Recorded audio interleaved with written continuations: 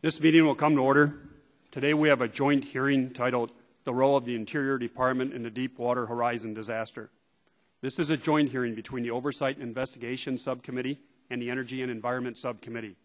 I will chair the first panel and Chairman Markey will chair the second panel. We'll now hear from members for their opening statements. The chairman and the ranking members will be recognized for 5-minute openings. All other members will be recognized for 2-minute openings. I will begin. Last week, for the first time in 87 days, we heard some encouraging news. Finally, the flow of oil that has ravaged much of the Gulf of Mexico is temporarily under control. Despite our relief that the flow of oil has abated, the consequences of this spill continue to mount. 11 men lost their lives on the day the Deepwater Horizon drilling rig exploded. The 4 states that border the Gulf of Mexico have suffered terrible economic and environmental devastation. That is why we're continuing our investigation. This is the 4th hearing of the Oversight and Investigations Subcommittee has held and the 8th hearing overhaul in the Energy and Commerce Committee. Our first hearing exposed serious deficiencies involving the blowout preventer. This supposed fail-safe had a dead battery, a leaking hydraulic system, an emergency switch which failed to activate, and dangerous modifications. Our second hearing was a field hearing in New Orleans, where we heard from the widows of 2 men who died on the Deepwater Horizon explosion, as well as shrimpers and other small business owners who have suffered from the environmental catastrophe that followed. Our third hearing identified 5 key well design decisions relating to casing and cementing that increased the risk of a blowout. BP made a series of poor judgments before the blowout. The company took one shortcut after another in order to save time and money. And when the blowout occurred, BP was horrifically unprepared to deal with the consequences. Today, the Oversight and Investigations Subcommittee and the Energy and Environment Subcommittee are jointly holding this hearing to examine the conduct of the regulators who have overseen oil and gas development in the Gulf of Mexico. There has been a pervasive failure by the regulators to take the actions necessary to protect safety and the environment. These failures to regulate happened at the time as federal officials offered oil and gas companies new incentives to drill deeper and riskier waters in the Gulf of Mexico. The number of producing deepwater wells increased from 65 in 1985 to more than 600 in 2009. But the number of federal inspectors working for the Minerals Management Service, MMS, has not kept pace with the number and complexity of the wells and the distance inspectors must travel.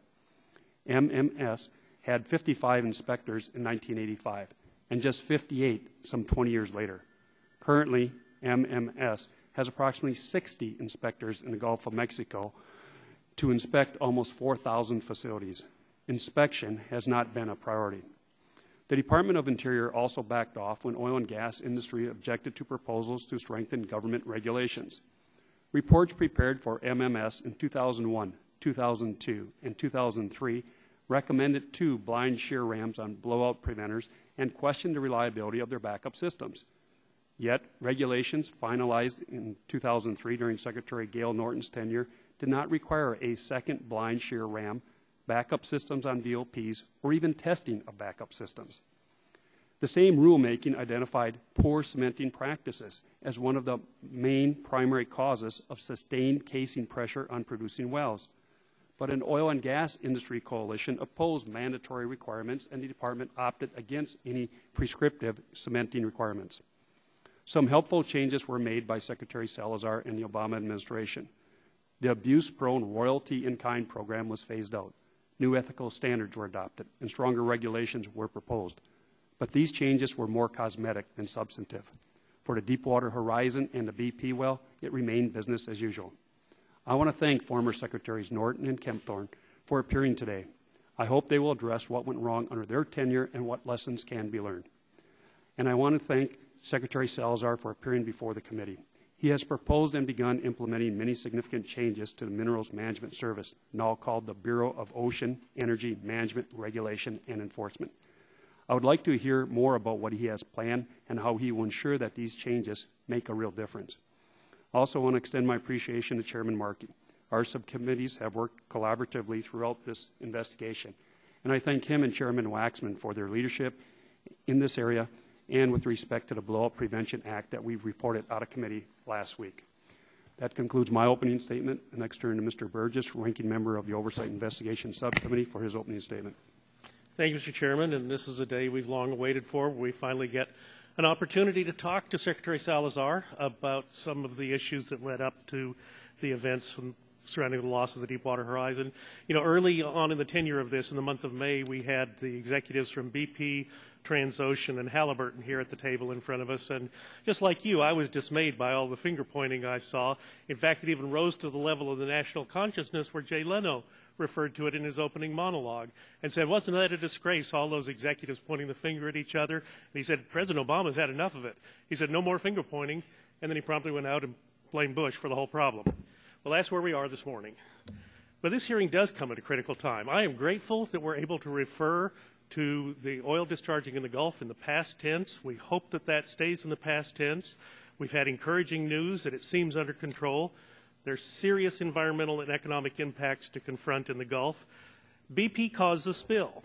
Some of the damage relates directly, though, to the administration's decision-making in the aftermath of the Deepwater Horizon explosion. Most significantly, as we convene this hearing and people continue to struggle mightily to clean up after the BP spill, the Department of Interior has made decision upon decision in recent weeks that we are told may kill upwards of 20,000 jobs in the Gulf Coast energy industry. Some of this new wave of economic destruction is already occurring. This is where we're hitting people when they're down and when they need it the least. The governor of Louisiana this past Saturday wrote a powerful op-ed in the Washington Post. And, Mr. Chairman, I'd like to submit that for the record. In this editorial, the governor describes what he sees as a determined effort by the Secretary of the Interior, the current Secretary of the Interior, to impose a second economic disaster on the people of Louisiana. This second economic disaster is one of the most pressing issues before us, but there are other questions concerning the Department of Interior's decision-making that we must explore today. And the person most able to answer these questions and provide us the necessary documents is the current Secretary of the Interior, Ken Salazar. So I appreciate very much finally having an opportunity to ask Secretary Salazar about the department's role in handling of the Deepwater Horizon incident. I understand the majority wishes to use the rearview mirror as the examining lens to talk about this disaster. Chairman Markey has explained to me before the recess, this is so we may understand the totality of the department's contribution to the Deepwater Horizon disaster. For this reason, we will hear this morning from two former secretaries of the agency. Both, as it happens, are from the Bush administration, and in fact, we're only going to question former secretaries from the Bush administration. We're not going back to question secretaries from the Clinton administration. But we do have with us this morning, we're grateful for the participation, the voluntary participation, I might add, of Gail Norton and Dick Kempthorne. I look forward to their experienced perspective, both as former cabinet secretaries and former elected state officials. But I question whether now, as private citizens, they can really provide the committee information as full and complete as we could otherwise obtain through agency documents through the current Secretary of the Interior. Today, Secretary Salazar will appear on a second panel. The fact that a sitting cabinet member responsible for the critical decision-making in a time of crisis follows two past Interior secretaries. I don't think he's here. I don't think he's listening to any of our opening statements unless he's tuned in with rapt attention to C-SPAN, but he should be here. So, Mr. Secretary, Mr. Salazar, if you're watching on C-SPAN, please come to the committee room. We need you here. The American people need you here. The people in the Gulf Coast of Louisiana need you here. Oversight of the executive branch means oversight of the administration in power, not past administrations. Yet the fruits of the committee's executive branch oversight relating to Deepwater Horizon, that's been underwhelming as far as the deliverables to date. Committee requests for documents from the Department of Interior have amounted to some 2,000 pages, a few emails, internal memoranda, and other information. I hope we press for more cooperation, Mr. Chairman. By contrast, majority with minority support has effectively and aggressively investigated the companies associated with the disaster. Some 120,000 pages of documents, all in the middle of one of the largest cleanup operations. This is asymmetric oversight, and it inhibits the committee's ability to get the full facts and circumstances behind this disaster. It inhibits our ability to understand fully current and ongoing actions by this administration in responding to this oil spill. The majority tries to trace the Deepwater Horizon back to the Bush administration and has raised technical regulatory issues in its hearing memo to imply that the blow-up protector and cementing problems can be traced to that administration. But the majority knows all available evidence suggests the disaster resulted from the failure to follow existing regulations and best industry practices, not that George W. Bush prevented a second set of shear arms. And in fact, when we heard from the two ladies who lost husbands on the Deepwater Horizon, which you referenced in your opening statement, they said, we don't need more regulations, but we do need someone to oversee and insist that the regulations that are already in place are in fact followed. The fact remains, it was under Secretary Salazar that BP's initial exploration plan was reviewed and approved by the Minerals and Management Service.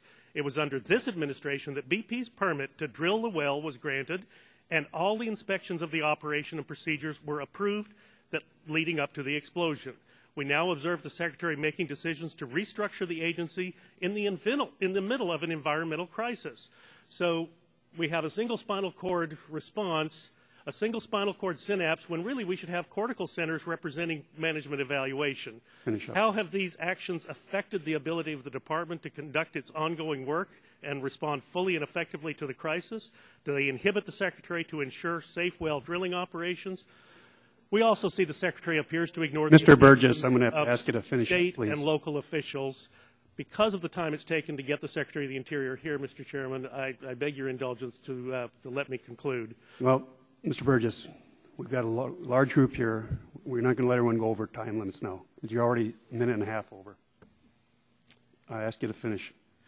The question we need to answer is what is going on at the Department of Interior now really based on sound agency safety analysis, given what we know about offshore safety experience. Certainly we should try to gather information on past actions and decisions by the department and that contributed to the current response problems. I would like to understand whether the oil companies, have had to rely on faulty government computer models and what the Secretary plans to do about improving those models. But we should not focus on the past to obscure our most important activities happening right now by this administration during this crisis. Thank you, Mr. Chairman. Mr. Burgess, you asked for understanding. I'm going to ask for your understanding. We're going to keep strict time limits today.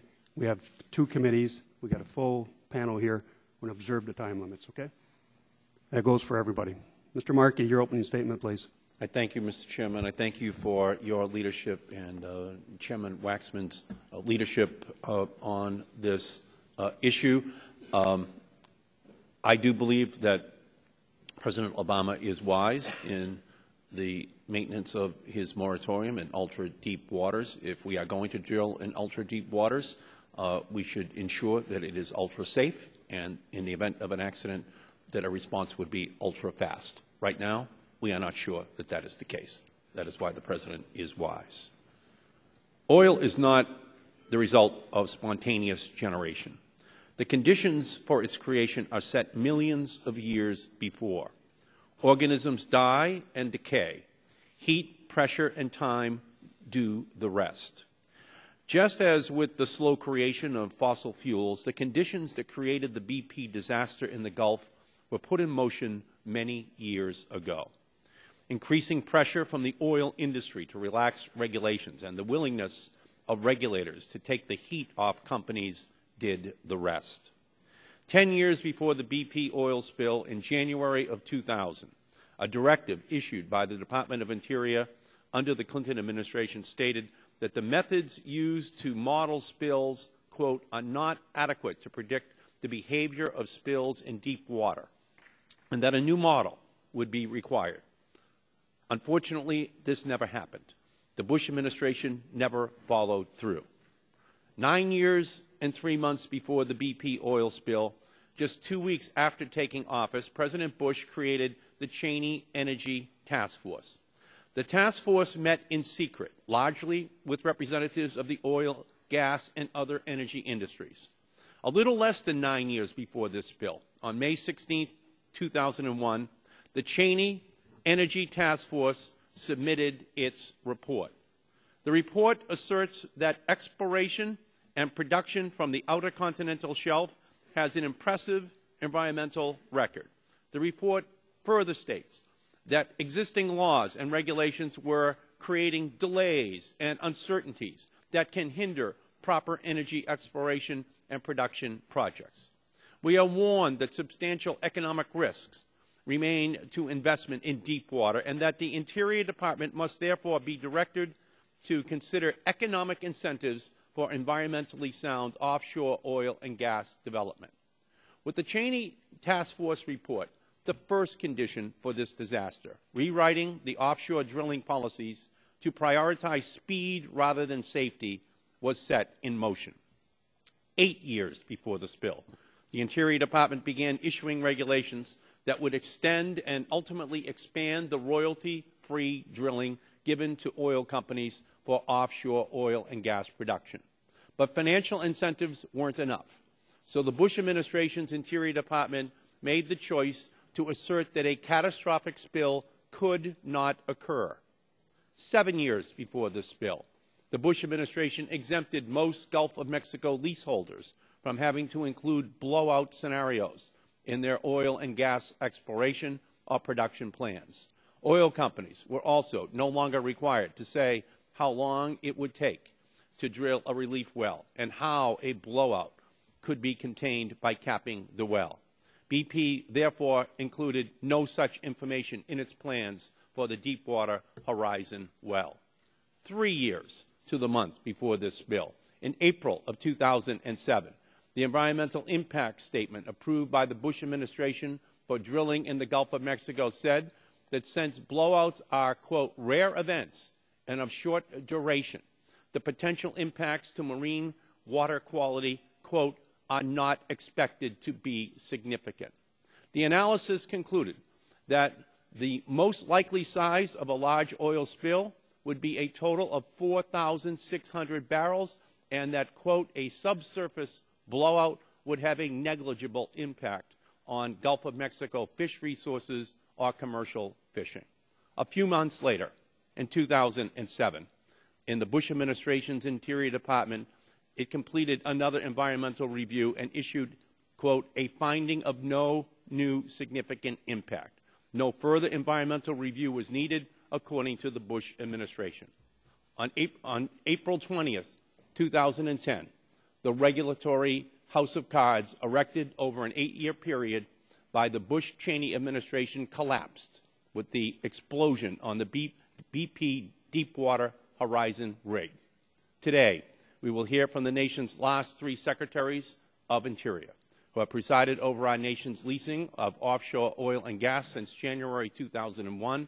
I welcome the secretaries, and we look forward to their testimony. Thank you, Mr. Markey. Mr. Upton, opening statement, 5 minutes. Thank you, Mr. Chairman. What happened on the Deepwater Horizon rig was truly a national tragedy. We all hope that the recently installed well cap will hold and not an ounce of oil will leak from that well ever again. Once this happens, our focus needs to shift to the cleanup and getting folks back to work. Citizens of the Gulf are facing unprecedented hardships. They don't need to be further burdened by job-killing policies being pushed by the Congress or the administration. Of course, we do want answers. We want all the answers. We must work to ensure a disaster like this never happens again.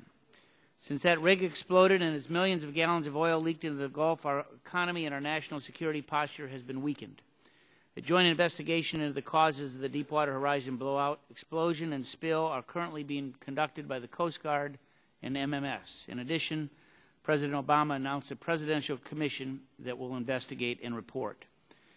The team of engineers tapped by Secretary Salazar to examine what went wrong on the Horizon rig recently wrote, "We believe the blowout was caused by a complex and highly improbable chain of human errors coupled with several equipment failures and was preventable. The petroleum industry will learn from this. It can and will do better. We should not be satisfied until there are no deaths and no environmental impacts offshore ever. However, we must understand that as with any human endeavor, there will always be risks." End quote. Secretary Salazar pointed to this team of engineers to rationalize the moratorium. Not only did the engineers disagree, so did the courts. The court has overturned the Salazar drilling moratorium a number of times. The Gulf accounts for nearly a third of the United States oil production. Knee-jerk reactions and finger-pointing won't make drilling any safer, and certainly isn't productive for the citizens of the Gulf. Let us learn from this awful mistake, fix the problem, clean up the Gulf, and move forward to fix our ailing economy and create private sector jobs. I yield back. Thank you, Mr. Upton. Mr. Chairman, Chairman Waxman, for an opening statement, please. Thank you very much, Chairman Stupak and Chairman Markey, for holding this joint subcommittee hearing. I think it's an important hearing. During the last 3 months since the Deepwater Horizon explosion and blowout, this committee and its subcommittees has held 7 hearings, and those hearings have focused on the actions of BP and other oil and gas companies. And we learned that BP repeatedly made dangerous choices to save time and money. Transocean's blowout preventer had a dead battery, a leaking hydraulic system, and other serious flaws. And we learned that the entire oil industry was unprepared to deal, and is unprepared to deal, with a significant blowout. Today we're going to examine the role of the regulators. We will learn that the Department of Interior under both President Bush and President Obama made serious mistakes. The cop on the beat was off duty for nearly a decade, and this gave rise to a dangerous culture of permissiveness. Secretary Salazar has testified before several committees, and we welcome his appearance today. What makes this hearing unique is that we'll be hearing from 2 of his predecessors, former Secretary Gail Norton and former Secretary Dirk Kempthorne, and I welcome both of them to our committee. This will allow us to examine the recent history of federal drilling regulation and look at it in a broader context. Mr. Markey pointed out, and he's right, in many ways this history begins with Vice President Cheney's Secretive Energy Task Force. This was initiated during President Bush's 2nd week in office, and for weeks it met privately with oil and gas executives and other industry officials whose identity the administration steadfastly refused to disclose. 4 months later, the Vice President released a report describing the new energy strategy for the administration. The report directed the Interior Department to, quote, consider economic incentives for environmentally sound offshore oil and gas development. As recommended in the report, President Bush immediately issued an executive order to expedite projects that will increase the production of energy. Secretary Norton led the implementation of the Bush strategy. For the Department of Interior, she promoted new incentives and royalty programs to encourage drilling, but she failed to act on safety warnings about blowout preventers, and she rejected proposals to strengthen standards for cementing wells. Those decisions sent a clear message. The priority was more drilling first and safety second. Secretary Norton left amid the scandals involving Jack Abramoff to work as general counsel for Shell, a major oil company. Her successor, Secretary Kempthorne, oversaw the lease sale to BP of the future Macondo well, and Secretary Kempthorne also oversaw the deeply flawed assessment of potential environmental impacts associated with this lease sale, an assessment that did not anticipate the possibility or impacts of a catastrophic subsea blowout. As a result of these environmental assessments, BP did not have to include an oil spill response discussion, a site-specific oil spill response plan, or a blowout scenario in its exploration plan. In many ways, Congress was complicit in this oversight. The Energy Policy Act of 2005 granted royalty relief and subsidies to the industry, but did not strengthen regulatory requirements. As a Democrat, I hope the Obama administration would do better, and in some ways there have been reforms. The scandal-ridden royalty in kind program was canceled. Secretary Salazar instituted new ethics programs, and in the Department's budget, Secretary Salazar requested more inspectors for offshore facilities. But there is little evidence that these reforms change the laissez-faire approach of MMS in regulating the BP well. MMS approved the drill plan and changes to the well design plan that we have questioned during our investigations. The April 20 blowout was a wake-up call for this administration and for Congress. Secretary Salazar has now reorganized MMS, issued a 30-day safety report, developed a plan to implement the reorganization, and asked the Department IG to examine culpability and issue suspensions of new high-risk activity until there is evidence that blowout preventers are safe enough and the oil industry is capable to respond to another spill. These actions are long overdue, but they are necessary steps in the effort to revitalize drilling regulation, and I welcome this chance to learn more about them. Chairman Stupak and Markey, thank you for holding the hearing, and I hope we can learn the extra part of our investigation as to what the regulators were doing during this 10-year period. Yield back my time. Thank you, Mr. Chairman. Mr. Barton, for opening statement, please. Excuse me. I thank you, both chairmen and the full committee chairman Waxman, for this hearing. I welcome our two former cabinet secretaries who are both friends of mine. We appreciate y'all voluntarily coming today. 3 months ago today, an explosion tore through the Deepwater Horizon drilling ship. It killed 11 men. It has filled great swaths of the Gulf of Mexico with crude oil.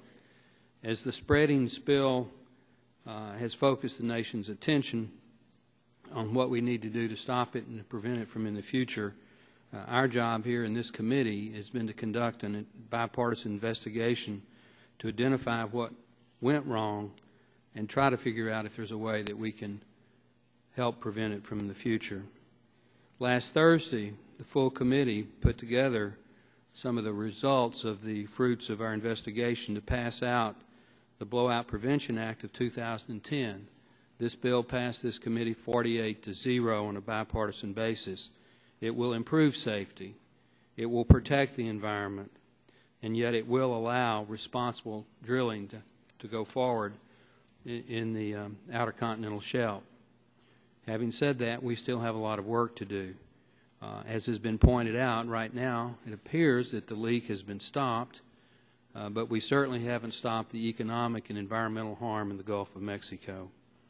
I believe that this committee's bipartisan oversight is providing the most powerful searchlight for getting to the truth so that we can address in the very near future what additional steps, in addition to the Blowout Prevention Act that we passed last week, need to be done to prevent this tragedy from ever happening again. We have found and spotlighted a number of disturbing BP decisions, in some cases non-decisions, that were made or not made at critical moments that if they had been made differently, perhaps this accident may not have occurred.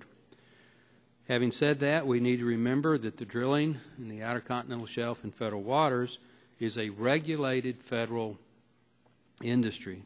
And today, finally, we're going to begin to look at the role of the regulator, in this case, the Department of the Interior. We're going to see if perhaps past decisions and current practices have led to the accident that we all wish had not occurred. We want to understand why the department has allowed BP to do what it did. Was the department really watching what was going on at the drilling operation? Keep in mind that the blowout preventer that failed on April the 20th passed inspection only 2 weeks before. Americans want to understand what the Obama administration's response to the oil spill was and is, both in terms of what it did not do to stop the spread of oil and what it is doing right now, apparently to stop energy production. It was the Obama administration, not the Bush administration, that didn't waive the Jones Act so that some of our foreign friends could bring in their oil spill equipment. It was the Obama administration, not the Bush administration, that wouldn't waive certain environmental impact studies so that our friends in Louisiana and Mississippi and Alabama could put up some berms that could have prevented the oil from reaching their beaches.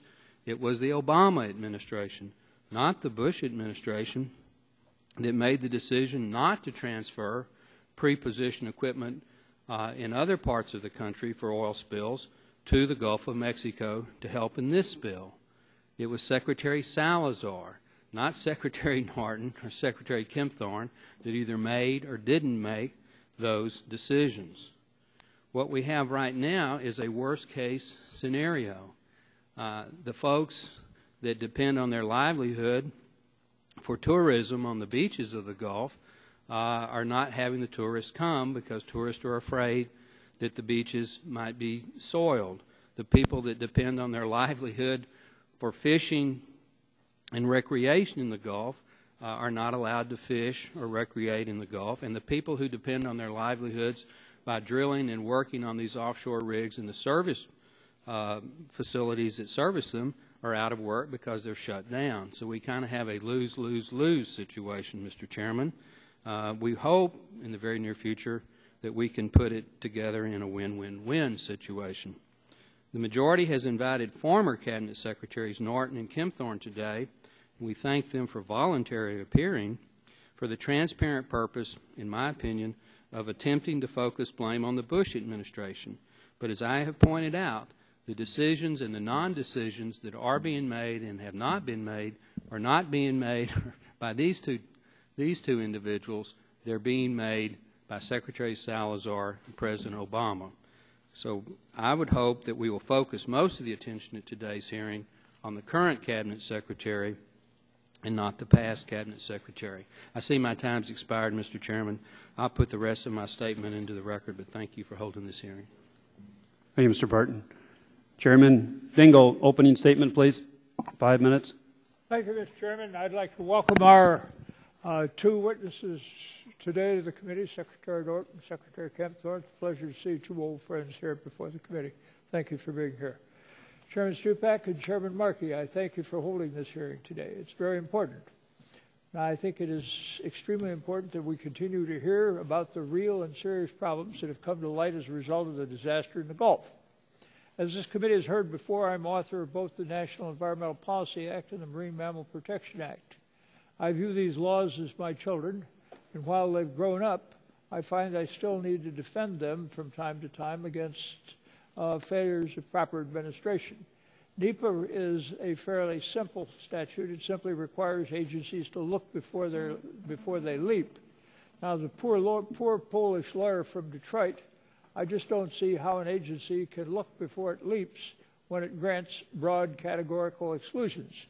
These broad categorical exclusions require very, very broad statutory response to a situation within the agency. In other words, the agency can't simply go out and just say, well, we're going to give a relief from the statute. It has to make certain findings and do a large number of things, which I do not believe can be said were done in the instances before us. I am pleased that the legislation reported by the House Resources Committee effectively takes these categorical exclusions off the table, although I must repeat, I do not believe that it is necessary so to do. It's become clear that the Minerals Management Services is a dysfunctional agency. It has been that over a goodly period of time and remains so until this administration came in to commence a change after the disaster in the Gulf. And it is unfortunate that it took a massive calamity and a tragic loss of life to bring this about. An Inspector General report in 2008 implicated a dozen officials of criminal and unethical behavior. I am pleased that the legislation recently reported by the Committee on Natural Resources will codify the changes put in place by Secretary of Salazar and does away with the Mineral Management Service. Time will only tell whether the changes have been enough. And I hope that they will, but I would observe that a lot will depend upon administration.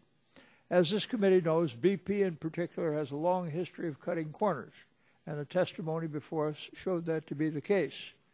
I know that you, Mr. Chairman Stupak, offered an amendment in the Markup Blowout Prevention Act consideration last week to address whether or not permits could be granted to habitually bad actors. Regrettably, it was not agreed to. I'm pleased that the Natural Resources Committee has adopted a similar amendment in their legislation by unanimous consent, and I hope that it will be included when the legislation reaches the floor. This is not and should not be a partisan issue. I hope that none of my colleagues, and I hope the Congress, again, will not treat it in that fashion. It's simply an issue where we need to find out what is going on and to commence to address the corrections that need to be made so that we may go forward with a sound energy policy and also with proper protection for the environment. I'd just like to mention my two good friends, the secretaries, that the refuge that you saw when you came up into Michigan to visit with us on the Detroit River now constitutes something close to 6,000 acres. The Canadians will shortly be coming in, and your good work is appreciated not only by this member of the committee, but very frankly by the citizens in the area. So I hope you feel welcome here this morning. Mr. Chairman, I thank you for your courtesy. Thank you. Mr. Whitfield for opening statement. 2 minutes, please. Thank you, Mr. Chairman, and thank you, Secretary Norton, Secretary Kempthorne, for joining us today.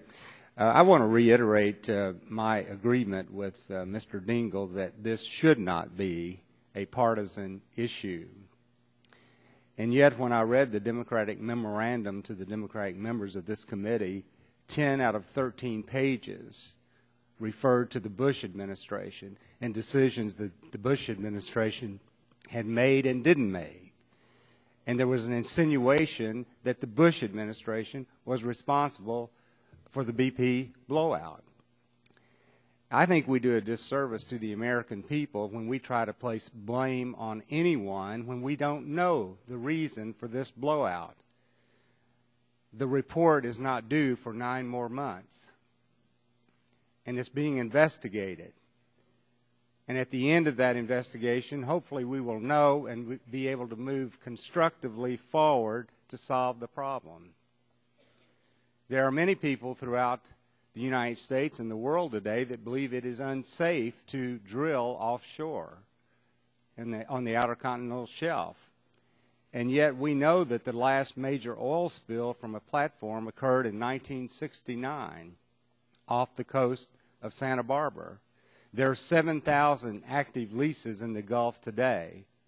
There's 1.7 million barrels of oil per day being produced. There's 602 active wells today. So it's not like it's inherently dangerous, but yet the loss of one life is too many. And I also noted that in former documents from the Department of Interior, it stated that natural cracks in the seabed causes more oil seepage, 150 times larger in volume than oil spill due to Outer Continental Shelf oil and gas activities. So I look forward to the testimony today, and hopefully with their testimony and testimony of experts and the report, we'll know what actually happened at the BP site. Thank you. Thank you, Mr. Whitfield. Ms. DeGette, 2 minutes opening statement, please. Thank you very much, Mr. Chairman, for holding this hearing. The former MMS, which is, as you said, now the Bureau of Ocean Energy Management, Regulation, and Enforcement, has been involved in all of these issues.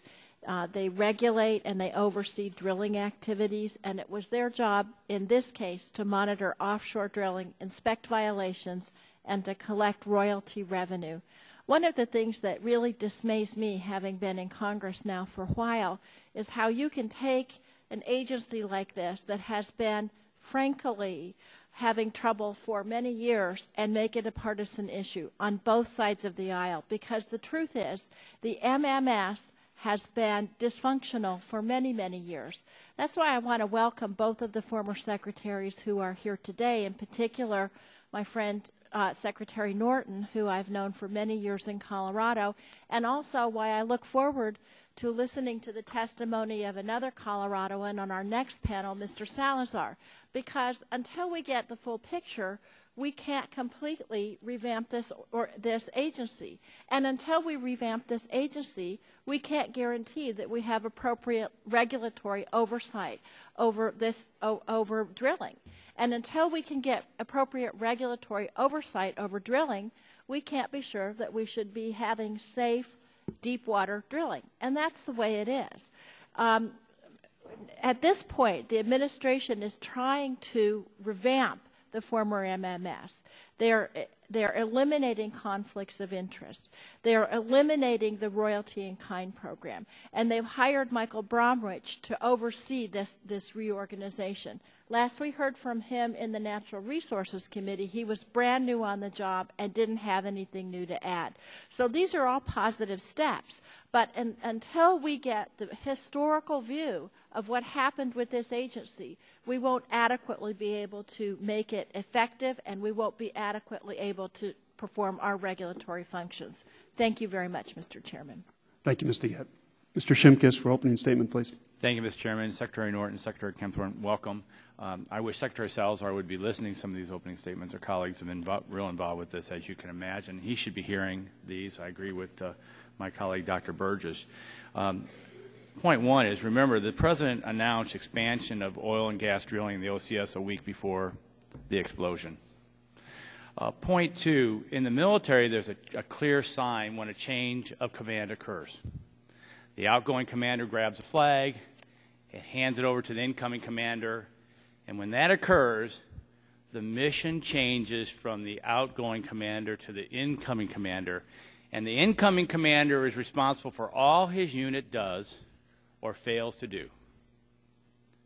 I think there's a lesson to be learned here, that there's going to be a time when this administration is going to have to set some responsibility. Maybe not all, but at least a smidgen, a little bit. They're going to have to say, yeah, this did happen on our watch. Yeah, we didn't really reorganize MMS when we first got in. Yeah, it took the disaster for us to do that. Yeah, maybe we were too slow to deploy assets. I think it would help in really a bipartisan manner that they accept a little bit. In the military, it happens day one. And as a commander-in-chief, you would think he would learn that. I'll focus on a lot of things today, but in my remaining time, I just want to highlight three things. I'm an avid Facebook guy, and I mentioned the moratorium and rigs being moved, and one of my opponents put on there, I'll believe it when I see it. Well, Diamond Offshore Drilling Incorporated announces relocation of Deepwater Ocean Confidence to the Congo. 3 deepwater drilling rigs to be moved from sites south of Cameron Parish. Brazil sees silver lining in BP spill. More rigs. If we don't move carefully on this, we're going to increase our reliance on imported crude oil. Thank you, Mr. Chairman. I yield back my time. Thank you, Mr. Shimkus. Mr. Inslee for opening statement, please. 2 minutes. I'll reserve my time. Thank you, Mr. Chair. Okay. Mr. McInerney. Opening statement, 2 minutes. Thank you, Mr. Chairman. I want to thank Secretary Norton and Secretary Kempthorne for participating. It may not be an easy morning for you, and I appreciate that. The oil spill is clearly a tragedy, and there's no winners in this situation. But as tempting as it is to use this hearing as an opportunity for partisan finger-pointing, our duty and responsibility is to identify the causes of the tragedy and put rules in place to prevent this sort of disaster from happening again in the future. I hope we can accomplish this here today, but the obvious fact is that once a deepwater blowout takes place, a massive spill is inevitable. Of course, once a spill takes place, we need to have an effective plan to quickly stop the spill and clean up the contamination. However, the real challenge is to prevent such occurrences from happening in the first place. And so it's understandable that we should place our emphasis on prevention. What went wrong, and how do we avoid these problems in the future? So I look forward to working with my colleagues on achieving this goal, and I hand back the balance of my time. Thank you, Mr. McInerney. Mr. Griffith for opening statement, please. I'd like to thank the chairman for calling this important hearing today. Thank you also to these witnesses who have come before our subcommittee to discuss the administration's role in the recovery response of the Deepwater Horizon drilling disaster that has affected our Gulf states. It's essential that we continue to investigate why a disaster of this proportion took place. But more importantly, we need to look into the agency's response to the explosion and the spill. As the investigation and reviews continue, I think that Congress must question the administration's response to the disaster. Bureaucracy is rarely able to facilitate a quick response. Even the best bureaucracy without leadership is frozen in place. And this event has been yet another demonstration of government slowing the recovery. It is time to take a good, hard look at the federal response. It would have been wise for the administration to have called on all possible resources to help in the initial aftermath of this disaster, but this was not done. The American public must gain trust in their government for an appropriate response in times such as these. This means that the federal government has to get the emergency response right. While the days and weeks ticked by after the spill, most of us saw a lack of urgency in the federal response. The one reaction we have seen from the government is the administration has shut down oil drilling and enforcing a moratorium in the Gulf. The Gulf of Mexico accounts for 24% of our oil production. It affects roughly 170,000 jobs, the economy, and our energy security. As Louisiana Governor Jindal stated, the moratorium is a second man-made disaster. If we enact policies that drive drilling out of U.S. waters, we will cease to be able to ensure that crude oil and gas production be done in a safe and environmentally friendly manner. It is the duty of Congress to find out exactly what happened so that we can most effectively craft policy to prevent future incidents like this. I am glad that we have witnesses here today to explain the questionable response of the administration to the spill. As Congress draws conclusions into how to prevent another spill from ever happening again, I hope that we can gain insight into why the administration's response to the spill was seen by the American public as slow and at times absent. Thank you for being here today. We appreciate you volunteering to be here. And I look forward to your testimony. And, Mr. Chairman, I yield back the balance of my time. Thank you. Next, Mr. Green for an opening statement, please. Thank you, Mr. Chairman, for holding here. And again, welcome our former secretaries, former senator, and governor to our panel. And I'd like my full statement to be placed in the record. And clear there are several decisions made along the way that led to a regulatory environment where environmental disaster of this magnitude could take place. And I look forward to testimony. However, I want to take use of my time today to focus on a separate issue that I'll bring up when Secretary Salazar is present. I remain extremely concerned about the offshore drilling moratorium means to the Gulf Coast and our country's future energy supply. The recent court decision to lift the Deepwater moratorium was an important step to keeping vulnerable oil and gas jobs in the Gulf states and keeping them our economies viable. However, with the administration's new reissued moratorium, these job losses are back in play. I'd like to ask unanimous consent to place into a record a letter that Congressman Kevin Brady and I, along with other members of Congress, sent suggesting a solution to the deep water ban that would put people back to work, Mr. Chairman. Without objection. It's my strong belief that a moratorium, if allowed to continue the full 6 months or longer, would significantly damage our already weakened economy along the coast and cost tens of thousands of jobs, reduce local payrolls by nearly $2 billion, and threaten the survival of many energy-related small businesses, mid-sized businesses. Additionally, offshore oil and gas production support companies throughout the Gulf of Mexico engaged in shallow water drilling activities continue to be severely affected by the continued de facto moratorium. And, Mr. Chairman, I'd like to ask unanimous consent for a letter to be placed in the record of Secretary Salazar that Congressman Bustani and I, plus a number of members of Congress, sent to Secretary Salazar at the end of May. Without objection. We've actually issued one shallow water drilling permit last week, and even though the moratorium was released at the end of May. As a result, 19 jackup rigs representing over 35% of the available shallow water drilling rigs in the Gulf of Mexico are now without work and idle, putting at risk thousands of jobs in the Gulf of Mexico and the orderly production of domestic resources. And I'd like to look forward to hearing from the Secretary. Mr. Chairman, I appreciate your patience, and we want to get to the bottom of what happened, but we also need to have domestic production of oil and natural gas in our country. So I yield back my time. Mr. Latta, opening statement, please, 2 minutes. Thank you, Mr. Chairman. Mr. Burgess, again, thank you for holding this subcommittee hearing on the Interior Department's role in the Deepwater Horizon disaster, and I also want to thank our witnesses for appearing today. Last month, I had strong words for the BP CEO, Tony Hayward, when he testified in front of our Oversight and Investigations Subcommittee. And since then, I've reiterated that BP needs to be held accountable for this disaster of epic proportions. However, I also have been awaiting the opportunity to hear from and question Department of Interior officials regarding their role in the Deepwater Horizon disaster, especially since President Obama has repeatedly said that he and his administration are in charge and take responsibility for the response effort as the law so requires. Earlier this month, I traveled with some of our colleagues to the Gulf to tour the Louisiana coast and meet with community leaders and residents who have been affected by the disastrous BP oil spill.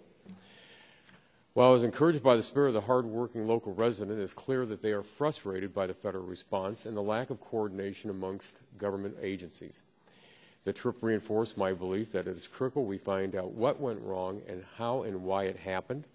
This includes a thorough investigation into the current administration's actions leading up to the incident and during the response. Furthermore, I believe the administration's moratorium on deepwater drilling in the Gulf is devastating the region, and I'd like to hear about the Interior's role in making this decision. A recent report by a nationally renowned economist from LSU states that the loss of 8,000 jobs, nearly $500 million in wages, and over $2.1 billion in economic activity will be triggered in just the first 6 months of this moratorium. The administration would have been better advised at stopping the flow of oil instead of focusing on imposing a drilling moratorium, this in spite of a federal judge overturning the first moratorium ban, calling it arbitrary and capricious.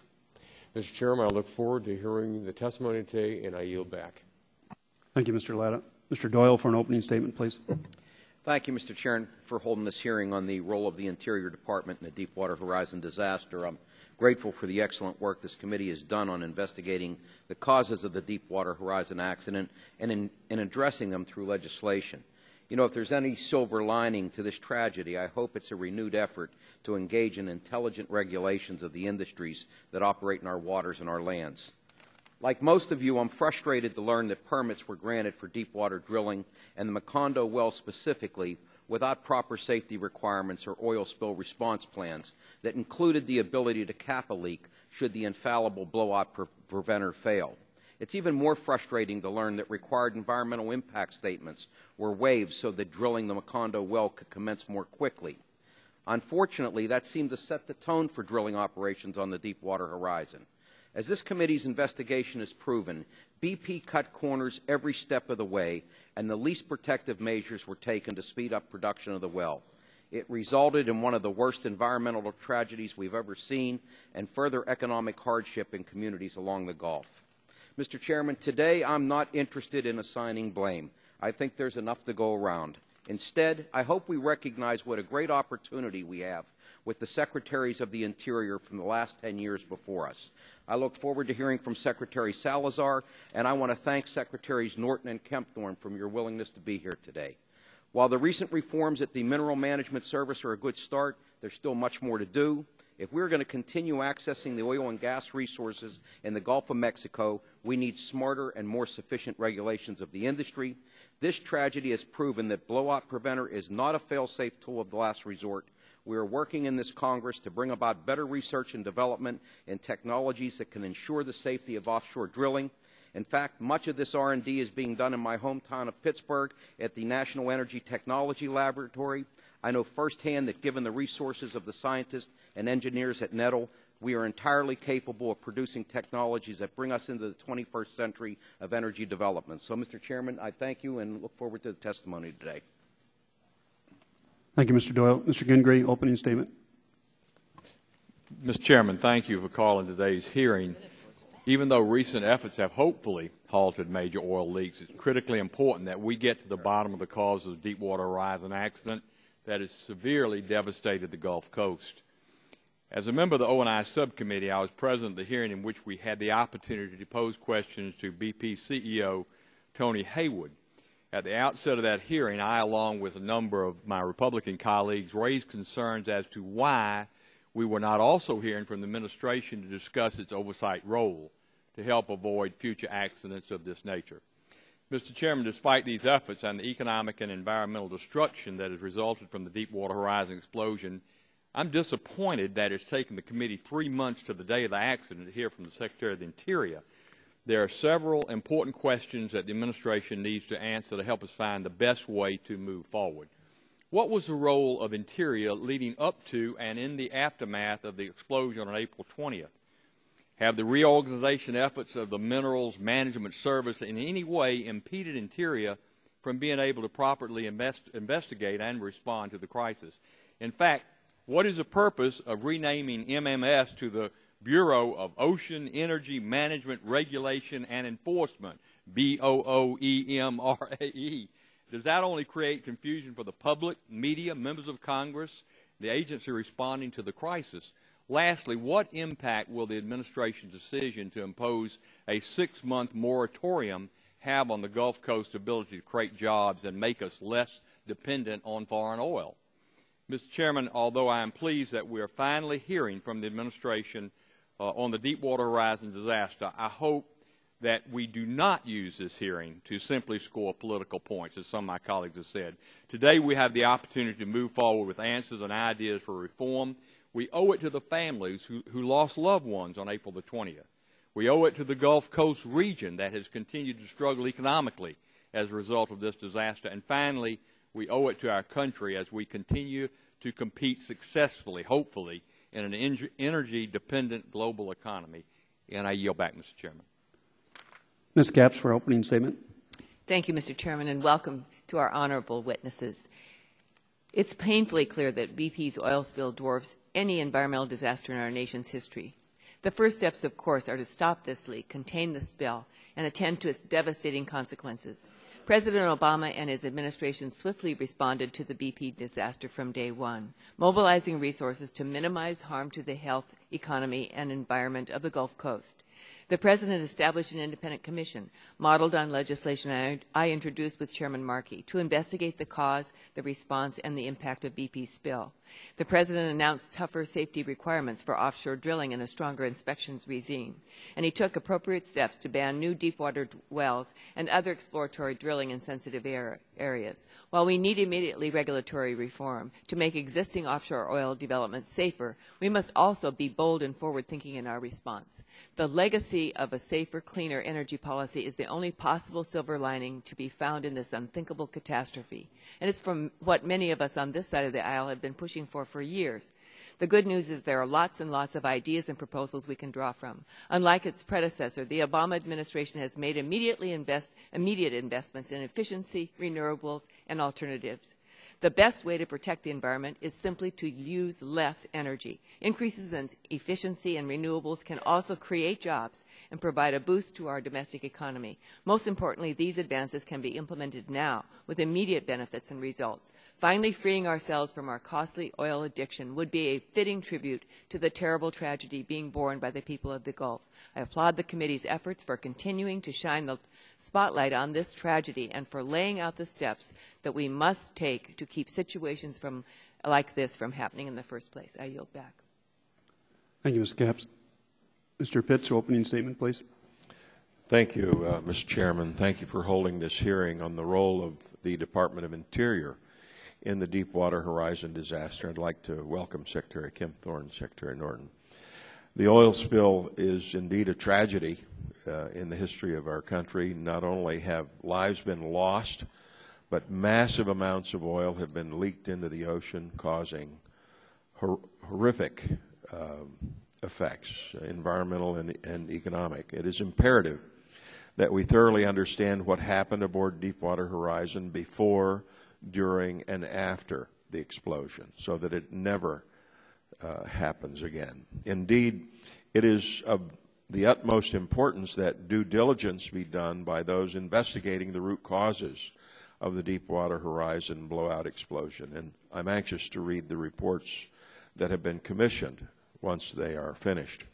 I do have several questions for our witnesses today, which focus on the offshore drilling moratorium and the reorganization of MMS. I'd like to know whether the change-up in MMS has helped or hindered MMS's ability to investigate and respond to the current crisis. Regarding the moratorium, I was struck by Governor Jindal's editorial in the Washington Post this weekend, where he categorized the moratorium as ill-advised and ill-considered. In addition, he said The moratorium will do nothing to clean up the Gulf of Mexico, and it already is doing great harm to many hardworking citizens, end quote. I'm interested to hear the administration's rationale for the original moratorium and their rationale for continuing to pursue this policy even after it has been struck down in the courts. Louisiana and the coastal states are already facing a horrific disaster, and we should make sure this moratorium does not worsen the blow. I look forward to hearing from our witnesses today, and I yield back. Thank you, Mr. Pitts. Mr. Malonsong, opening statement, please. 2 minutes.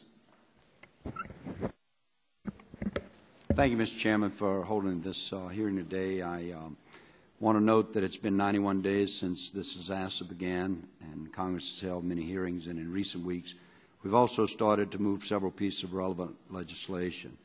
It was and remains important to ensure that the families of those 11 men who died on this rig have appropriate recourse and means to move on with their lives. It is impossible to say that they can ever be made whole again, and that is why I believe it is important for our work in Congress to focus on making sure an event like this never happens again. I thank the Chairman for holding this hearing today. We have been drilling in the Gulf of Mexico for decades, and our coastal states are home to the most sophisticated energy exploration and production technologies in the world. But this tragedy has shown us that occasionally our innovation to produce can outpace our innovation to prevent and to respond to blowouts or other such accidents in the Gulf or any other waters. The Minerals Management Service, MMS, or Bureau of Ocean Energy Management, as is now called, should play an important oversight role in the Gulf and other U.S. waters. It is the Department's responsibility to protect our people and the environment that we all call home. It has become painfully apparent that this function was performed inadequately in the lead-up to the Deepwater Horizon. Those deficiencies in the Department were deep-seated, and I applaud the Secretary and current employees of the agency for recognizing these weaknesses and working hard to correct them. I support the Secretary's request for an increase in the number of inspectors available to ensure that safety requirements are adhered to in the Gulf. These inspectors can work with the leading minds in offshore production to make certain that we still supply the country with a safe and stable source of domestic energy. But in closing, I would like to say that while Louisiana and other states face the ever-encroaching tide of oil, I intend to make sure that another wave of economic devastation does not deliver a second strike to my state. The current deepwater moratorium and de facto shallow water moratorium have already led to hundreds, if not thousands, of lost jobs and threaten to decimate the rest of the economy along coastal Louisiana, at least whatever economy there is left after the oil spill has done its damage. These moratoriums are ill-advised and in some cases could even add more risk to the environment than allowing the existing wells to be finished according to plan. Abandoning a well in the middle of the process has its own unique risk, and I believe that we must ask ourselves, does this moratorium make us any safer, and what is the real cost to our economy? I thank you again for holding this hearing. I look forward to discussing the issue of the moratorium and the drilling and cleanup in the Gulf of Mexico. And I yield back the balance of my time. Thank you. Mr. Sullivan, opening statement, please. Thank you. Chairman Markey and Chairman Stupak, thank you for holding this hearing today to address the Department of Interior's actions regarding the Deepwater Horizon incident. I welcome Secretary Salazar to this hearing, as well as two previous Department of Interior Secretaries, Gail Norton and Dirk Kempthorne. There is no question that the BP oil spill is a tragedy. In fact, it is the worst environmental disaster in our nation's history. I believe we must do everything in our power to find out what caused the explosion and to ensure nothing like this ever happens again. Unfortunately, the administration is prematurely acting on this tragedy from a regulatory angle while the investigation into the disaster is not complete, which is why I'm furious that the Department of Interior issued a new, ill-advised moratorium on responsible offshore drilling after their previous two efforts failed in federal court. A federal judge even called the Obama administration's efforts arbitrary and capricious before throwing out their moratorium. This new moratorium risks killing between 20,000 and 50,000 jobs and will increase our reliance on foreign oil at a time when our nation's economy can least afford it. During this hearing and the continuing investigation, it is important that we do not lose sight of the fact that 30% of the total U.S. production of crude oil comes from offshore. If we were to ban or restrict offshore drilling, we would simply increase our national dependence on foreign oil, which makes our nation less secure, and in the short term and long term, it increases the cost of energy. I'm pleased to see Secretary Salazar before us today. Given the integral role of the federal oversight in offshore drilling operations, it is critically important to get his take on what safety lapses occurred and if any regulatory breakdowns happened that may have contributed to this terrible accident. I'm also interested in hearing Secretary Salazar's justification for the continued moratorium on deepwater drilling and permitting. I look forward to the hearing and testimony of our witnesses, and I yield back the balance of my time. Thank you, Ms. Sullivan. Mr. Gonzalez, opening statement. Ms. Christensen, opening statement. Thank you, Mr. Chairman. I, too, waive my opening statement and would just like to welcome Secretary Norton and Secretary Kemp. Ms. Harmon, opening statement. Thank you, Mr. Chairman, and welcome to our witnesses. When then Senator Kempthorne was in the Senate, he served on the Senate Intelligence Committee. I served on the House Intelligence Committee for 8 years and remember well the times we collaborated on bipartisan, sensible policy to hopefully add to our intelligence capability in the effort to keep our country safe. I would like to think that if Senator Kempthorne were back in the Senate or were to do something astonishing and become a House member and sit on this panel, he would want us to work on a bipartisan, bicameral basis to solve this problem. And he's nodding his head, so he would. I welcome that, and I'm delighted to see you again. This is not about, or should not be about, the blame game, as many have said on both sides. I don't see it that way. I see this as a clear disaster, both in environmental and human terms, but one that we should come together to fix. This committee has a long record of fixing tough problems and crafting regulatory schemes that work. And so, Mr. Chairman, I welcome the testimony of our witnesses, and I welcome Senator, Governor, Secretary, Private Citizen Kempthorne, and our other former Interior Secretary to help us solve this problem. Thank you, Mr. Chairman. I yield back. Thank you. Mr. Hall, for opening statement, please. Thank you, Mr. Chairman.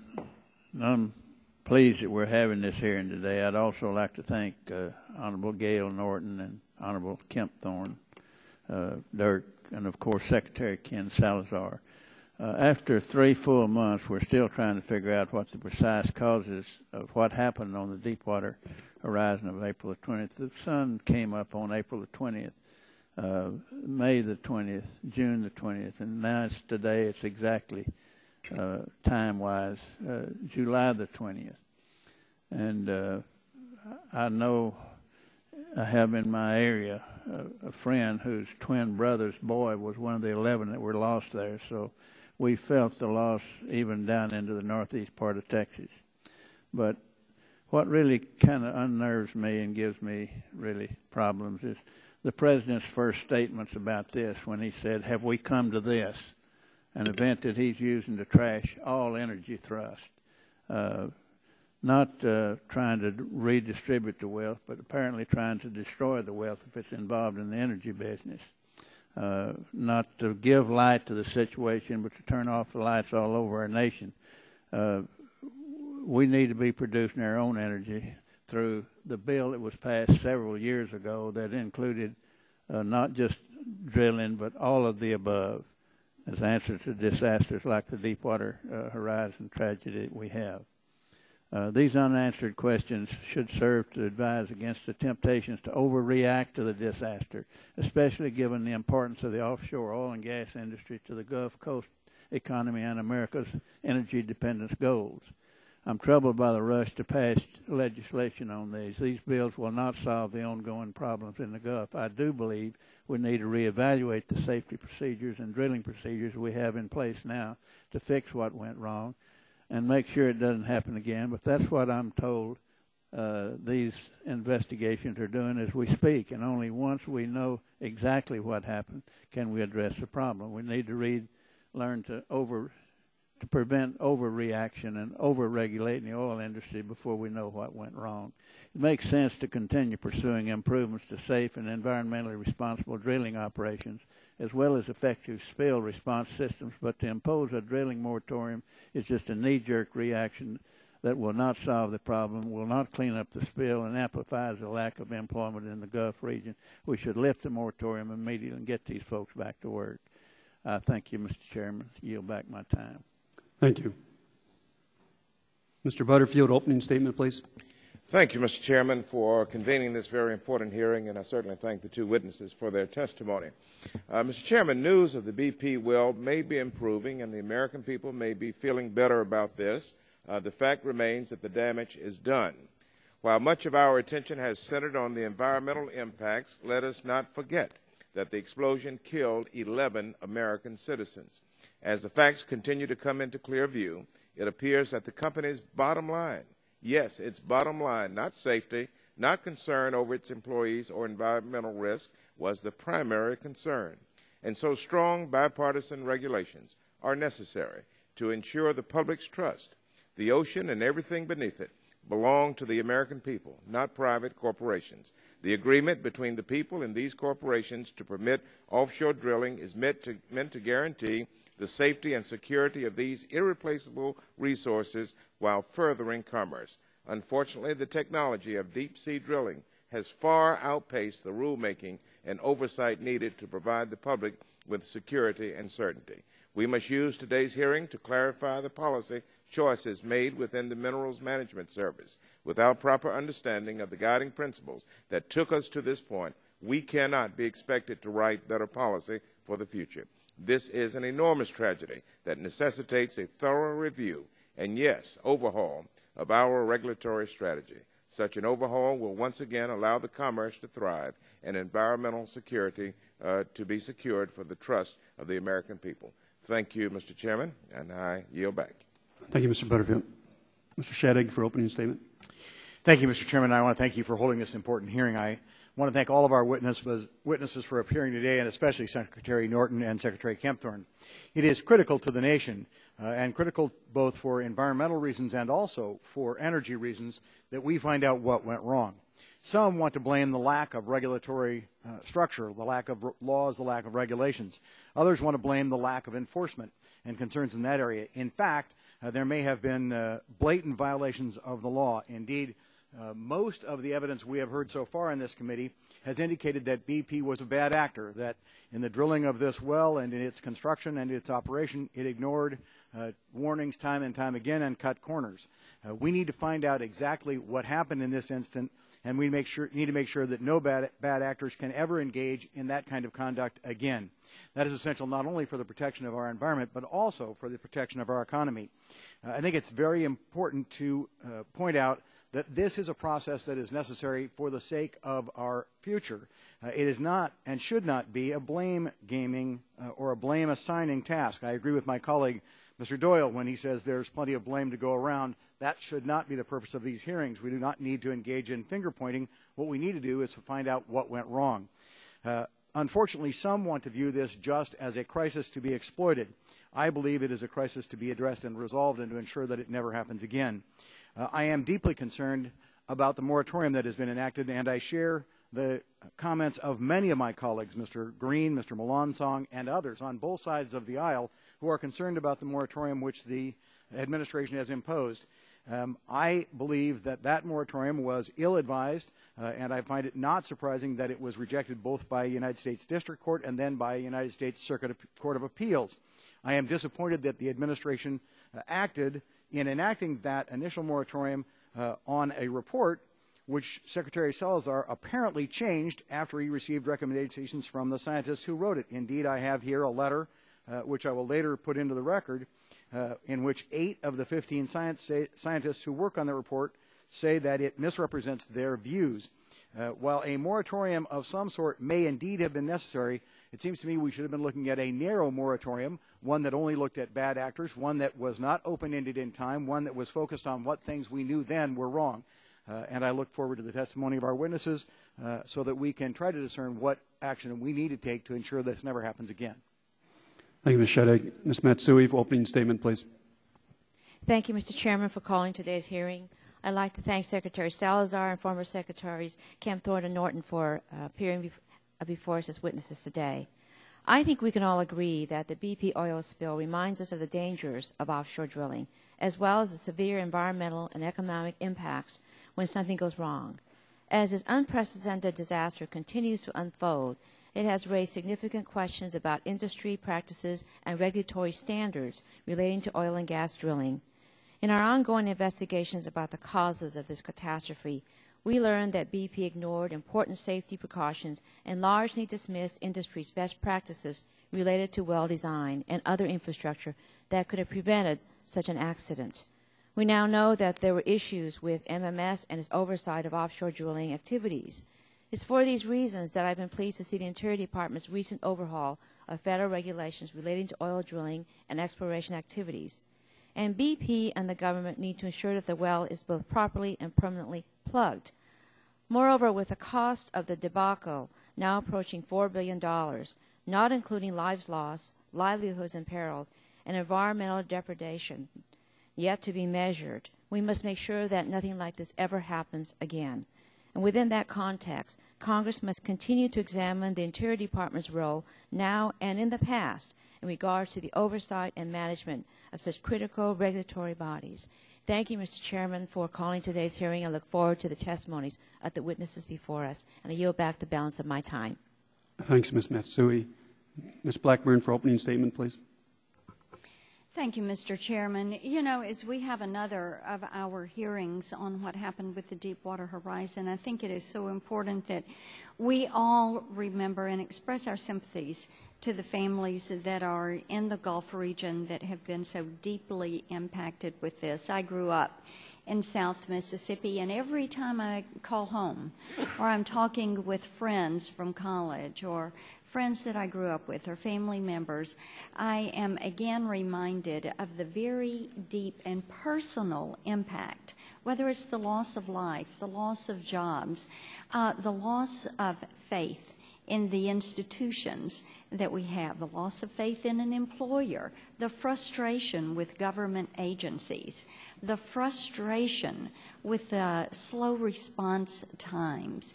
There really is many lessons to be learned, and we need to be respectful of that process. So I thank you all for being here with us today as we continue to work through this process. And as you've heard from my colleagues, this is something we want to review, not place blame, but get it right and make certain that a steadfast process is in place. 3 questions I'm going to have for the Secretary and for the 2 former Secretaries whom we welcome. I want to get your thoughts on the new moratorium. What do you think this is going to do to save jobs? How do you think this is going to help business investment? I see that as a bit counterintuitive when I'm talking to those in the Gulf. So I want to look at that decision process and the expectations of that. Secondly, I want to hear from the Secretary on why this department has failed to comply with numerous requests by members of Congress for documents on response to the spill and the cleanup operations. And I say this because due to the frustration with BP and with government agencies and with this administration, people have come to their member of Congress and have not received. We've not been able to get the information that we need. And third, I want to know from the Secretary how they think the new Department of Bureau of Ocean Energy is going to police waste, fraud, and abuse of federal funds and actually conduct regulatory oversight. Mr. Chairman, I thank you. I yield back. Thank you. Ms. Schakowsky, opening statement, please. Thank you very much, Mr. Chairman. I'll be brief. In the face of this unprecedented disaster, every branch of government must be part of the solution, cleaning up the mess, ending the flow, compensating adequately the people, and, of course, preventing this from happening again. And, of course, we have to understand what happened, and that's the focus of this hearing. And I appreciate so much the witnesses that are here today so we can look at the Department of Interior. But I have to say, I haven't heard much about the responsibility of this Congress and this committee. After all, we all did hear about the Inspector General's report September 8th, 2008, about the staff at MMS and the gifts and the gratuities, et cetera. We knew about that. And hindsight, of course, is 2020. But the failures at BP were knowable as well. We had hearings about the refinery fire.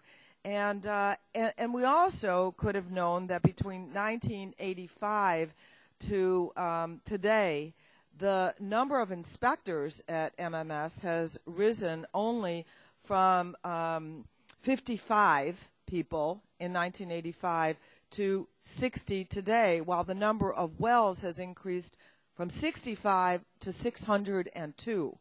So clearly we're going to have more inspectors. Our committee is going to have to be more involved on an ongoing basis in oversight, and we're going to have the proper systems and the proper resources in place to get the job done. So this is clearly part of that investigation, but we have to see ourselves as an integral part of the solution as well. And I thank you, Mr. Chairman, for making sure that that's the case. I yield back. Thank you. Mr. Scalise, opening statement, 2 minutes, please. Thank you, Mr. Chairman. No other state has been more affected by the BP disaster than my home state of Louisiana, and we battle the effects of the oil each and every day. But make no mistake, the effect of this disaster is reaching far beyond the Louisiana state line. The offshore jobs being lost right now are American jobs, and the marshlands where the oil continues to infiltrate, those are America's wetlands and our first line of defense against hurricanes and Gulf storms. We know that MMS, the federal regulator responsible for reviewing and approving offshore operations, just weeks before the explosion, certified that the rig and the blowout preventer met the safety and environmental requirements and allowed the Deepwater Horizon to continue operating. I have said for months now, if the blowout preventer was intended to be the last line of defense, then President Obama's regulating agency was established as the first line of defense, and we should fully understand the role that they played in this disaster. As the people of Louisiana continue to fight the oil each day, President Obama and his administration are taking what is already a human and environmental tragedy and turning it into an economic tragedy by continuing to pursue a reckless and harmful moratorium on offshore drilling. This drilling ban will result in the loss of over 40,000 high-paying Louisiana jobs and will leave America more dependent on Middle Eastern oil. Some suggest we have to choose between safety and jobs. This is a false choice. We can and must preserve the jobs while demanding safe energy exploration. The two can and should peacefully coexist. Make no mistake, this ban has nothing to do with ensuring safety. Instead, it exploits this disaster in an effort to pursue a political agenda. As a matter of fact, a majority of the experts handpicked by this administration to do an initial 30-day offshore safety report oppose this moratorium and have said that a 6-month drilling moratorium will actually reduce long-term safety.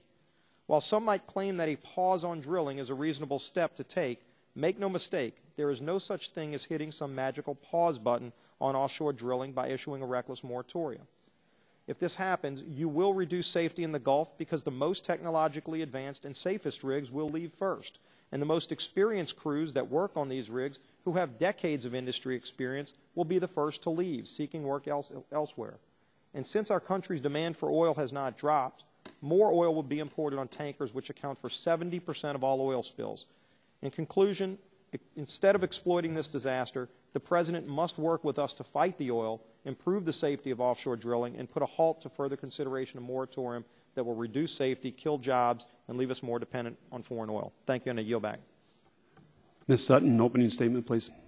Thank you, Chairman Stupak and Chairman Markey, for holding this hearing. The explosion on Deepwater Horizon resulted in the deaths of 11 workers and injured many additional workers. And since that time, we've witnessed the worst environmental disaster in our nation's history. Recent news reports state that BP had the Deepwater Horizon rigs failed blowout preventer modified in China. And other shortcuts were taken to maximize profits at the expense of safety. And the costs have been great. BP set aside $20 billion for compensation, and the federal government has billed BP hundreds of millions of dollars for cleanup costs. And according to the administration, approximately 40,000 personnel are involved in the cleanup and the protection of the shoreline and the wildlife. Over 6,400 vessels are assisting with the cleanup. And while the cleanup continues, approximately 84,000 square miles of federal waters in the Gulf of Mexico remain closed. Hardworking Americans are out of work and applying for compensation at BP. And 3 months later, a cap on the oil well is finally in place, although leaks and seepage have been detected. The costs have been great indeed and have highlighted the costly need to ensure that offshore drilling operations are safe. We cannot afford an additional oil spill disaster. Significant steps have been taken, including dividing the Mineral Management Service into 3 separate organizations to prevent conflicts of interest going forward. But as we have witnessed over the last 3 months, the costs of the status quo have been far too great, and we must take appropriate action to make sure that this type of tragedy and its aftermath do not happen again. So thank you for being here. Thank you, Ms. Sutton. For our last opening statement, Mr. Braley of Iowa, please. Thank you, Mr. Chairman. I'll waive my opening. He waives, okay. That concludes the opening statement by all members of our Oversight and Investigations Subcommittee and the Energy and Environment Subcommittee. We have our first panel of witnesses before us. We thank them for being here. We have the Honorable Gail Norton, who was the Secretary of Interior from 2001 through 2006. And we have the Honorable Dirk Kempthorne, who was Secretary of the Interior from 2006 through 2009. Thank you for being here. Secretaries Norton and Secretary Kempthorne we appreciate you being here, and you have appeared here voluntarily. And once again, we appreciate that. It is the policy of this subcommittee to take all testimony under oath. Please be advised that you have the right, under the rules of the House, to be advised by counsel during your testimony. Do either of you wish to be represented by counsel? Secretary Kempthorne, Secretary Norton? Okay, both indicate no. Then I'm going to ask you to please rise, raise your right hand, take the oath. Do you swear or affirm the testimony you're about to give to be the truth, the whole truth, nothing but the truth, pending before this committee? I do. Let the record reflect the witnesses replied in the affirmative. You are now under oath. We'll begin with a 5-minute opening statement. Madam Secretary, if you don't mind, we'll start with you, Secretary Norton. Opening statement, please. Thank you. Mr. Chairman and members of the committee, I am deeply saddened and appalled by the Deepwater Horizon disaster. It is vitally important that Americans determine the causes of the accident and that we take steps to ensure offshore production can continue safely. The explosion and oil spill have been a tragic disaster with unprecedented impact on the affected families, communities, and ecosystems. It is disturbing to watch the damage unfold, and my thoughts have been with the people of the Gulf region. As I consider the Deepwater Horizon disaster, I am constantly reminded of my earliest exposure to accident investigation. My father, who devoted his career to aviation, was occasionally involved in investigating the causes of crashes of small planes. I learned about the National Transportation Safety Board and its process for unraveling accident causation, then feeding that information back to manufacturers and pilots. As with the devastating aircraft crash, we need to objectively seek the truth of what happened in the Gulf of Mexico so we can learn lessons that may prevent future tragedies. All those affected deserve an objective, systematic analysis of the problems. Emotional and hasty reactions should not form the basis for long-term policy.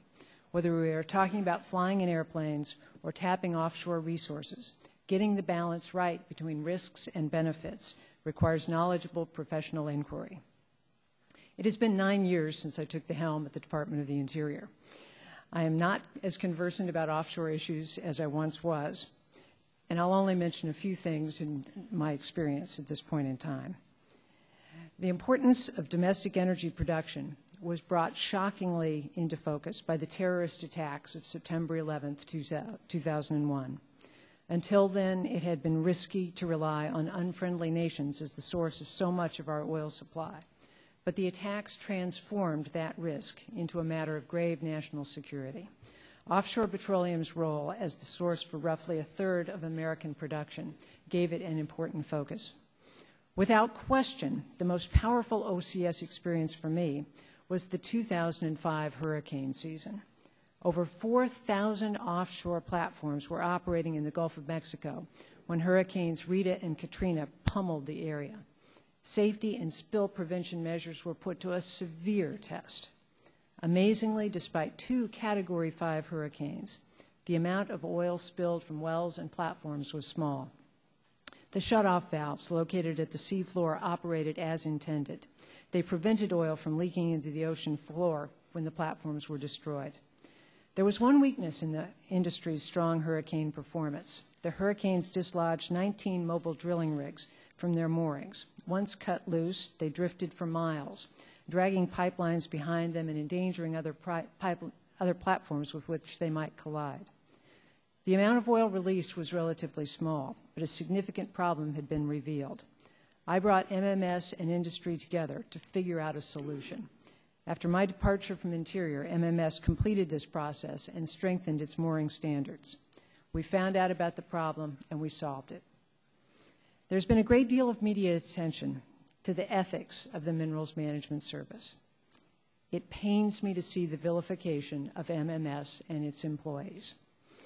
I want to speak in defense of the vast majority of hard-working and professional men and women in the Minerals Management Service. As revealed by Inspector General reports after I left the department, a handful of employees blatantly violated conflict of interest requirements.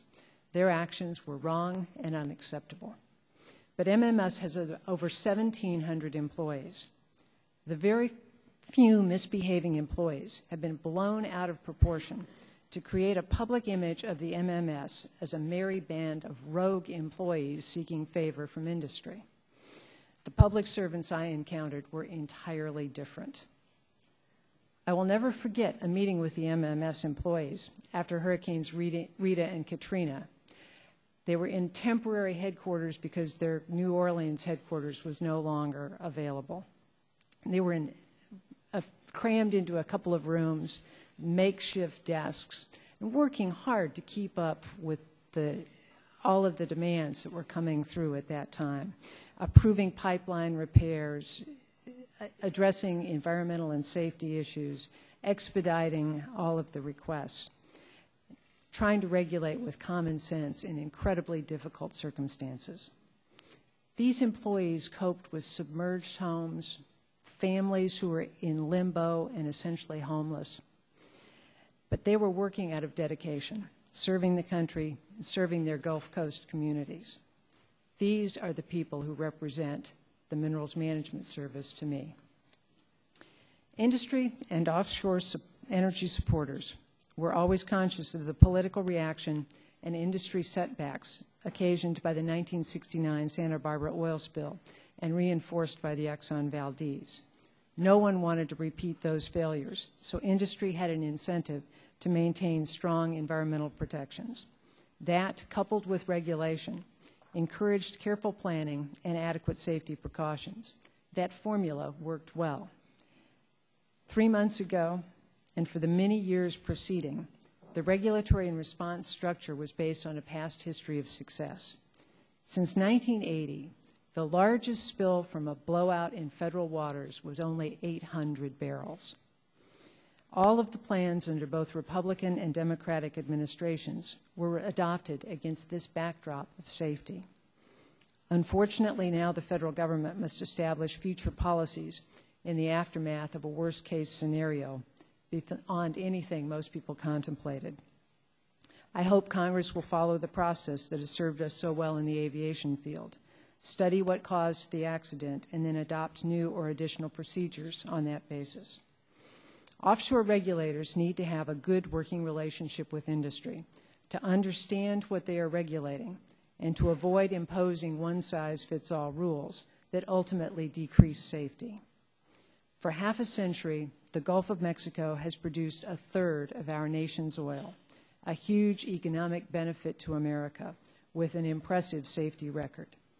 The federal government should not throw out a system that was so successful for so long without understanding where the problems really are.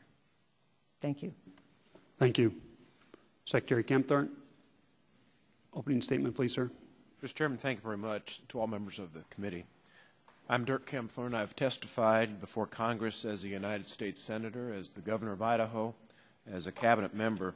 This is my first time testifying that I've been in the elevated position as a private citizen. My responsibilities as Secretary ended at the Department of Interior 449 days ago. 90 days ago, the BP oil spill exploded into the nation's consciousness. The accident on the BP's Deepwater Horizon oil rig caused 11 families to bury their sons, husbands, and fathers. The accident injured 17 workers. It forced fishermen and others to lose their livelihoods. It engulfed the Gulf of Mexico with oil slicks that now tar coastal beaches and marshes in the bayou. Out of respect for Congress, where I served for 6 years, and out of respect for these two committees, I accepted your request that I talk with you about the tragic oil spill.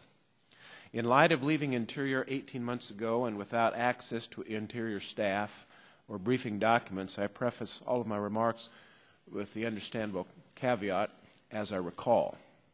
Until now, I have declined multiple media requests to comment in the belief America was best served by letting those in charge to stay focused on job number one of stopping the oil spill. As you can appreciate, I cannot provide any insight about the exploration plan and the many dimensions of the application for the permit to drill, which culminated in the Deepwater Horizon accident, because these were evaluated and approved after I left Interior.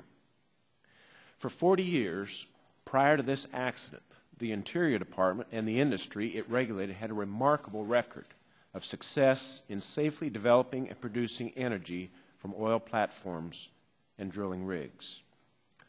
Secretary Norton and I took note of this remarkable safety record, and so did our successor, Secretary Salazar. Before the BP oil spill, Secretary Salazar, on March 31st of 2010, announced he had revised the 2007-2012 five-year plan. This plan called for developing oil and gas resources in new areas while protecting other areas. On the issue of safety, Secretary Salazar said, and I quote, "Gulf of Mexico oil and gas activities provide an important spur to technological innovation, and industry has proven that it can conduct its activities safely." That statement, Mr. Chairman, is consistent with my own impressions while serving as the Secretary of the Interior. By requesting me to attend, you're asking about the record of the Bush administration on offshore energy development. I offer these perspectives from my experience as Secretary. This hearing gives me an opportunity to address an issue about the ethical culture at the Minerals Management Service. Let me address the issue of ethics head-on. Shortly before leaving office, I was summoned to Congress to testify on Inspector General reports about unethical conduct within the Minerals Management Service. On September 18, 2008, I unequivocally told Congress that the conduct disgusted me and there would be prompt personnel action. Because that action was underway, I was advised by lawyers at the Department of Interior that I could not discuss it in detail. Now I can, including the fact that we fired people. It should be part of this hearing record that Johnny Burton, who had been director of MMS during Secretary Norton's tenure, has publicly stated, upon hearing about this conduct, that she personally requested the IG to investigate. It should also be part of this hearing record that those involved were fired, retired, demoted, or disciplined to the maximum extent permissible. The facts are that all of these actions were taken before I left office. I would add a statement that Inspector General Earl Devaney said in a testimony before the House Natural Resources Committee on September 18, 2008, and I quote, "I believe that the environment of MMS today is decidedly different than that described in our reports," unquote. And I agree with the IG that 99.9% of DOI employees are ethical, hardworking, and well-intentioned. Mr. Chairman, members of the committee, they are part of your team. There are good people there. I received another report critical of the MMS service royalty program. Again, I took action. The current administration put stock in the Garn-Carey report reviewing MMS. I would like the record to note that I personally called former Senators Jake Garn, a Republican, and Senator Bob Kerrey, a Democrat, and asked them to conduct a bipartisan, independent, and thorough examination of this program with no preconceived outcomes. They did, with other talented experts. They issued a report that recommended 110 actions to improve the program, including, as I recall, 20 recommendations directly from the Inspector General's office. We methodically implemented all of the recommendations that could be done while we were still in office, which, as I recall, was about 70. Mr. Chairman, I would ask that the testimony of Inspector General Earl Devaney and I gave to Congress in September of 2008 be made part of the record, as well as the Garn-Carey report. Without objection, it will be. Also, while I was Secretary of Interior, not once but twice increased royalty rates that companies paid for energy produced from deepwater offshore leases. In 2007, we increased the royalty rate from 12.5% to 16.67%. In 2008, the royalty rate was again increased to 18.75%. This is a 50% increase in royalty rates paid by oil companies for the right to produce oil and gas from federal waters. I can report to you that these increases came as a result of a conversation I had with President George Bush. He believed and I agreed that a 12.5% royalty rate was too low. I would also note that not once but twice, budgets that I submitted called for Congress to repeal sections of the 2005 Energy Policy Act that provided additional price incentives for deepwater oil and gas development. As Secretary, I was required by the Outer Continental Shelf Lands Act to issue a 5-year plan covering the years 2007 to 2012 for offshore oil and gas development. Once we finished that plan, it was required by law to be submitted to Congress for a 60-day review. Congress had the power to reject that plan. Congress did not. In fact, as I recall, I don't think any legislation was introduced calling for the plan to be rejected. The plan is here. This plan was developed after extensive consultation with members of Congress, state and local officials, tribal officials, industry, and environmental organizations. We received comments from more than 100,000 interested citizens. 75% of the comments received from the public supported some level of increased access to the domestic energy resources of the Outer Continental Shelf.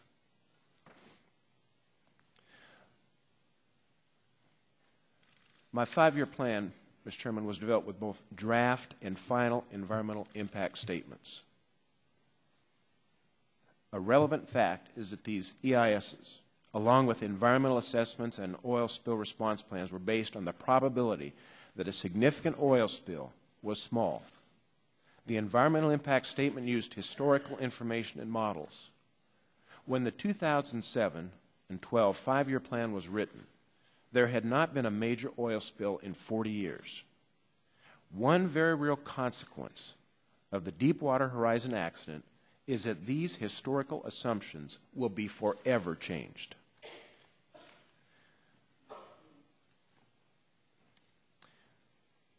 An additional significant development was taking steps to implement congressional direction and further the work that Secretary Norton set in motion to develop offshore wind, wave, and ocean current strategies. Mr. Chairman, I would conclude with 2 thoughts. One, as you appropriately deal with this issue, and I appreciate the tone which has been set by so many of the members of this committee, that this is an opportunity to bring out issues that may be before us, to find out what worked, what did not work, and what is the path forward. But I would encourage for all officials working on this to keep in mind the great resources that you have at the states with the governors in those Gulf Coast states, proven leaders who are pragmatic and want to be partners. They also have solutions to this. And second, the consequence of the Deepwater Horizon accident is that it will forever change the offshore energy industry. Never again will a cabinet secretary take office and be told that more oil seeps from the seabed than has been spilt from drilling operations in U.S. waters. Never again will decision makers not include planning for events that might be low probability events, but which in the unlikely event they occurred would be catastrophic. Thank you, Mr. Chairman. Let me thank both secretaries for your testimony, and thank you again for voluntarily appearing. Caution to members, we had 34 members here, and if we all take 5 minutes each, that's going to bring us pretty close to the 3-hour limit. So I'm really going to push members to keep your questions within that 5-minute range. Otherwise, we'll have a runaway committee as opposed to a runaway well. and we'll try to keep some control of it. Let's begin with Chairman Waxman for questions, please. Thank you very much, Mr. Chairman. I will abide by your admonition on the time. Secretaries Norton and Kempthorne, I have some questions about the goals of the Bush administration's national energy policy. President Bush and Vice President Cheney's Energy Task Force suggested several ways to boost offshore production of oil and gas. The Cheney Task Force recommended that the Interior Department offer new economic incentives to encourage industry to pursue offshore oil and gas development. These incentives included a proposal to reduce the royalties private companies have to pay the American people when they take oil and gas from public land. The task force also recommended that the Interior Department identify and reduce impediments to exploration and production, both onshore and offshore. Secretary Norton, were those components of the Bush energy plan? To the best of my recollection, Congressman, as to economic incentives, we employed the economic incentives on royalty relief that were put in place by my question is, that general statement of that energy plan was to provide incentives and to reduce impediments in order to develop more energy supplies. Wasn't that what the plan was all about? We were facing a very serious energy crisis at that point in time. I'm not asking for justification. There's nothing wrong with that. We were looking to increase the energy production. Now, immediately after the task force released its report, the President issued 2 executive orders. Now, this task force that Vice President Cheney chaired was a subject that I know a lot about because I was trying to just find out who he met with. And we never even got the lists of the executives from industry that he met with. I don't know what the secret was all about, but it had to go to the Supreme Court to try to get that information. So the task force released its report, and then the President issued 2 executive orders intended to increase energy production. One of these orders required agencies to compile for every rulemaking an analysis of whether the rule would adversely affect energy supply. The other order directed agencies to expedite the review of energy exploration permits and accelerate the completion of energy-related projects. Secretary Norton, in August of 2001, Stephen Griles, your Deputy Secretary, wrote a memo to the Council on Environmental Quality stating that the Department, quote, is fully committed to playing a role in this effort, end quote. Secretary Norton, during your tenure, did the Department of the Interior support President Bush's policy of expediting drilling in the Outer Continental Shelf? We took many actions looking at what could be done to make sure that the permitting in place and so forth was done in a... You were trying to implement the not, policy of the administration, weren't you? There was really not much change as to the OCS. We looked primarily at onshore areas and the permitting process in those areas. Okay, I have a limited time, but the answer is yes. You were trying to do this within your purview. Secretary Kempthorne, when you led the department, isn't it true that the Bush administration plan and the resulting Energy Policy Act of 2005 specifically encouraged deep water and ultra-deep water drilling in the Outer Continental Shelf? I believe so. Okay. What concerns me is that in the task force report and the President's executive orders, I have no problems with those reports in themselves, but I don't see any consideration for the importance of improving drilling safety while we encourage more exploration. Committee staff reviewed your testimony, each of you gave to the Congress when you were Secretary, and found no discussion of strengthening safety standards for blowout preventers, no discussion of best practices for well design, and no discussion of how we ensure that industry can respond to a large oil spill. Both of your testimonies talk about the safety record of offshore drilling, but it seems to me that one of the things we've learned is that deep water and ultra-deep water drilling might involve different risks than shallow water drilling, and it wasn't appropriate to rely on assurances based on shallow water drilling experiences. I'm not trying to lay the Deepwater Horizon disaster at the feet of the Bush administration. In fact, I look forward to hearing from Secretary Salazar on some of these same questions. but I'm trying to understand how we got here today, how Congress and the regulators accepted the industry's promises of safety as we press full steam ahead into the deepest waters of the Gulf of Mexico without verifying that industry could deliver on its promises. It's as if we said we're going to raise the speed limit to 100 miles an hour without thinking twice about how to strengthen seat belts or improve airbags.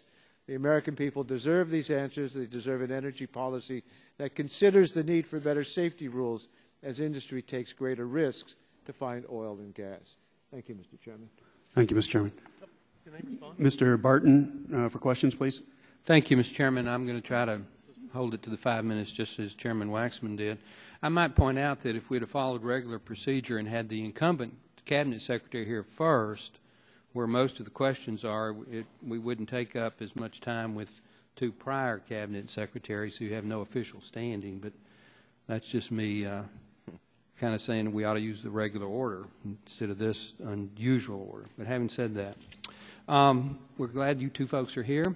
As we all know, the Jones Act requires U.S. flagged ships with U.S. crews to operate in the Gulf of Mexico, but we do have existing statutory authority that the President or his designee can waive that in times of emergency.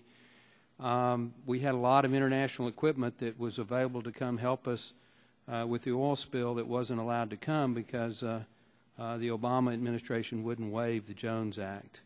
Do either of you have a comment on that? While this was not anything that I dealt with directly, I do know that the situations that have occurred with large oil spills in recent history have been in other countries, and so other countries have learned from those experiences. And it makes sense to me to take advantage of the equipment and the personnel that are available. I do know that President Bush waived the Jones Act as quickly as possible after Hurricanes Rita and Katrina so that we could bring in assistance from other countries.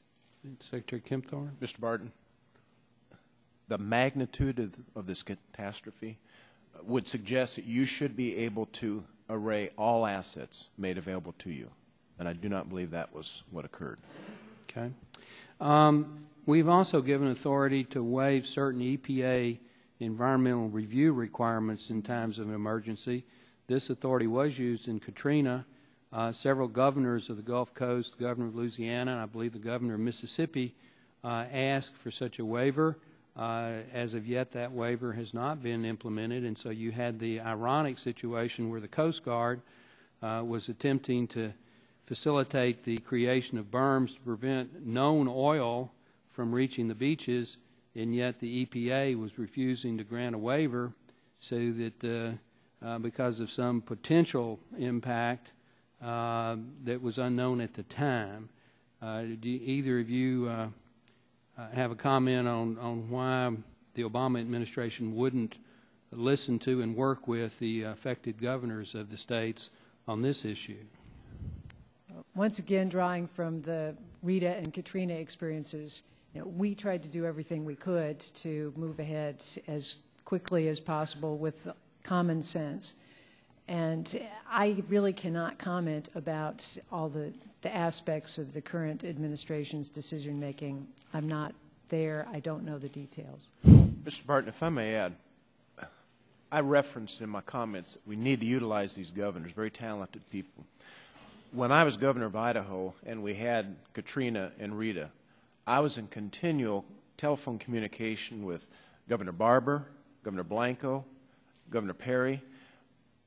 On a moment's notice, they would say the needs that they might have, and I could implement the Idaho National Guard, C-130s that would leave, a variety of things, a convoy that would go because they'd run out of diesel fuel for first-line responders. We moved faster than the federal bureaucracy was moving. We're still the United States of America, and this working together with the states, I think, can yield great results. And so, again, I just urge the partnership with those that are down in the Gulf Coast region. There's one more question I want to ask in the last 1 minute.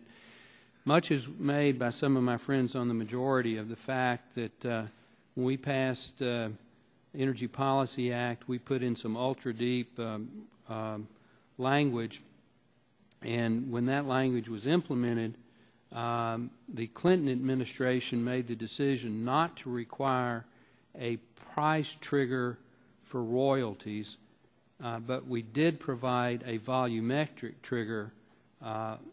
Those were put in place when oil per barrel was below $30 a barrel. I think it was even below $20 a barrel. Obviously now at $70 or $80 a barrel, it makes no sense not to have some sort of a price royalty trigger. But it was the Clinton administration that made that decision initially, not the Bush administration. Isn't that correct? Yes, Congressman. We found that the Clinton administration had omitted price thresholds from some of the leases that were issued. My administration put in place price thresholds on all of the leases that went forward. On the new leases. Okay. There's been a lot of litigation about that, and I won't go through the history of well, in hindsight, we should have had a price trigger, but a contract is a contract, and so we put them in place for future, but since the Clinton administration didn't have them in place at the time when prices were so low, those contracts have been honored. With that, Mr. Chairman, I know my time's expired, and I thank you, and I thank our two witnesses for being here today. Thank you, Mr. Barton. Secretary Kempthorne, you were Secretary when the lease sale for 206, which included the BP's Macondo well, was let. Is that correct? That's correct. And I believe you said that it was a big sale, record $3.7 billion was the lease sale for 206, included $34 million for the block containing the Macondo well. And you indicated that we had won the championship. We'd won the championship, but one of the things we've been struggling with is a bad actor policy. For instance, British Petroleum has 760 violations, egregious willful violations in a 5-year period, where the next biggest oil company has only 8.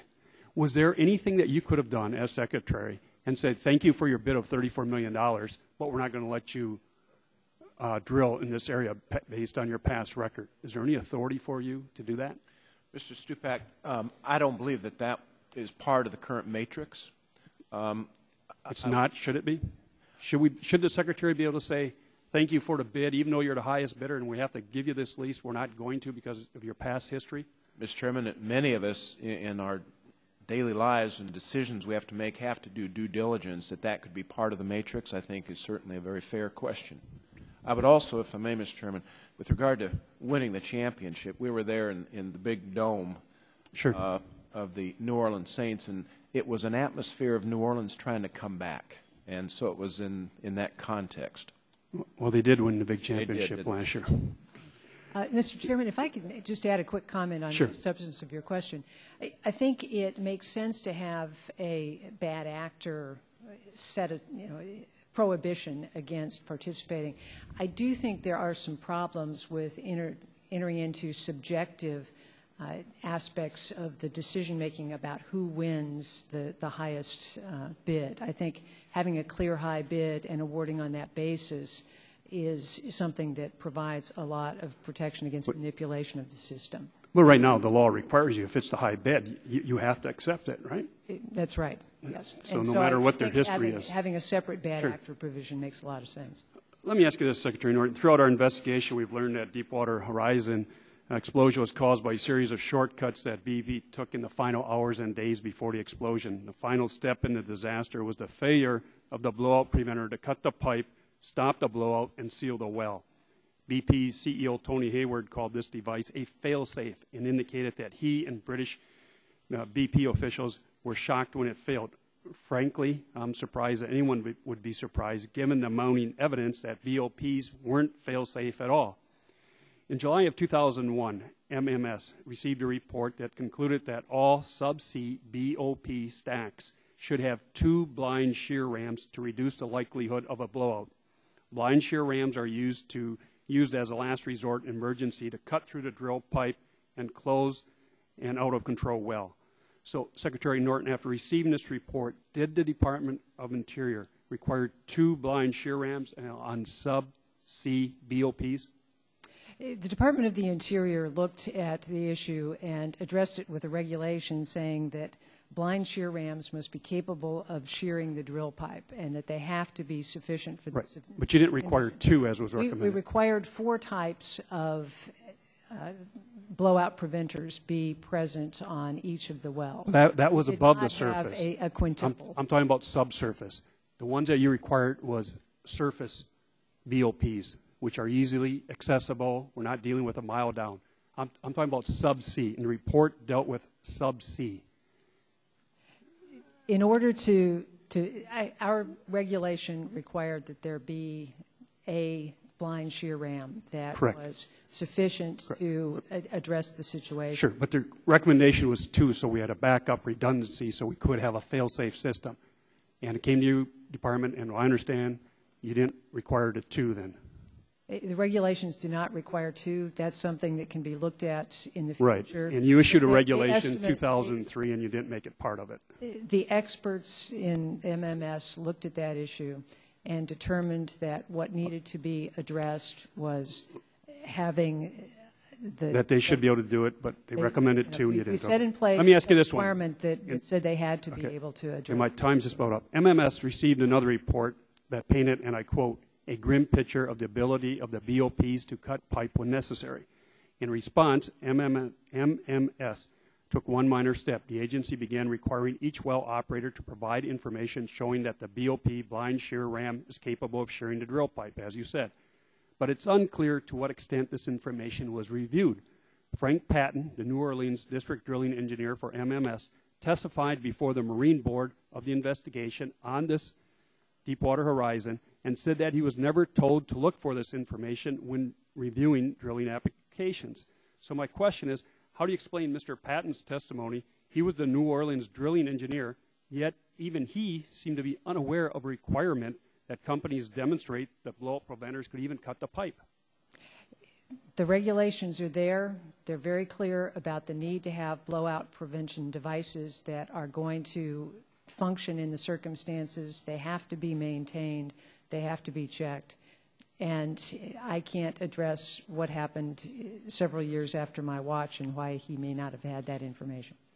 But when you did the final regulation, you had about 3 reports to your agency, and you issued a final rule in 2003. You just had verification. The company was supposed to verify that they had a ram shear, not 2, just 1 ram shear, If you correct? look at Secretary Salazar's 30-day report to the President following the Deepwater Horizon disaster, they looked at those studies and found that those studies reinforced the regulation as it was written. Well, I'm looking at the Federal Register, which would be your rule that you submitted, and it was absent of all that. You left it to the discretion of the oil companies. We put in place a requirement that they had to have sufficient blowout prevention devices to maintain control of the well. Mr. Burgess for questions. Thank you, Mr. Chairman.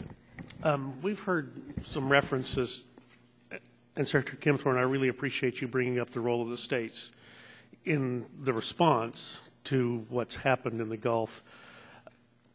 And it seems like what should be all hands on deck all the time isn't exactly what's happening. We've heard it referenced here a couple of times in the Q&A period. I've taken 3 trips down to the Gulf. Governor Jindal's very much publicized recommendation that he be able to build sand berms to the east of the Chandelier Islands to protect those areas. Our last trip down there, we heard about the placement of some building rock berms in near some of the barrier islands near Grand Isle, Louisiana, because if the oil enters through the cuts in the barrier island, then getting into that very sensitive area in the interior the recovery period could be quite prolonged. So the mayors and the parish commissioners are desperate to be able to put the rocks in place. They're desperate. The BP has provided the rocks. They're sitting on barges in the Mississippi. They can't sit there forever. Sooner or later, they're either going to have to be used or sent back. And it is this type of tension between the folks on the ground, Secretary of Interior, the Environmental Protection Agency. Do either of you recall, you've dealt with some pretty big disasters between Rita and Katrina and Secretary Kempthorne, I think you had some big forest fires that went on during your tenure. Do you ever recall having this type of tension between the various federal agencies that are responsible for controlling the disaster, the cleanup thereafter, and the overseeing the effects on the environment? Can any of you recall this type of scenario? Congressman Burgess, again, it's catastrophic in its sheer magnitude. Yes, it's going to be stressful for everybody involved, but I liked your adage of all hands on deck. I think if you can create an atmosphere of collaboration, of utilizing the resources that you have, identifying what is the major hurdle that we have currently facing us, what can we do, what are the assets that could be deployed, where might we have flexibility, where might we be able to go and utilize some practices that, based on past practices, we think would have a benefit. The Barrier Islands is a project that has been reviewed for some years because you in essence have lost the Barrier Islands. There does need to be the restoration of those. I think that the term was to the 1917 topographic area. It's something that the governor's been fully engaged on. I was engaged on as Secretary of the Interior.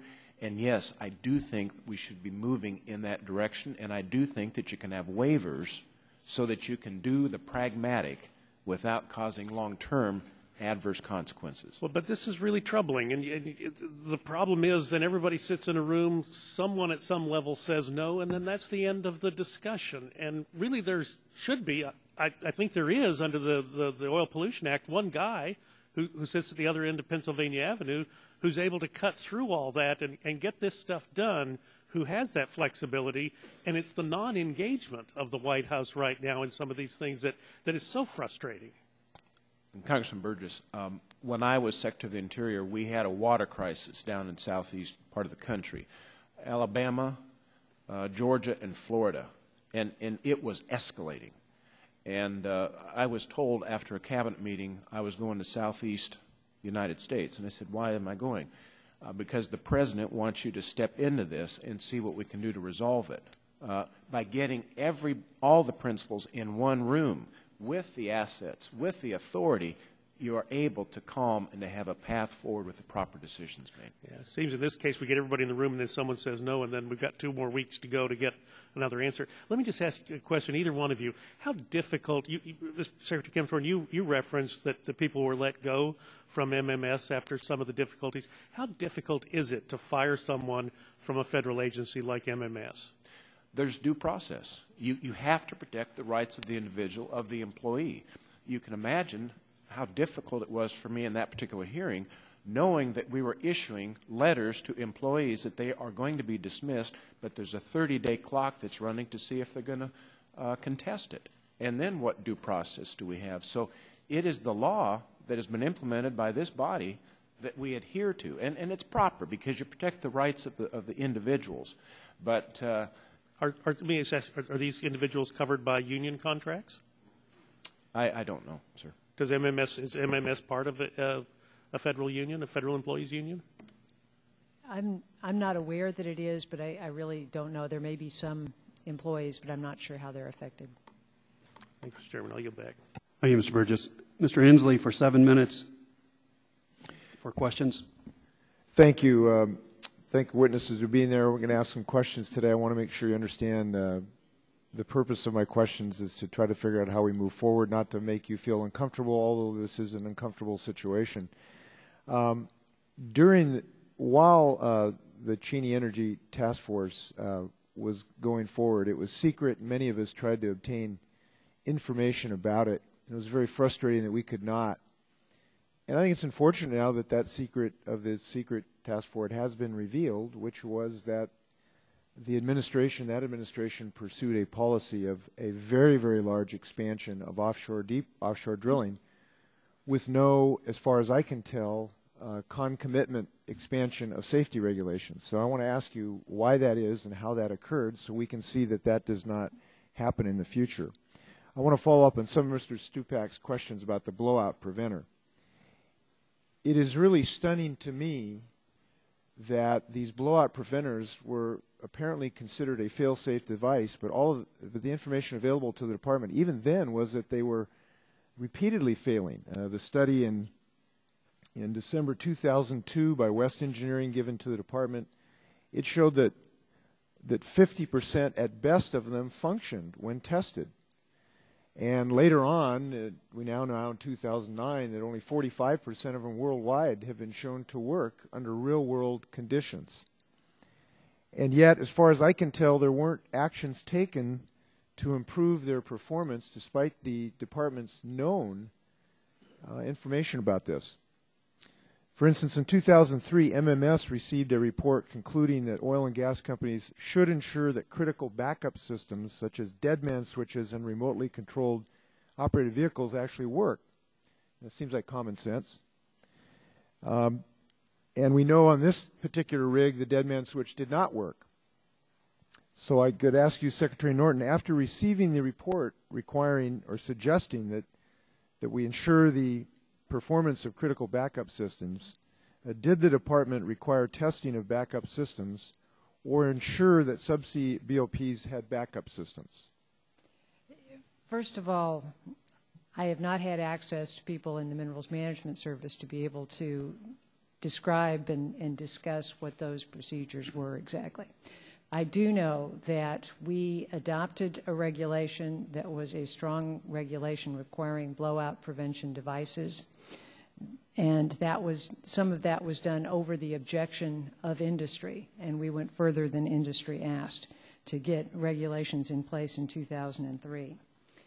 The studies were done at the request of the department, and we looked at the results of those studies, and as reflected in Secretary Salazar's report to the President, those studies and their results were incorporated in the regulations that were adopted by my department. Well, let me help out. If I can point out that, based on what we have seen and what has been reported in the media, it appears that BP violated all of those regulations that were on the books throughout the administrations. Thank you. Let me help you. Our research has shown that, in fact, you did not issue a regulation requiring performance standards for critical backup systems. You did not issue such a regulation on deep-sea subsurface blowout preventers. And this may have been one of the reasons this whole thing happened. I want to ask you about the cementing failure. One of the failures in this particular instance was in centralizing the pipe. You may have heard that essentially BP decided not to use the recommended number of centralizers, did not do a cement bond log, did not use a lockup sleeve to keep the casing in place if pressure built up. So I'd like to know, during your term, Secretary Norton, were there any specific regulations put in place that would have required BP to adequately centralize the casing? I have to admit, Congressman, I don't know what centralizing casing means. What it means However, I can say that our regulation required that a company use pressure, that they had to pressure test the casing shoe, run a temperature survey, run a cement bond log, or use a combination of those techniques if there was any indication of an inadequate cement job. Well, let me help you a little bit. In June 2000, MMS proposed a new rule regarding cementing that raised the question whether to require industry best practices be followed. In other words, MMS suggested, or at least considered at one time, requiring prescriptive cementing practice requirements. After listening to industry, and as far as we can tell, only industry, the agency apparently did not adopt those requirements. Are you aware of any independent studies commissioned by MMS to identify best cementing practices, or did the department depend just on industry input in that decision? Okay. I believe that the 2000 reference you're referring to was only as to producing wells, and so would not have applied to the Deepwater Horizon situation. This is an issue that certainly needs to be looked at and considered based on the information that comes from what went wrong in the Deepwater Horizon situation. Obviously, there has to be a look at what regulations are necessary going forward. But my general understanding is that we looked at the studies that were done and incorporated those requirements to the best estimate of the Minerals Management Service experts. Well, this was a consideration of cementing in the original drilling. That's when you do the cementing. And we have been told, our research has shown, in June it was suggested, only comments were received from the industry, and as far as we can tell, you did not take any action regarding requiring specific practices in cementing. I'll just ask you just specifically, did you require anything to require cement bond log tests? Congressman, I am not an expert on cement bonds, and I really would have to get back to you with additional information because I do not know that level of detail. And as Secretary, we did not look at that level of detail. We relied on the experts that really are the ones who understand. So let me ask you a broader question.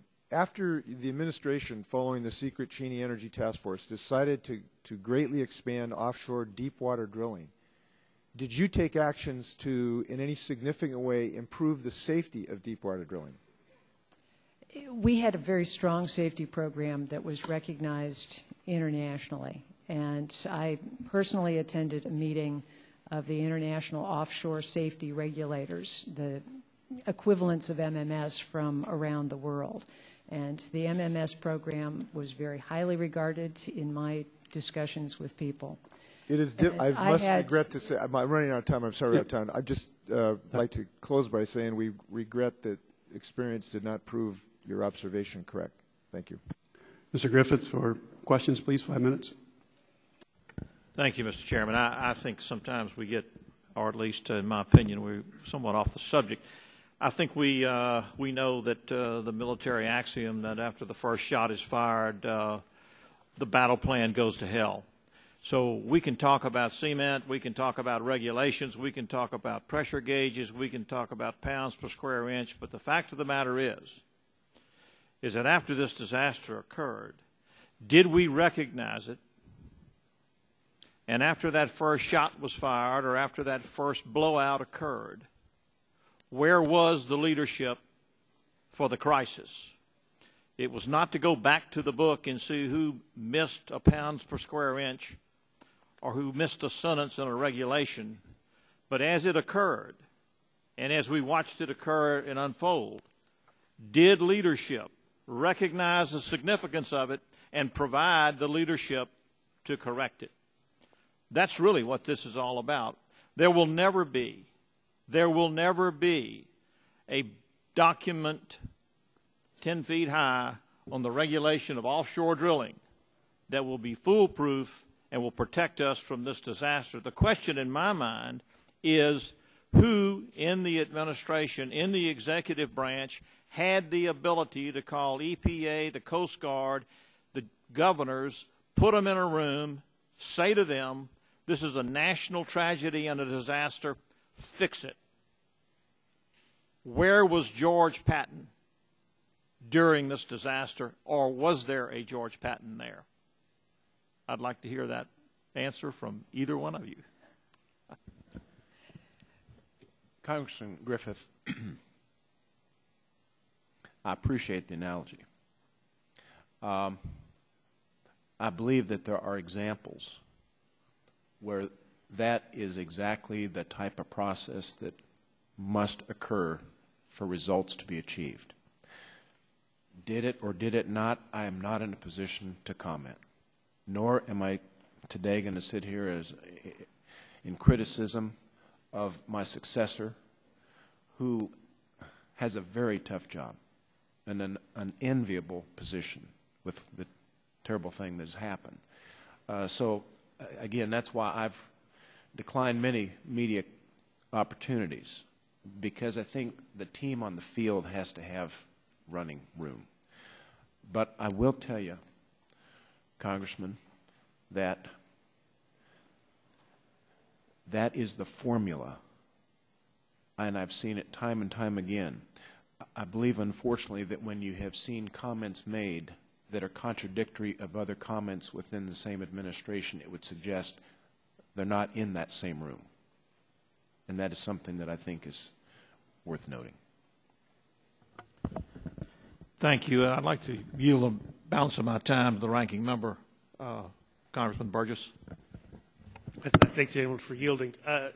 Chairman, I want to make a unanimous consent request. I have a report from the Department of Interior dated May 27, 2010, increased safety measures for energy development on the Outer Continental Shelf. Part 3 details existing well control studies, and they talk about the technical assessment and research program and list almost 25 studies, the funded well control research from 1990 through 2010. The bottom line reads, the results of this study confirmed that the regulatory decision to require operators to submit documentation that shows the shear rams are capable of shearing the pipe in the hole under maximum anticipated surface pressures. There is no notation as to the number of shear rams that should be required.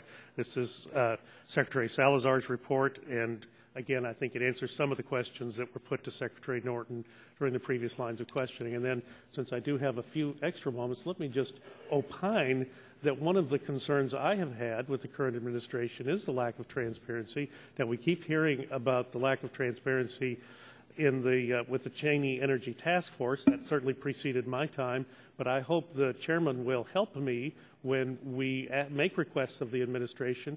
I'd like to know who was around the president's table when perhaps he was advised by the Energy Czar, Carol Browner, when he was advised by Secretary Chu about what the response should be to control this well. The president said he had been assured that there were no real dangers in offshore drilling when he gave his speech earlier in the year. Who was involved in that? So I hope the chairman will join with me in an effort to gain more transparency from the administration when we request this documentation, and I'll yield back the balance of my time. The gentleman's time has expired. Mr. McNerney from California. Questions, please. 5 minutes. Thank you, Mr. Chairman. Secretary Norton, Secretary Kempthorne, I certainly appreciate your thoughtful opening comments, and I appreciate your defense of the employees of the department. I haven't been here that long, but my staff and the staff of all the committees, they work very hard, and they're committed and they're patriotic. So I certainly appreciate, and most employees are very commendable. Now I have a question. It's a simple question. Was there a philosophy during your tenure that there should be less or minimal oversight of offshore drilling, and that the drilling operators were capable of policing themselves? So sort of an open-ended philosophical question. You can go first, Secretary Norton. Congressman, I believe there was an attitude, and frankly, it was not one that we created by something we did, but it was a long-standing attitude of mutual problem solving, of really, while MMS certainly had a regulatory and oversight role, and they, in my experience, were diligent about that, they also wanted to work with the expertise that industry had. Industry was at the cutting edge, coming up with new technologies every day. And you can't just sit back and be distant from that and still be able to have the proper regulatory and oversight role. Well, the sort of thing I'm thinking of is that partly during your tenure, there was a drastic reduction in the ratio of inspectors to deepwater wells. And that sort of reflects on, I think, the philosophy that I'm trying to get at here. I would be happy to provide additional information, but we requested a number of years increases in resources for the Minerals Management Service in order to keep pace with rising workloads. Okay, I'd like to follow up and ask a question about the exemption the Department of the Interior gave leases during the Gulf of Mexico in 2003. Before 2003, leases had to provide a blowout scenario with their exploration, development, and production plans. The scenario was supposed to estimate what might happen in a blowout at the well site and include the flow rate, overall amount, and the duration of an oil leak from a potential blowout. In addition, leases were supposed to provide information about their ability to secure a rig, drill a relief well, and how long that drilling might take place. That sounds like a good idea. Do you agree that that would be a good thing to have? We've looked at that particular issue that you raised and tried to determine exactly what some of those documents meant. My best reading of it is that that information was viewed as having been provided in a different set of documents with a broader application. And the document you're referencing was simply saying it did not have to be duplicated in other documents. Congressman, may I respond to your first question? Sure. So that I'm on record? A question of whether or not there was an effort or philosophy to have less or minimal oversight. Correct. And I would say absolutely not. Absolutely not. Repeatedly, the atmosphere and the philosophy was that we achieve the highest of environmental standards, that we do protect the environment. We do know that there's a need for the well-being of the families so that we have fuels, so that they can have an economy, so that they can have warmth, so that they can produce food, but that you do not do that at the risk of jeopardizing their overall environment. I would also just note that MMS's civil criminal penalties program pursued from 2001 to 2008 290 cases of noncompliance with MMS regulations. And the last 3 years was the highest area where that was pursued. Okay. I'm not sure that the results of those years, in my mind, line up with what you're saying, or aligned with what you're saying. There appears in my mind that there's more reliance on industry to clean itself up and to police itself, and that's basically what happened with BP. They weren't given enough oversight. And I was going to follow up again with Secretary Norton. Then in 2003, the Department of Interior created an exemption to the blowout scenario requirement that I mentioned earlier. And in my mind, that exemplifies that philosophy of less oversight and more reliance on industry. It appears that my time is up, so I yield back. Thank you. Mr. Latta, Mr. Shimkus for questions, 5 minutes. Thank you, Mr. Chairman. Again, appreciate you all coming. And my opening statements, I talked about command changes and taking responsibility. The first question is, when you were both sitting secretaries, do you remember a hearing where the previous secretaries of going back to the Clinton administration were asked to testify on the same day that you were testifying? Secretary Norton, did it ever happen? No, that did not. Secretary No, sir. Thorne, thank you. My good friend from Illinois, Congressman LaHood, Secretary of Transportation now, I don't think he's had any testimony coming up here where he's had Secretary Peters or Secretary Moniz. So it's just interesting that that we're doing in this light. But having said that, we know it's a catastrophe. We're hoping the cap holds. We're doing the cleanup. BP should be held responsible. I think we're all in, on that message and focused on helping, the Gulf Coast states recover. And the issue is, how do we decrease our reliance on imported crude oil? And I think, Secretary Norton, you kind of talked about the change after September 11th, understanding that we really have to get away, and I'm an all-the-above energy guy. Nuclear, solar, wind, coal to liquid, OCS expansion. In fact, I did mention in my opening statement President Obama talking about a new green, moving on a carbon bill would include opening up more OCS. I mean, that was a week before this disaster happened. So do you think, and I rely a lot on my friend and colleague and roommate, Steve Scalise, on some information on Gulf issues, is a moratorium an appropriate response, stopping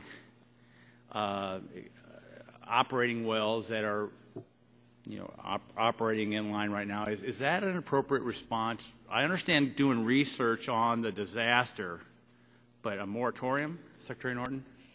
In my mind, to go back to my aircraft analogy, you don't ground all of the airplanes because there was one problem.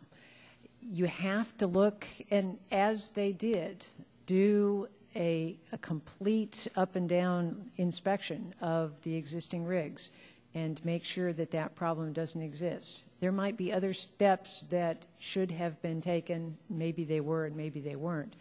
But the important thing is to address the issues, not send the drilling rigs overseas where they may not return for many years, and not send the jobs to other countries in order to resolve the issue. Secretary Kempthorne? Yes. Congressman, I believe that the action that was taken, which was a safety review immediately after, where they looked at, in the deep water, some 30 different drill rigs. After that review, I think there was only one area of noncompliance. Everything else was being adhered to with regard to the regulations that are on the books. That was appropriate. The Gulf Coast is being devastated, and all of us are for safety. But I believe, Congressman, that the result, if a moratorium is put in place, is the only absolute, is that you will further cause disruption to the economy of the Gulf Coast states, when really they need to have an opportunity for recovery. And just let me, I'll end on this. You know, in my opening statement, I talked about the Diamond Offshore announced Friday. It's an Ocean Endeavor drilling rig was moving. This was July 9th. I have Brazil sees silver lining, more rigs, 3 deepwater drilling rigs to be moved from sites south of Cameron Parish. Well, if they are in the process of moving, and some are, do they come back? Secretary Norton? In my experience, those are long-term contracts. And once they are moved, once you go through the trouble and expense of moving them away, then they tend to stay in those locations. And so it's going to be very hard for that industry to be rebuilt. Secretary Kempthorne? I agree with that statement, Congressman. In the big picture, how far are we away from having another situation that may see us at $4 a gallon gasoline? We are too reliant upon foreign sources of our energy. We are too reliant. And so if we now pursue a policy that continues to diminish our own development here within our own shores, on our own land, I do not think it bodes well for the country. Thank you, Mr. Chairman. Thank you, Mr. Shimkus. Mr. Malonsong for questions. 5 minutes, sir. Thank you, Mr. Chairman. Secretary Kempthorne and Norton, thank you all for being here today. First, let me just say that I agree with the analogy that the rank-and-file MMS employees, I think their morale, particularly in Louisiana, is very down. The harsh criticism for people that are trying to do the right thing. My concern is that they don't want to do anything for fear of being criticized, and that's going the wrong direction. So I understand. I think I understand human nature. During your period, Secretary Norton, do you recall how many times that you may have had any oversight hearings that you participated in that dealt with OCS drilling or any of the rules or regulations or legislation that was going forward? Did we have a reauthorization in there anywhere? We dealt with issues usually as one small part of a discussion of the overall, especially Energy Policy Act of 2005. Was there anything that occurred, any legislation that came forward that addressed OCS in 01 or 03? Ordinarily, what we dealt with and what you dealt with were questions about where, what areas should be open for exploration and production, as opposed to the specifics. There were also, of course, issues as to incentives and whether those should exist or not. Yeah, that's my main recollection. Yeah, and what I'm trying to understand, and this goes back to, I guess, the first hearing that we had here since the Deepwater Horizon incident, and Mr. Dingell brought up the subject of a waiver of NEPA. waiver of the environmental impact statement. And my appreciation or understanding is that somewhere along the line, the law or rules were changed that provided that you had to be able to do the EIS within 30 days, or the department got the option of waiving the EIS. I think what we see overall, the Outer Continental Shelf Lands Act creates a structure of 5-year planning.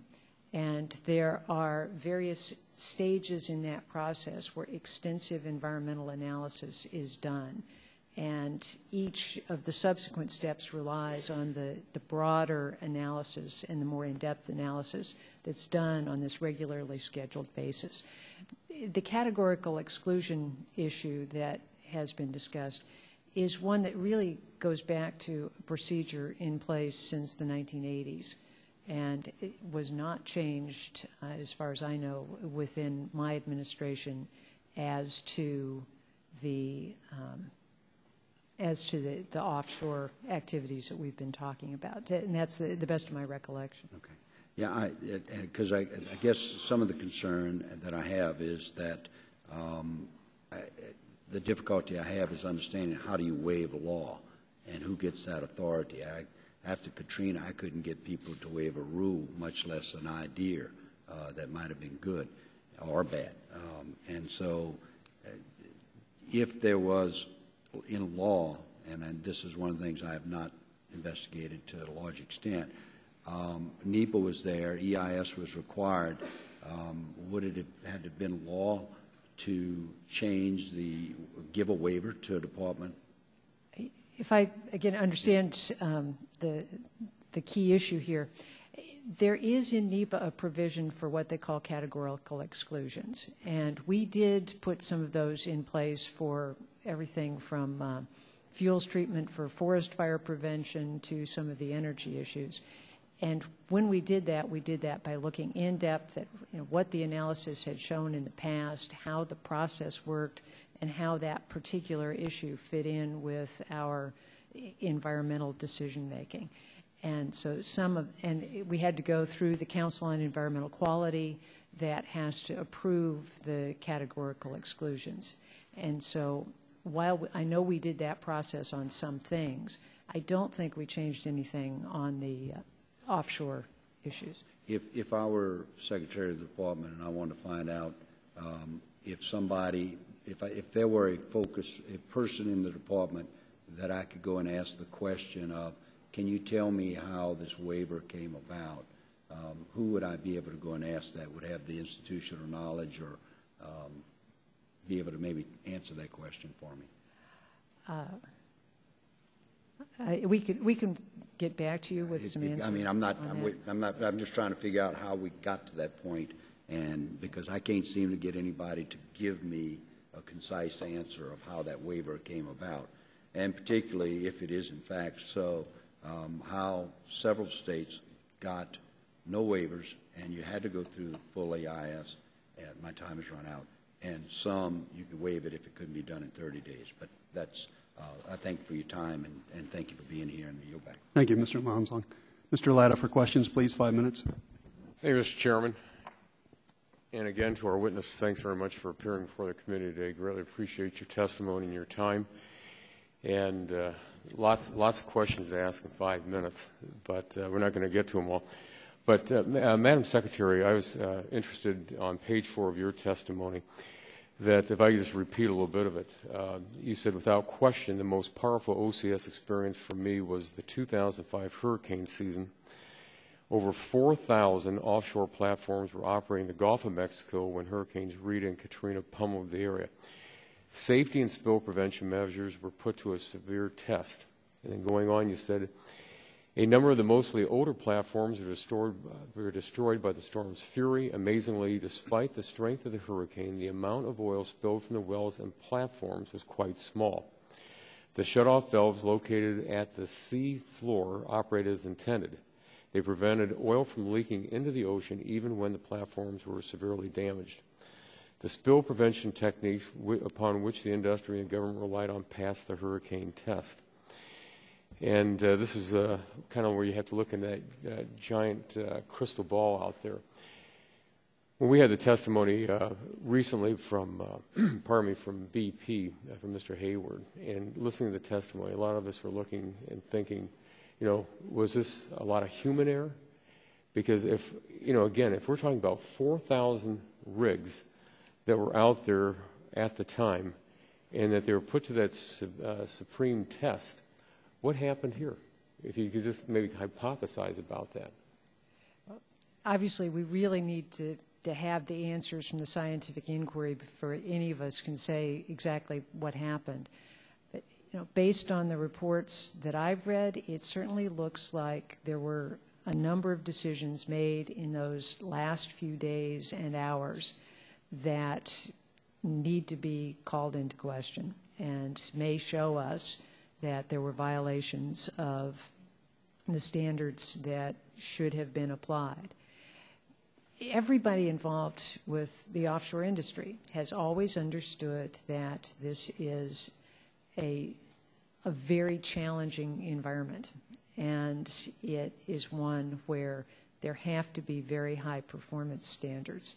And the performance that we saw in the hurricanes met those standards and really gave me a great deal of confidence that we had systems in place that worked and could work well. Let me just follow up then. As you, and for both of you, as your experience as secretary at the department, as you said just now that maybe something was occurring just prior to this accident, how often would someone from MMS or the Department of Interior be seeing what was going on this rig, or any changes that would have occurred? That maybe something here on the federal side, somebody could say, wait a minute, you shouldn't be doing that. It's my understanding there would be fairly regular communication.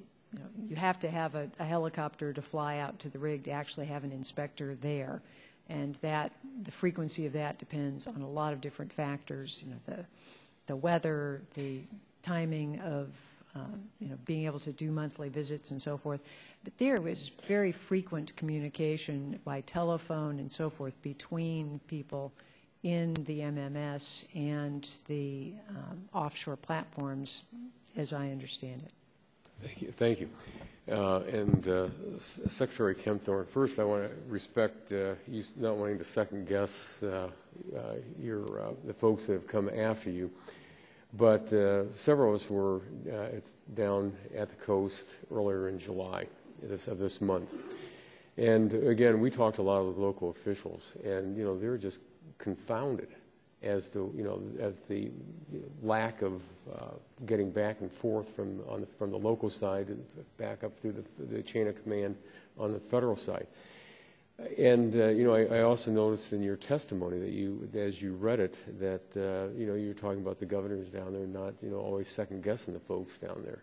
Now I know you just said you don't want to second guess, but from what you've seen, could the local officials on the ground actually have been right on some of these decisions that they had seen since they were there, but they were being again overruled by the federal government?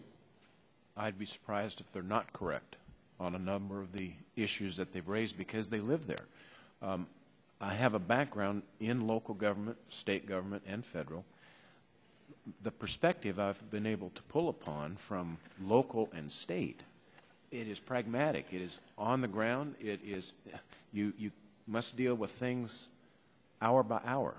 And so I really do think they are a tremendous resource of ideas, resources that they can bring to bear with sheer manpower and a variety of innovations. And you want to create that atmosphere so that they feel that they are part of a partnership in solving this problem. Well, I thank you for that, and I thank you again for both being before us, and I yield back. Thank you. Mr. Green for questions, please. Mr. Gonzalez, and it's up to you for 7 minutes. You have 7 minutes since you waived your opening. 7 minutes. I appreciate it. Thank you, Mr. Chairman, and welcome to the witnesses. We really appreciate your presence here today. Secretary Norton, you've indicated the analogy that's been used on the floor and elsewhere is if you have one plane crash, you don't suspend all air service and such. But isn't it the truth that we do have recalls and we do take everything out off the road or out of the air if it's a specific model, for instance, that has maybe a structural defect. So if we were able to identify, let's say 747s had a structural defect, a couple of crashes or just one, the result would be we'd bring them all in and they'd be examined and we'd remedy the problem. So we would have that particular scenario play out, would we not? And I think that's consistent with the idea of having a safety review and checking and inspecting those aircraft and then getting them back into service as quickly as possible. But your frame of reference is to existing regulations that basically have failed, that didn't stop this particular occurrence from happening. Now, what I am saying, I disagree with the administration on one-size-fits-all moratorium, and I think we're going to get some specificity and such. But the question really comes down to the following. We had all of the major players that are involved in deep water exploration production here. None of them said, now they all disagreed with the way BP conducted itself in the way they were trying to plug the hole and such, but none of them said that if there was a blowout at that depth, that they could really guarantee that their blowout preventers would have in fact worked. Point one. Point two was none of them said that their plan for containment and cleanup was any different than BP's. So are we really at a point right now where we can make these determinations as to the adequacy and sufficiency of what we have out there that would be applied to these rigs? Now, I'm going to agree with you that different points of production, exploration, and such, I think you can have certain rules and continue the activity out there. But how do you guard against a similar situation when everybody from the industry pretty well agrees? And there may be my colleagues that disagree with my representation, but that's the way I remember the testimony.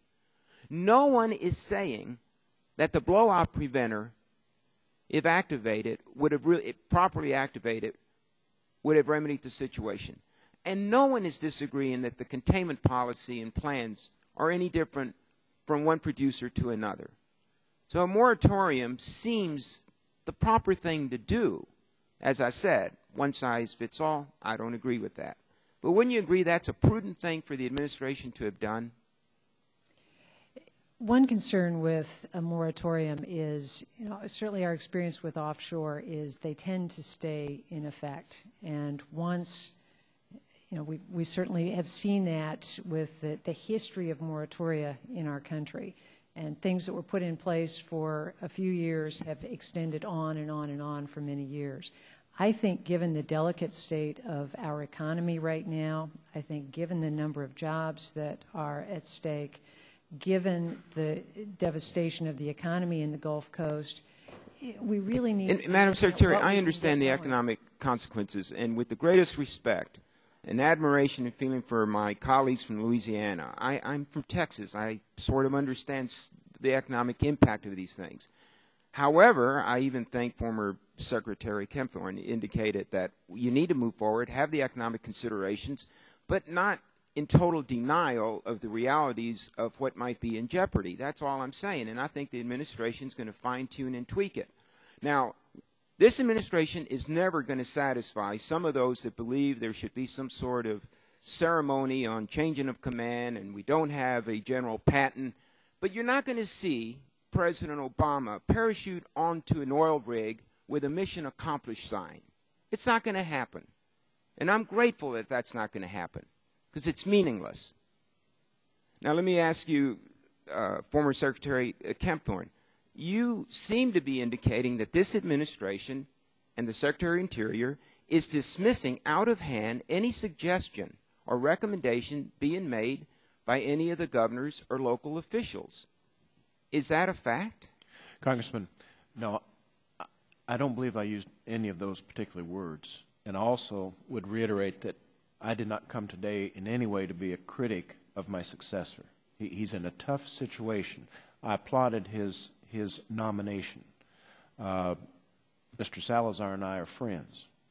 But I do believe Congressman, that you do have to create an atmosphere so that the local officials and the state officials do feel that they are part of this. And all I can do, because I'm not privy, I'm not privy to the information, the data that Secretary Salazar is receiving, but I do see as an observer reports and reactions in the media of local and state officials, which would suggest we have not yet reached that crescendo. But isn't that a product of the frustration that these officials are feeling because of the magnitude of what is happening to their economies, what's happening to their shorelines? I mean, I understand the frustration, but I think you just said something that's very important, and that is none of us are privy to what's going on in those rooms when those suggestions and recommendations are being made.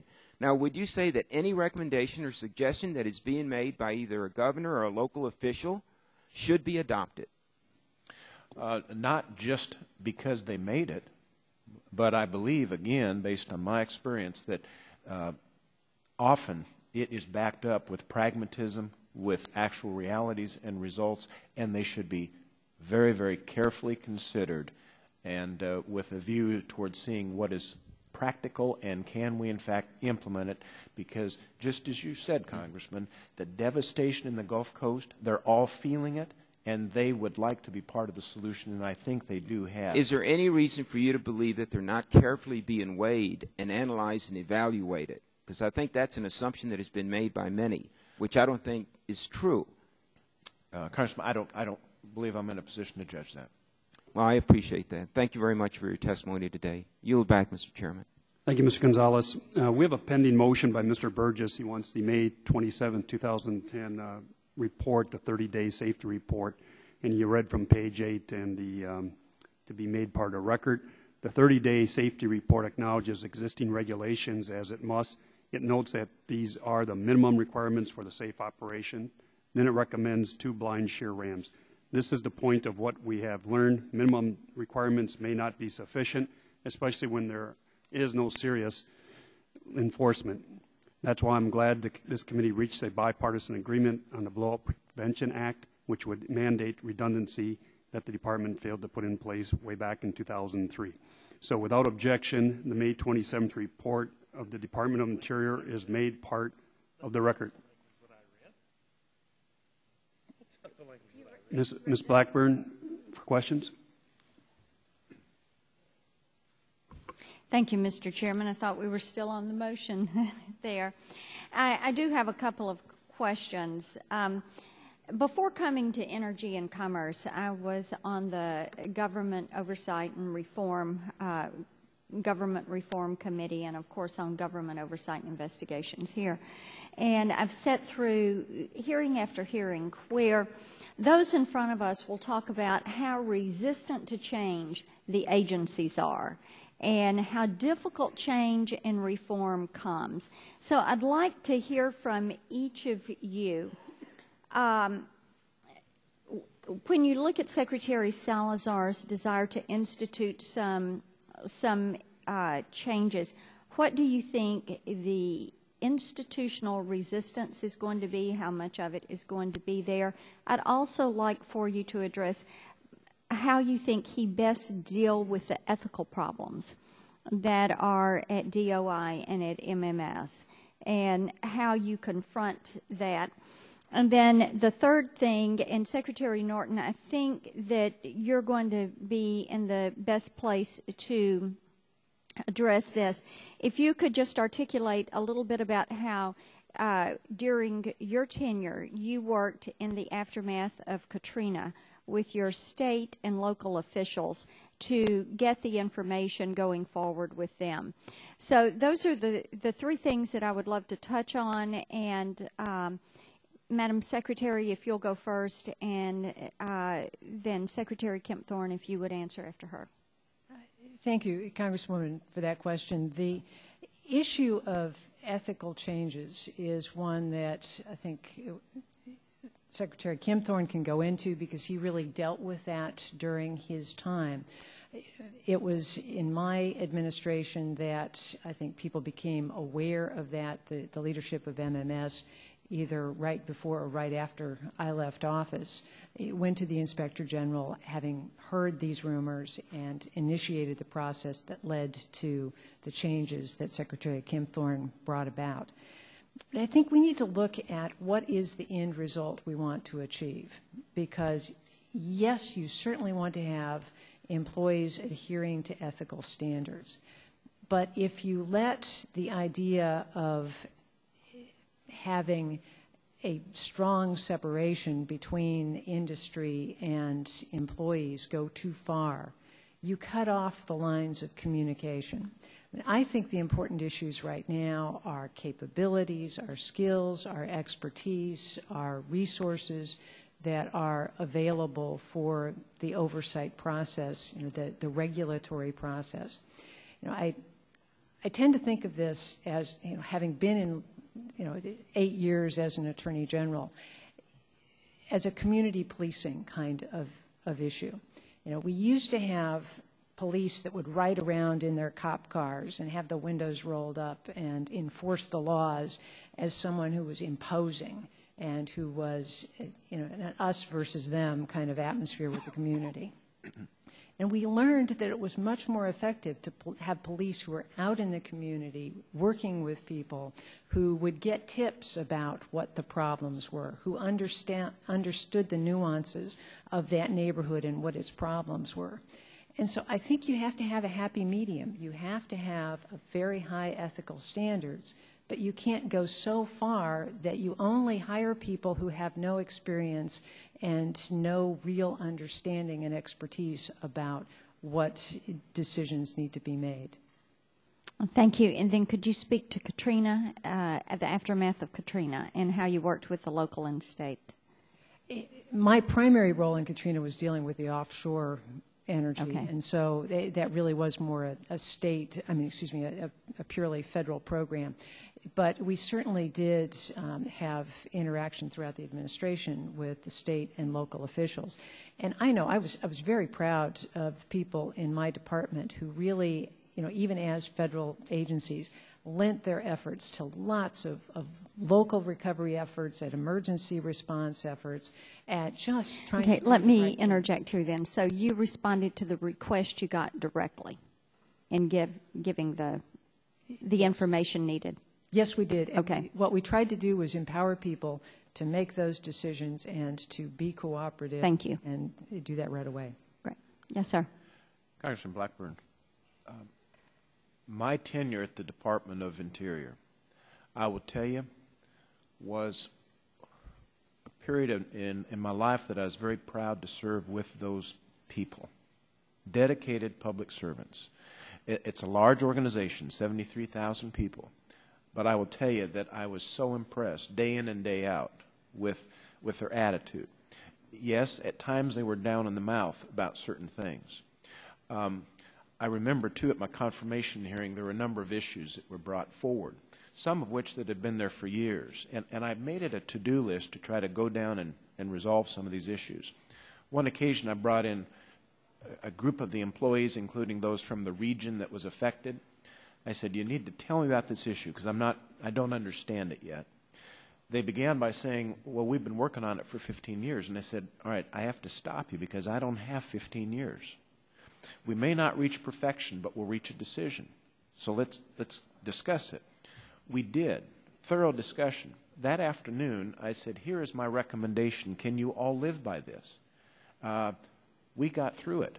And the attitude was, hallelujah, we have a decision and we'll go forward. You referenced about the ethics that is there. I will tell you that I worked closely with Inspector General Earl Devaney on a continual basis.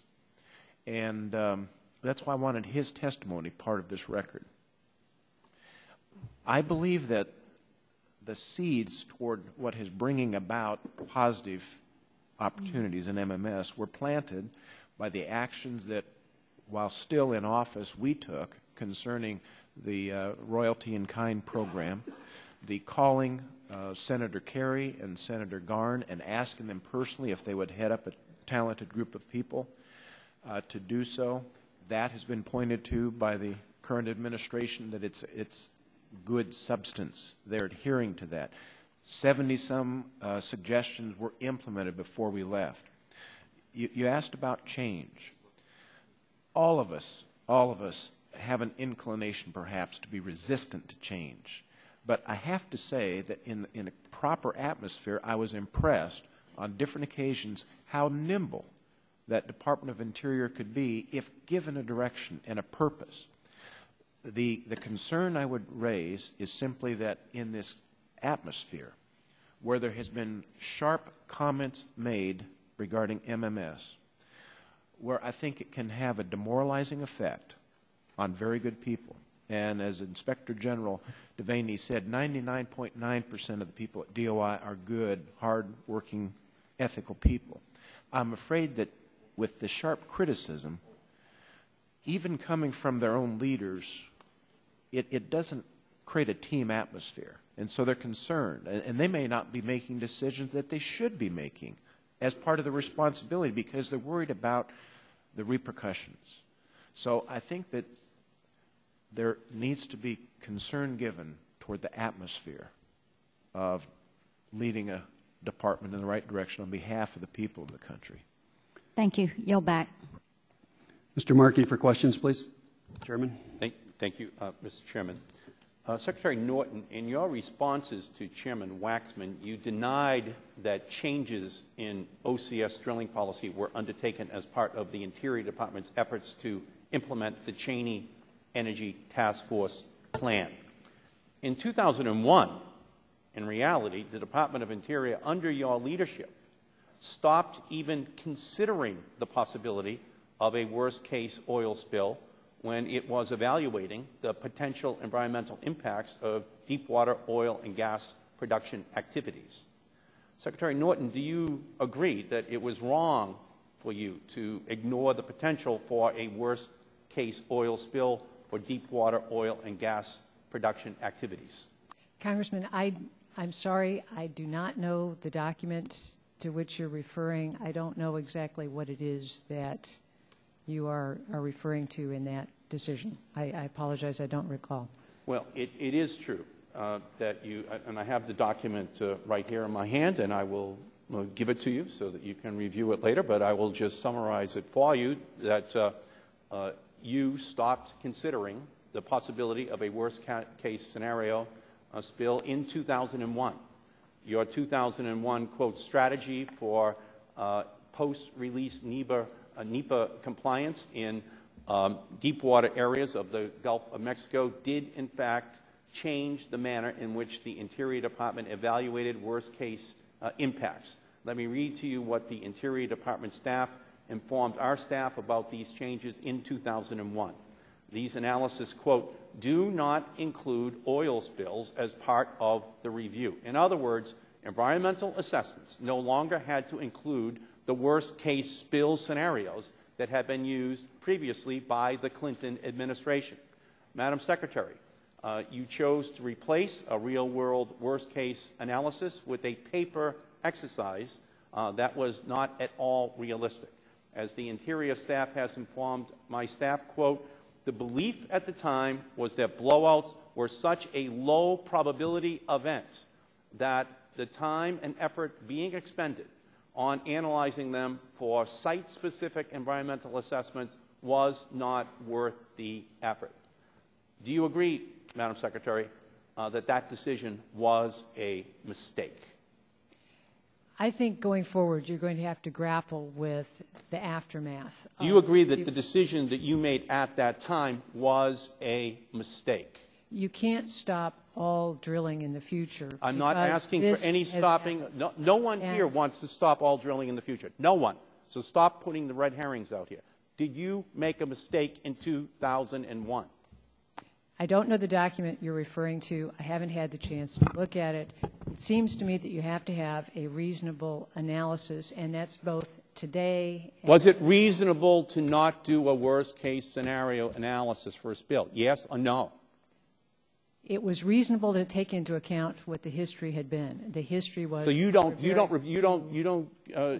there were longer. very few large spills. Okay, let me go on to the second question. In 2000, I think we now have seen a very different change. In 2003, Madam Secretary, the Department of Interior, also under your leadership, actually exempted most Gulf of Mexico lessees from including blowout scenarios in their oil and gas exploration or production plans.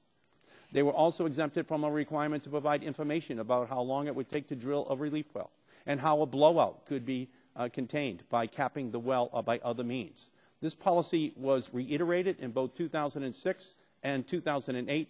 As a result, BP didn't include any of these blowout scenarios or relief well plans in its plans for the Macondo.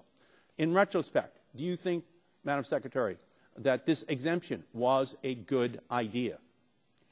My understanding is that under the Outer Continental Shelf Lands Act, there is a process of looking at things on a broad scale that really ought to focus on big picture. Do you think it was a mistake to create those exemptions in retrospect, Madam Secretary? That it is appropriate to deal with those kinds of issues in an offshore situation by looking at those from the big scale basis, and then for the individual wells, the individual plans of exploration, you focus on those things that apply to that. Madam Secretary, well. again, and so you there was have things there was on a Madam Secretary, there was a time. deregulatory ticking time bomb that was set while you were Secretary that has now exploded in terms of this blowout preventer and other devices not having been properly regulated. Do you believe, in retrospect, it was a mistake to create those exemptions? I haven't seen anything that would indicate that there is a cause and effect relationship between the Deepwater Horizon decisions that were made by BP and what this analysis is that you're talking about. No, a climate, Madam Secretary, of complacency was created by boosterism, which has now led to a catastrophe. And that boosterism, that complacency, was this deregulatory environment which was created during that 8-year period. It affected blow-up events. It affected the spill response plans that needed to be put in place. It, in fact, dealt with all aspects of what it is that we are now dealing with as a consequence of those decisions. Mr. Chairman, thank you. Mr. Scalise for questions, please. 5 minutes. Thank you, Mr. Chairman. Starting with the moratorium that's been discussed a lot, I want to go back to the 30-day safety report. And the President and Secretary Salazar had put together a commission, and they brought in experts, scientists, engineers that were recommended that came together and did a 30-day report. And in it, they actually recommended some safety changes that should be made, which I think were very reasonable recommendations. But afterwards, when the moratorium, the 6-month moratorium was issued, it was alluded that the 30-day commission supported the moratorium. They had to come out the next day and correct that and make it clear that they actually were against the moratorium. And they gave some really good safety reasons. And I want to ask your opinion on this because it hasn't really been discussed a lot nationally when you talk about this moratorium that's going on that potentially has a greater devastating impact on our state long-term than the spill itself because of the negative impact on jobs. And some people are trying to make this a choice between jobs and safety. But in fact, the scientists that the President himself recommended, not our scientists, this is the President's scientists, they said you would reduce safety in 4 different areas if you have a moratorium because, number one, your most experienced rigs would leave first. The rigs that are the newest and most technologically superior. Your most experienced crew members, they cannot put some kind of mysterious 6-month pause on their life. They're not just going to sit idle and go collect unemployment as the President suggested to them. They're going to have to go do something else to earn a living for their family. So you lose those most experienced crew members. There are high risks involved with stopping and starting operations. And then the final point is our country's dependence on oil hasn't decreased. So as you take maybe 20% of the oil supply that the nation consumes away, that's going to have to come from somewhere else, and that's going to be imported from Middle Eastern countries, many of whom don't like us, but it's going to be imported by tankers, and 70% of all the spills come from tankers. So you actually increase the likelihood of spills, and you reduce safety by getting rid of that experienced workforce and those vital and scarce resources in those rigs. So with all of that said, I haven't seen a lot of discussion on the other side about the decrease in safety associated with this moratorium that the federal judge said shouldn't go forward. I want to get your take on that, both. Ms. Norton first. I think that there is some legitimate concern about losing the most sophisticated of the rigs to other countries, and to making sure that we are not losing all the personnel that are most experienced to other places, all of those good jobs.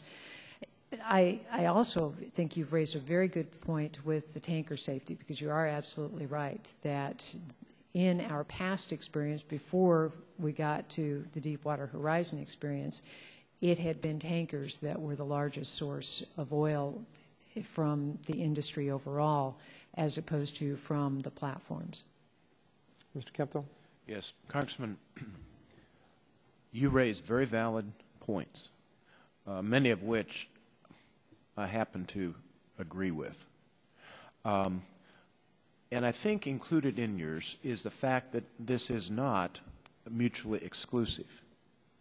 We can have a safety record, and for 40 years we did. There's a question as to what caused this current tragedy of 90 days ago.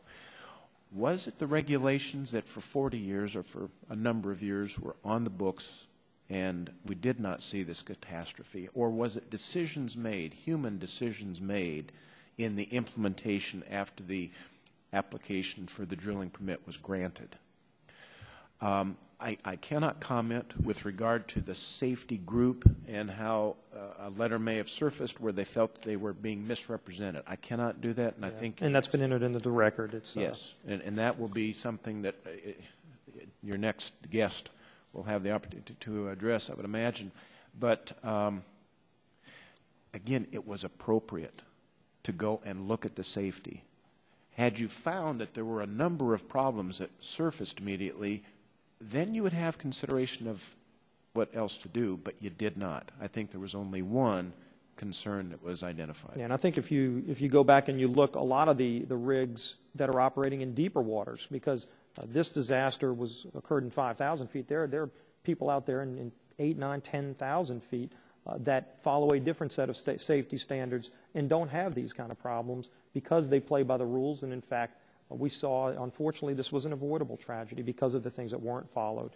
But hopefully we can get into more of that later. But I also want to touch on another point, and that is this chain of command issue. And clearly, when I talk to leaders on the ground, their biggest frustration is that they're spending more time battling the federal government than the oil, because you don't have that all-hands-on-deck urgency approach taken by the federal government that needs to start now.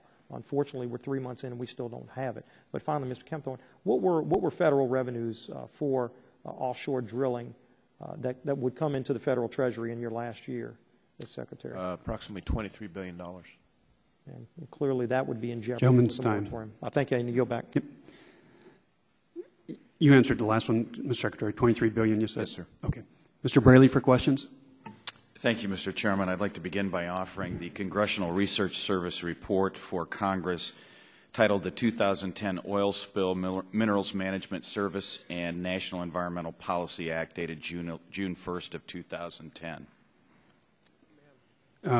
Yes, we'll take a look at it. We'll hold it in abeyance for now. Go ahead. One of the things that this report identifies is that there are 4 different stages of the review process that are supposed to take place on every oil lease in the Outer Continental Shelf. The first is the development of a 5-year program, then a plan for a specific lease sale, then approval of the exploration plan, and then approval of the development and production plan. Would both of you agree with that? Yes. And these 4 stages are based on the Outer Continental Shelf Liability Act. That's your understanding of the statutory basis for those requirements? Outer Continental Shelf Lands Act. Yes. You have to say yes so that it's part of the... Yes. And one of the things that the courts interpreting that act have concluded is that one of the basic premises of this review process is a tiered environmental review, assuming that the level of scrutiny increases as a lease moves toward approval of the development and production plan. Would you both agree with that? Yes. One of the things that disturbs me about this report and about the circumstances that led up to this disaster is that the requirements for blowout scenario differ depending upon which part of the Gulf is affected. Are you both aware of that? Yes and no, because the flow of currents might be different, the terrain that's on the shoreline might be different, but in many ways the impacts are going to be the same. Whether the Deepwater Horizon was 10 miles one way or the other would not have the same impact as it would onshore. For Madam Secretary, I'm not talking about those issues. I'm talking about the regulatory framework itself that requires blowout prevention scenarios to be part of this review process. Can you explain to me, for example, why when the state of Florida is the affected state, which is the eastern Gulf, there is a mandatory requirement for a blowout scenario, and yet when the state of Texas is the affected state, the western Gulf region, or the central Gulf region, which is the part most devastated by this disaster, there is not a mandatory requirement for a blowout scenario under the regulation? And that is something that I have not been able to trace exactly what the rationale was behind that. You know, I don't have access to the people within the Minerals Management Service to ask exactly what the thinking was on that. It, I think, either could have been because those things in the areas to which you refer, those are already handled in other documents and through other analyses that are done routinely. My review of the regulation makes it clear that there are specific preferences given to individual states. And can you think of any legitimate reason why the residents of the Central Gulf would have less interest in an extensive environmental review than residents of the state of Florida? There's something called the Coastal Zone Management Act that has a significant impact on offshore development, and that does require the federal government to take into account the plans of the various states as decisions are being made offshore. Do you agree that the impact and devastation is the same regardless of where that blowout would occur? It certainly has shown to be a terrific devastation here and a terrific impact. Now, Mr. Kempthorne, part of the other information included on page 13 of this report is an indication that while MMS regulations require disclosure of a blowout scenario and exploration plans, MMS provided an exception in a 2008 notice to lessees on this particular lease, which would have been during your tenure. Is that correct? That would be during my tenure. And the exception exempted OCS actions in the Gulf from blowout scenario requirements under certain conditions, and those are the exact conditions I'm referring to, which did not require a mandatory blowout scenario for the Central Gulf. Were you aware of that? Congressman, there's a long-standing provision that allows a regional director to limit information that needs to be submitted. Well, here's the problem. I think why we're both struggling. Excuse me, I only have 2 minutes left, so here's the problem I'm having. BP submitted information to Minerals Management Service at the earlier stages of this lease, indicating there was a 99% chance of a blowout over the 40-year period of the lease, a 99% probability, and that the most likely scenario would be a 10,000-barrel release as part of that blowout. And BP had also discussed a worst-case scenario response in its initial exploration plan, and it considered a worst-case scenario to be a blowout at the exploratory stage, leading to a spill of 3857 barrels of crude per day. And even with that information, MMS approved BP's spill response plan for worst-case scenario. And despite all that information that was in the leasing record, BP sought and received a categorical exclusion from an environmental impact study at the later phases of this process. And given what you admitted to me earlier about the intention being a more strict scrutiny of the environmental impact as a lease progresses toward production, can either of you explain to me why that happened? I don't know the the specific details you were citing, but the categorical exclusion for those kinds of things has been part of the Outer Continental Shelf lands management since the 1980s. And so it is the way in which those things have been handled throughout basically the existence of the program. This report raises the disturbing scenario that the approval process of the categorical exclusion, eliminating the need for an environmental impact statement later on the development of this lease, turned the expected level of scrutiny on its head, so that instead of having a stricter scrutiny of that environmental impact at the later stages moving toward development and production, a waiver was granted rather than requiring a more intense level of review. And that makes no sense. Well, you need to look more into the details of a specific proposal as you move closer to that specific proposal. The concept of the Outer Continental Shelf Lands Act is that you look at those large-scale issues on a large-scale basis. And I understand that, and my time is running out, so let me just close with this. Do you not agree that in light of what we know now, that policy of giving categorical exclusions, which seems to be the opposite of the intended stricter scrutiny as you get closer to production, should be reevaluated by MMS? I certainly do think you need to look at these things going forward and look at your overall process. So I do think you need to look at how those things need to relate in the future, and especially as you're talking about how something that is a very catastrophic event but has a very small probability of actually happening. Well, this had a 99% probability of happening in a 40-year lease. I frankly question that. I think that may have not been a correct reading of that. Well, I'm reading from the report, and I yield back. And Mr. Braley, would you provide a copy of that report so the Absolutely. minority can look at it, so that your motion is still pending on whether or not it be accepted? Secretaries, can you go 20, 25 more minutes? We're sure anxious for your next guest to join you. Yep. We're anxious to have them, too. A few more questions, if you may. Okay. Let's start, myself, Mr. Burgess, and whoever else will go. At 10-2, we'll cut it off. How's that? Fair enough? Okay. Let me ask this. You know, it seems like we have the Energy Task Force in 2001 saying, let's get our energy going, and we have a couple executive orders to expand offshore drilling, get things rolling. It seems like throughout all of our hearings that we've developed a technology to drill deeper and in more sensitive areas, and hopefully we do it in a safe manner, but we never developed the technology to have a cleanup. Is that fair to say? We were still using the same technologies from the 1920s, booms and trying to skim it and burn it off. Fair to say? So let me ask this question. In the government models, we always talk about worst case scenarios. Government models, the last time they were updated was 2004, and they dealt with surface spills, nothing deep water. In 2005, MMS modeling team recommended that the spill plans need to be upgraded to deal with deep water releases. Any reason why that was not done? Madam Secretary, I think it was 2005, you're still there. Any reason, do you remember their report recommending doing some deep water modeling? Because that's what we base everything upon.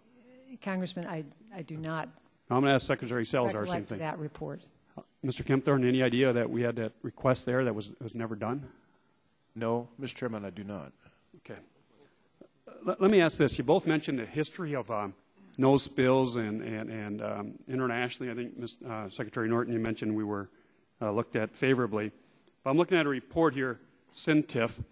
It's dated July 24, 2001. And it's actually, CINTIF is actually out of Norway, and they were asked to do a report for Minerals Management Service. And in there, they're talking about the study of the BOPs, blowout preventers, and what goes wrong and kicks in the wells. And I found this very interesting. Of the 83 wells drilled in deep waters, ranging from 1,300 feet to 6,500 feet, there were a total of, on these 83 wells, 117 BOP failures and 48 well kicks. This is off 26 different rigs. So if you take a look at that, we have 117 BOP failures, 48 well kicks, so that would be 2 incidents per well or 6 incidents per rig. And this report goes on and says an alternative BOP configuration and a BOP test procedure that will improve safety, availability, and save costly rig time has been proposed. Do you ever know whatever happened to this report, Madam Secretary? I don't recall ever seeing it. Okay. And when you did the 2003 rule making, you didn't take this in consideration then because you don't remember seeing it? I would imagine that someone in the Minerals Management Service who had responsibility and who had the technical expertise to evaluate that did so, but I, as Secretary, did not see that. It was interesting that we hired a Norwegian, MMS hired a Norwegian company to do it, and they took, Gulf of Mexico and versus Norway because they're up in the North Sea, and they found that we had more kickbacks, we had more problems with pressure, which actually were the issues that led to the problems with Deepwater Horizon. I will conclude my questions right there. I'll turn to Mr. Burgess for 5 minutes for questions. Well, Mr. Chairman, if Secretary Salazar is here, I'm perfectly prepared for him to come and us to begin the second panel. You waving? Well, if the Secretary is here, are you ready to start the second panel? No, we'll be starting at 2 o'clock. At 2 o'clock. Is the Secretary here? No. Okay. Has he been So watching? you waved? No, I'm not going to wave. Has he been watching this on C-SPAN, as you said he might be? That's a good question. You should ask him. I mean, I'm offended that we've been here all day. People have been asking good questions and making reasonable statements. And Mr. Burgess, you know darn well that Secretary has his staff here. The Secretary and he may very well be watching it, but I haven't. The Secretary has so little interest that he wouldn't even notice that we were winding down and that the committee has dwindled to a less than critical mass. Well, let's do. Well, if you have no further questions. No, I do have some questions. Okay. Let's visit for just a minute some of the questions that Mr. Markey was asking and then not really allowing for a response. Secretary Norton, when you became Secretary and you inherited the agency from Secretary Babbitt, were there specific regulations relating to deepwater drilling that had been proposed by the previous administration? Yes, there were some regulations as to blowout preventers and cementing and so forth that had been proposed in 2000. And what was the result of that? Did you proceed with the implementation of those regulations, or did you shut them off because it was a new administration? They were proposed, and then they were in the previous administration in 2000. They were finalized in my administration. There were very few changes that took place between the proposed and the final. The one key thing that we added in to that was a requirement that the companies look at the deep water technology and how they were using stronger pipes and needed to have stronger shear rams in order to deal with those kinds of more hardened pipes. And so we put in place a new requirement that had not been in the previous proposal that required industry to do that. We put in place several requirements in those regulations over the objection of industry. Well, so if that's a deregulatory ticking time bomb that was set in motion, that really doesn't compute, then, does it? No. Was a deregulatory ticking time bomb then started during the Clinton administration? Or is, in fact, the deregulatory ticking time bomb simply a straw dog or a red herring, as the chairman put it to you? Is this just a red herring that he's throwing out? There's no question. I've got a list here. I referenced earlier some 23 or 25 studies that were done by the Technology and Assessment Research Program. I've got someone has been kind enough to provide me what must be 100 or 150 such studies. 600, I beg your pardon, 600 studies that have been done. Now, not every one of these studies will lead to a new regulation, but the studies are done for good reason to address problems that are out there, but then they become part of the investigatory process that leads to the rulemaking that eventually then governs the rules. It'd be very difficult to run any industry. My background's in medicine, but if somebody came and sat down 600 new regulations, oh, wait, we may do that. But nevertheless, it becomes very, very difficult to run anything with having this level of regulation. But at the same time, your agency, for both of you, was charged with looking at these things, putting what you thought was out for reasonable proposed rulemaking, and then setting the regulations and setting the rules. Is that not correct? Yes, and there's also behind that a whole set of industry standards, some of which were adopted by MMS and some of which remained industry best practices. And that also took into account, those things were changed much more frequently than the regulations to take into account advances and learnings from all these various studies. You know, we had the one hearing here where we had 5 or 6 executives from the big oil exploration companies. And one of the things that really struck me during that morning, of course, everyone said, 5 to 1 said they wouldn't have done what BP did as far as the drilling practices. But from the individuals who were here that had actually worked their way up in their companies, had started on the offshore rigs, a lot of sensitivity to the fact that you sometimes would have to shut down a well. You sometimes would not be able to bring a well in because it was simply too dangerous. And one of the executives even made the comment in response to one of the Democrats' questions that if you start going too fast, you're going to get someone killed. It is important to have people who've worked in the industry as part of the process. So the fact that it could be done in some sort of vacuum without taking into account the people who actually know how to run the business is on the face of it, it's preposterous. Mr. Chairman, you've been kind. I'll yield back the balance of my time, and we have others who want to fill the void that Secretary Salazar has left. Okay, it should be noted that you're over. You're over your time, but that's all right. Here we go, Mr. Markey. Questions, please. Thank you, Mr. Chairman, very much. Secretary Kempthorne, you heard me question Secretary Norton earlier on the 2003 decision by the Interior Department to exempt Gulf of Mexico lessees from actually including a blowout scenario in their oil and gas exploration plans. But this policy was also continued in both 2006 and 2008 when decisions about the BP Macondo well were being made on your watch. In retrospect, Mr. Secretary, wasn't your decision wrong? Shouldn't there have been, in fact, planning for a blowout scenario? Congressman Markey, I have a great deal of faith in the professionals there at MMS that deal with this, the different levels, the regional directors, et cetera. And again, based upon what had been a 40-year record, I think in retrospect, do you believe that decision was wrong, informed by what has happened?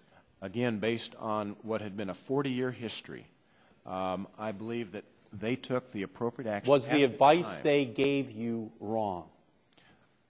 They gave me the best advice that they could. Was the advice wrong? I will just repeat my answer.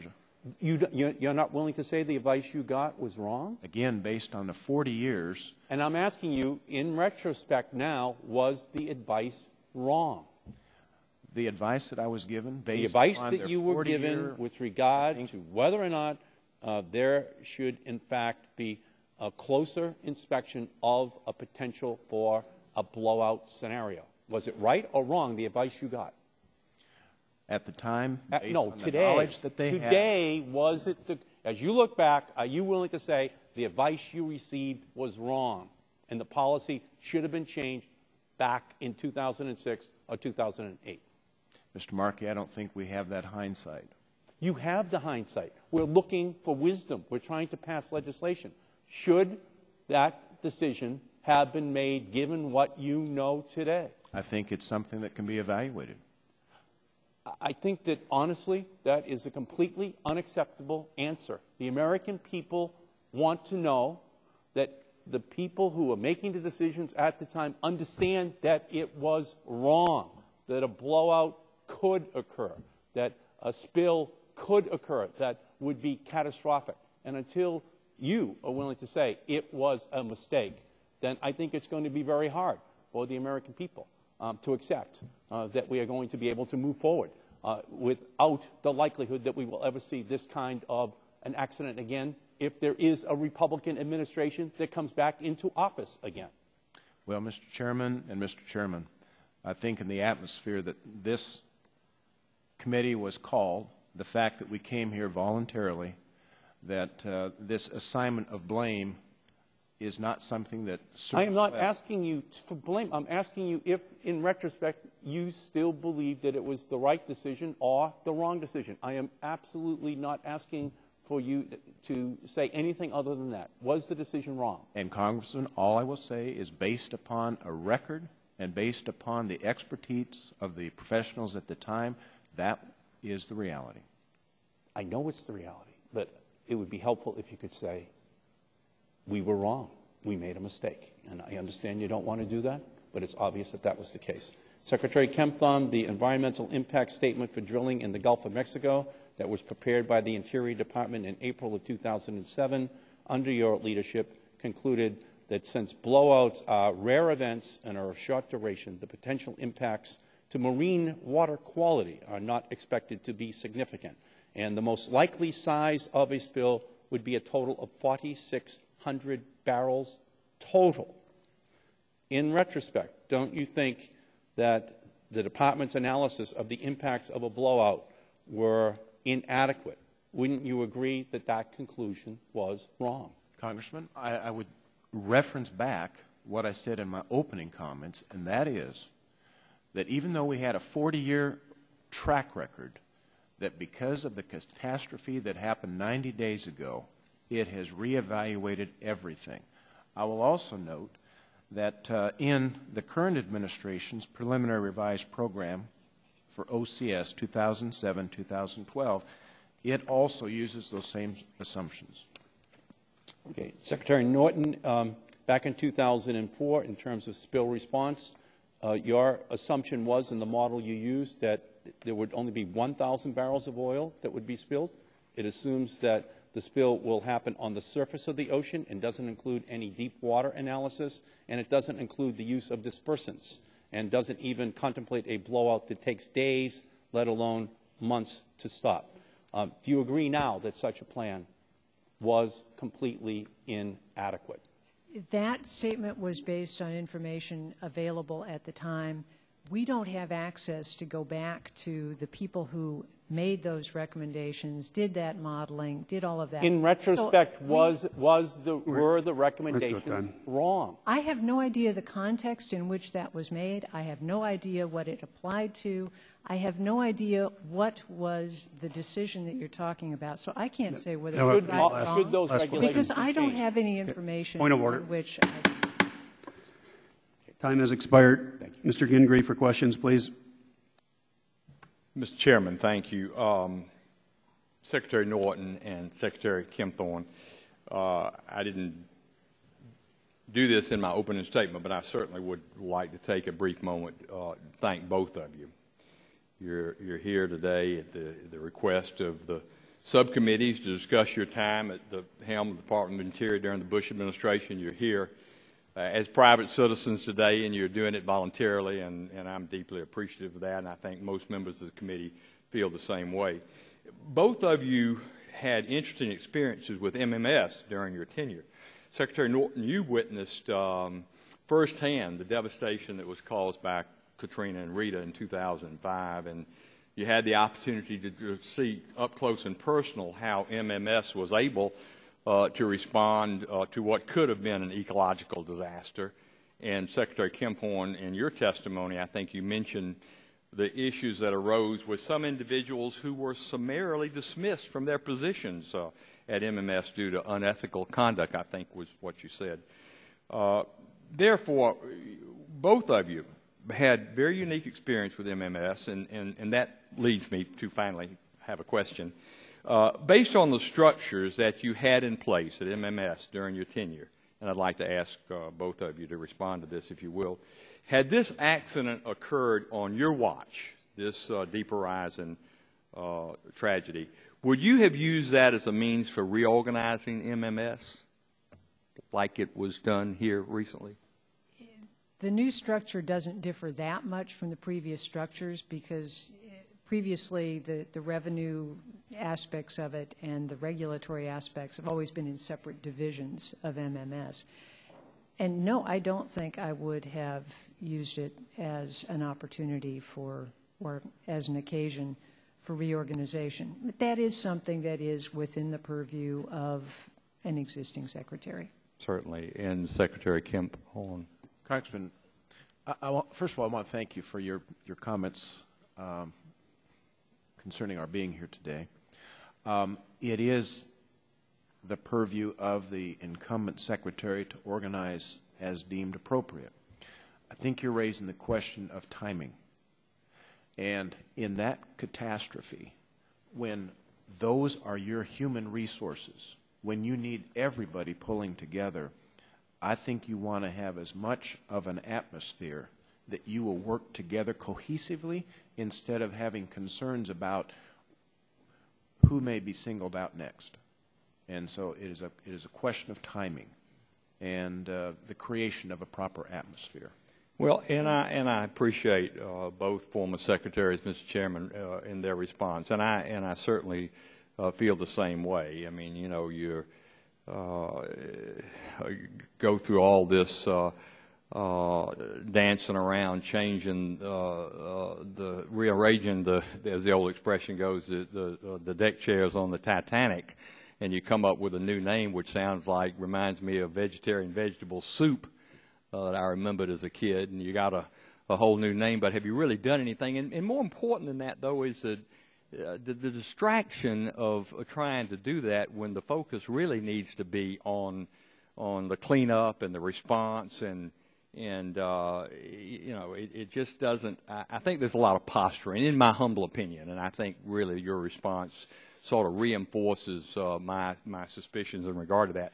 I've got a little bit more time left, so as a follow-up for both of you, can you please comment on the nature of how long, on the nature of how a long-term moratorium on offshore energy exploration would negatively impact the economy of the Gulf Coast, and based on your experience, how it would make us more dependent on foreign sources of energy? I realize that may have already been asked, but I wasn't here, and I'd love to hear your response to that. First you, Secretary Norton, and then Secretary Kempthorne. One thing I don't think we've said before is that, you know, when companies make decisions for offshore oil wells, I mean, those, you know, a platform is a multi-billion-dollar decision. You need to have some long-term predictability. There are years of planning that go into that kind of thing. And so to have all the drilling rigs be off in other countries because of the moratorium is going to have repercussions far beyond the 6 months. It's not that you reach the end of 6 months and then everything goes right back into gear. I mean, there are many, many, many years of delay and of impact of moving jobs away that are potentially involved.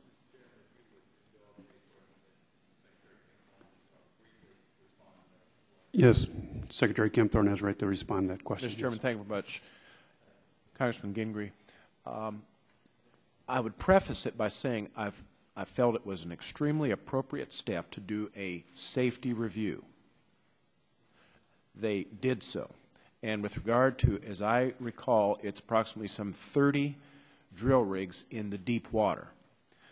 Of those that were reviewed, it was found that perhaps there was only one situation where there was a non-compliance of some element.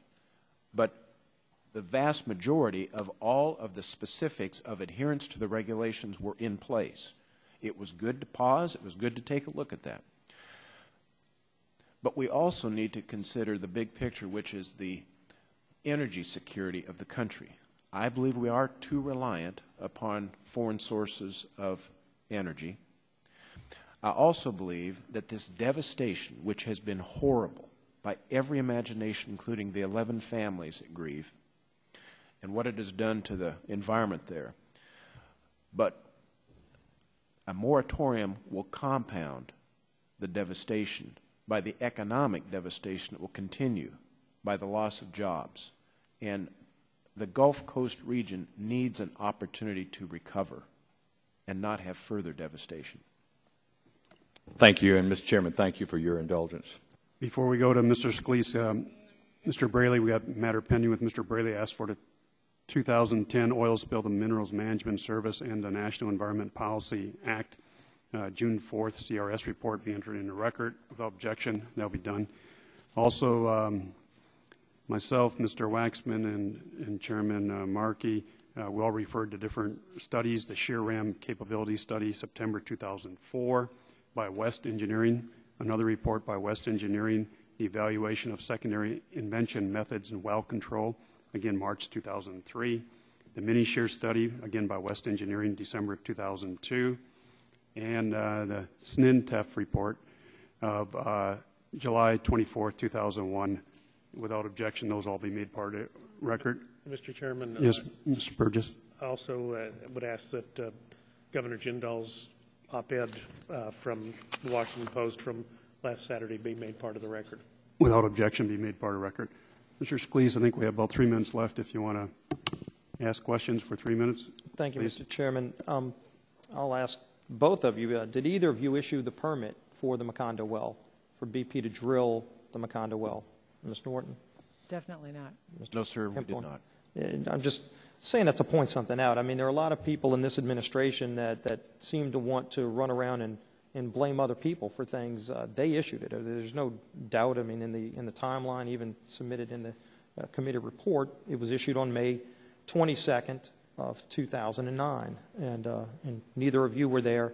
I think what really is amazing to me is that it seems like every time there's a problem, this administration wants to try to find somebody else to blame instead of trying to just roll up their sleeves and do their job and help solve the problem. And I think we wouldn't have so many of these issues that we're dealing with, especially the issues that my local leaders are facing today, 3 months later, if the administration was just willing to say, let's do our job. Let's everybody get in a room, and when there is a problem, whether it's sand berm, which took over 3 weeks to issue, Governor Jindal could have protected 10 miles of our marsh in the period of time it took to get that permit issued. And still to this day, they're waiting to get an answer back on a rock barrier plan to provide protection to Barataria Bay and some of these other real fragile ecosystems where you've got pelican nests and other very vital resources. And instead of getting everybody in the room, the approach would be sit in that room and nobody leaves until you figure out a way to get it done. And if this plan on the table is not the way to do it, and there is no perfect plan right now, but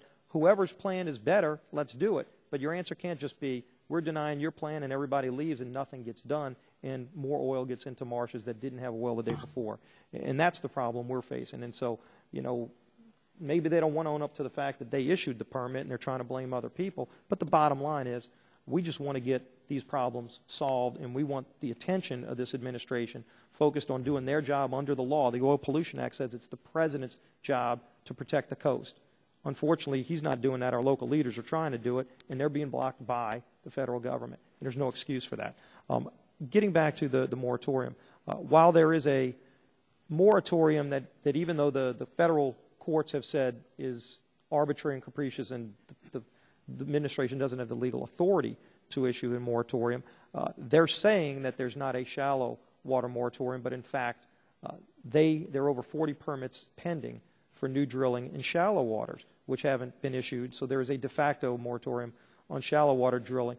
Can you talk about the differences between shallow and deep water drilling and the consequences of having the shallow water moratorium, which is causing even more job losses that even though this administration says there is no moratorium, they're not allowing any people to be laid off still to this day?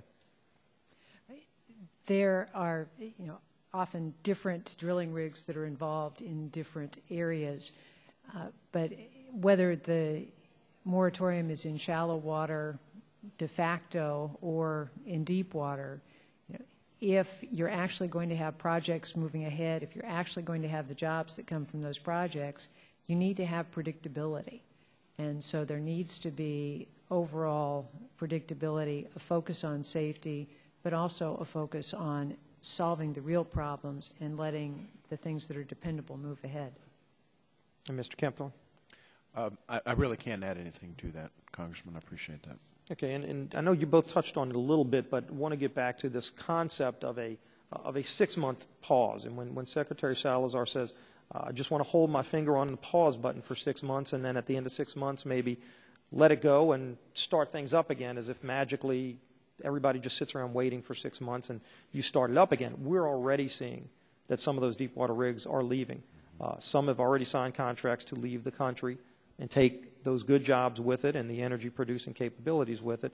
And many others are already in negotiations, and at some point soon, they're going to be signing their contracts too. But if you waited for 6 months, I just want to address that because I do think it's disingenuous for people to go around and say, there's just a 6-month pause and then we'll start everything up again. If you really do want to halt drilling for a long period of time, that's a policy decision and we can debate that, but I don't think it's fair to the American people to insinuate that you can just stop everything for 6 months and then start it back up again magically and everything will work just fine. If you can both address this, at what point down the road do you severely limit the ability for an industry to come back in a short period of time and in fact maybe years?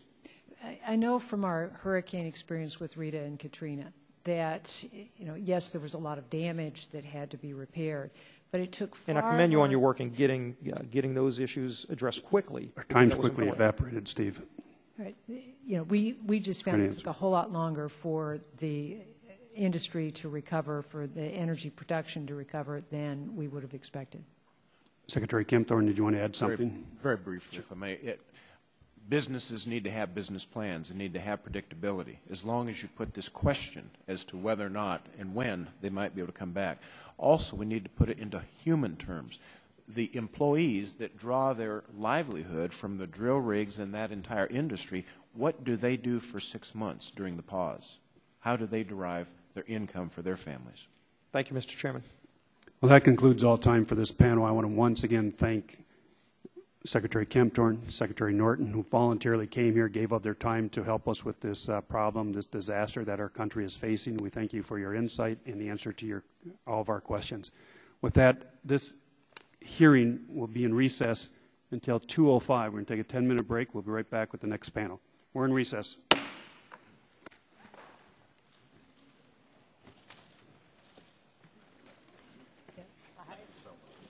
Thank you.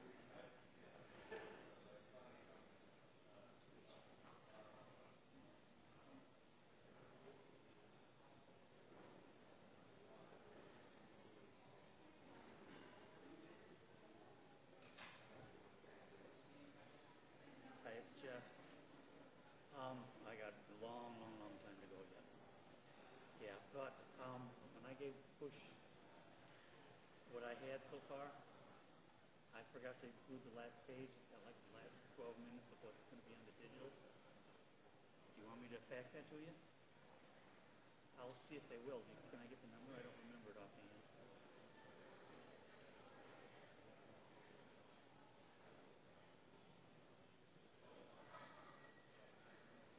Yeah, I'm sure we will.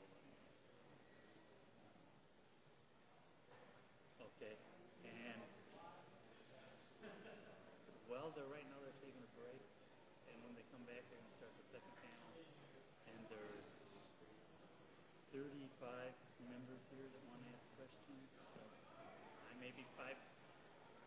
Yeah, this is two panels. They just finished the first one. They're getting ready to start the second. So I'm probably from maybe 5 o'clock, 6 o'clock. So do I call you at home, or do I? Okay.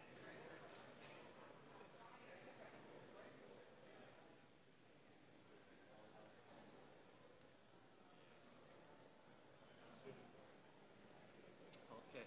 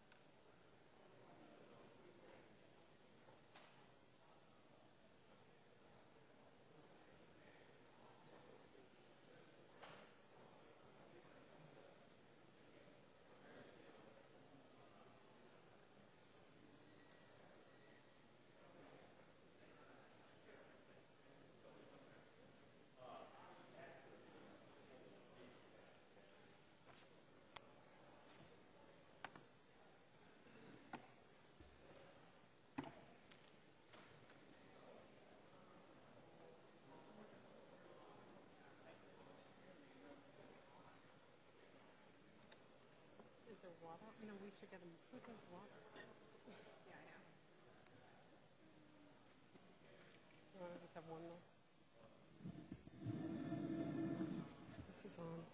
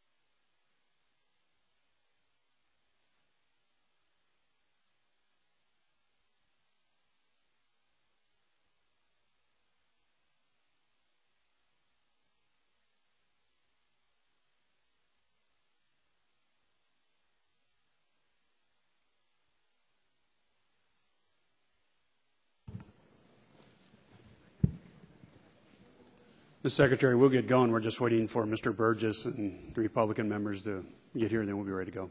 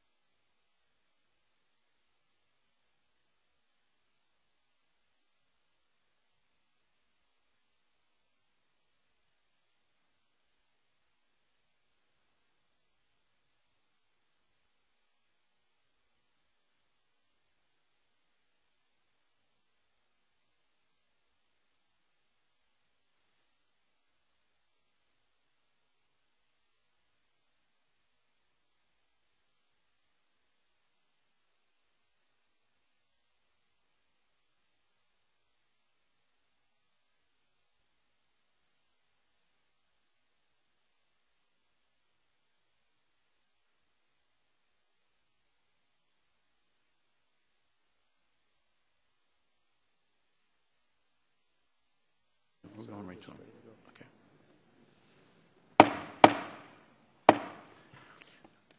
Okay. We welcome everyone back. Again, this is a joint subcommittee hearing of the Oversight and Investigations Subcommittee of the Energy and Commerce Committee and the Energy and Environment Subcommittee. We have been conducting this investigation jointly for 90 days, and we will continue to do so today. Our sole witness on our second panel is the Secretary of Interior, Ken Salazar, who was confirmed as the Secretary of Interior on January 20th, 2009. Prior to that service, he served in the United States Senate, representing the state of Colorado, and before that, he served Colorado as its Attorney General. So we welcome you, Mr. Secretary. It is the policy of this committee to take all testimony under oath, and please be advised that you have the right under the rules of the House to be advised by counsel during your testimony. Do you wish to be represented by counsel? Then would you please rise, raise your right hand to take the oath. Do you swear or affirm that the testimony you are about to give is the truth, the whole truth, and nothing but the truth? We thank you. Let the record reflect that the witness replied in the affirmative. You are now under oath. So now we will turn and welcome you again, Mr. Secretary. Whenever you feel comfortable, we ask you to please begin your testimony.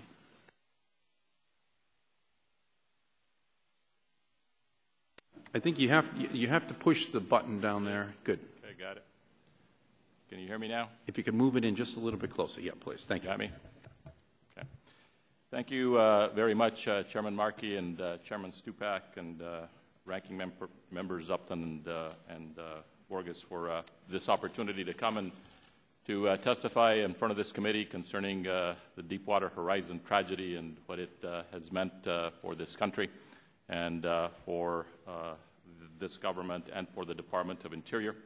Let me at the outset say that from April 20th until today, including this morning, we've continued a nonstop and relentless effort to kill the well, to stop the oil from leaking from the well, and to do everything we can to keep the oil from coming on shore.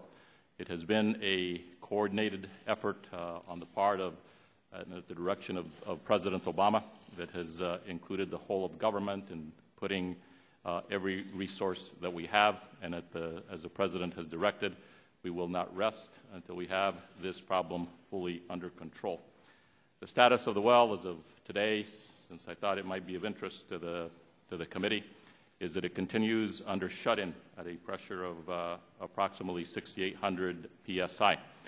There is an extensive monitoring program which we have directed BP to implement so that we can monitor seeps and any other kinds of changes as the well integrity test continues. The essence of the regime that we are under right now is a 24-hour license that BP is given every 24 hours, and then based on the review of the seismic, acoustic, and sonar and other information that we are getting, then we make a decision about whether they can move forward for another 24 hours. The rationale for that intensive surveillance program is that it is important for us that this well maintain well integrity so that we don't have a catastrophe with the wellbore essentially blowing out and then having all the contents of the reservoir blowing out into the sea.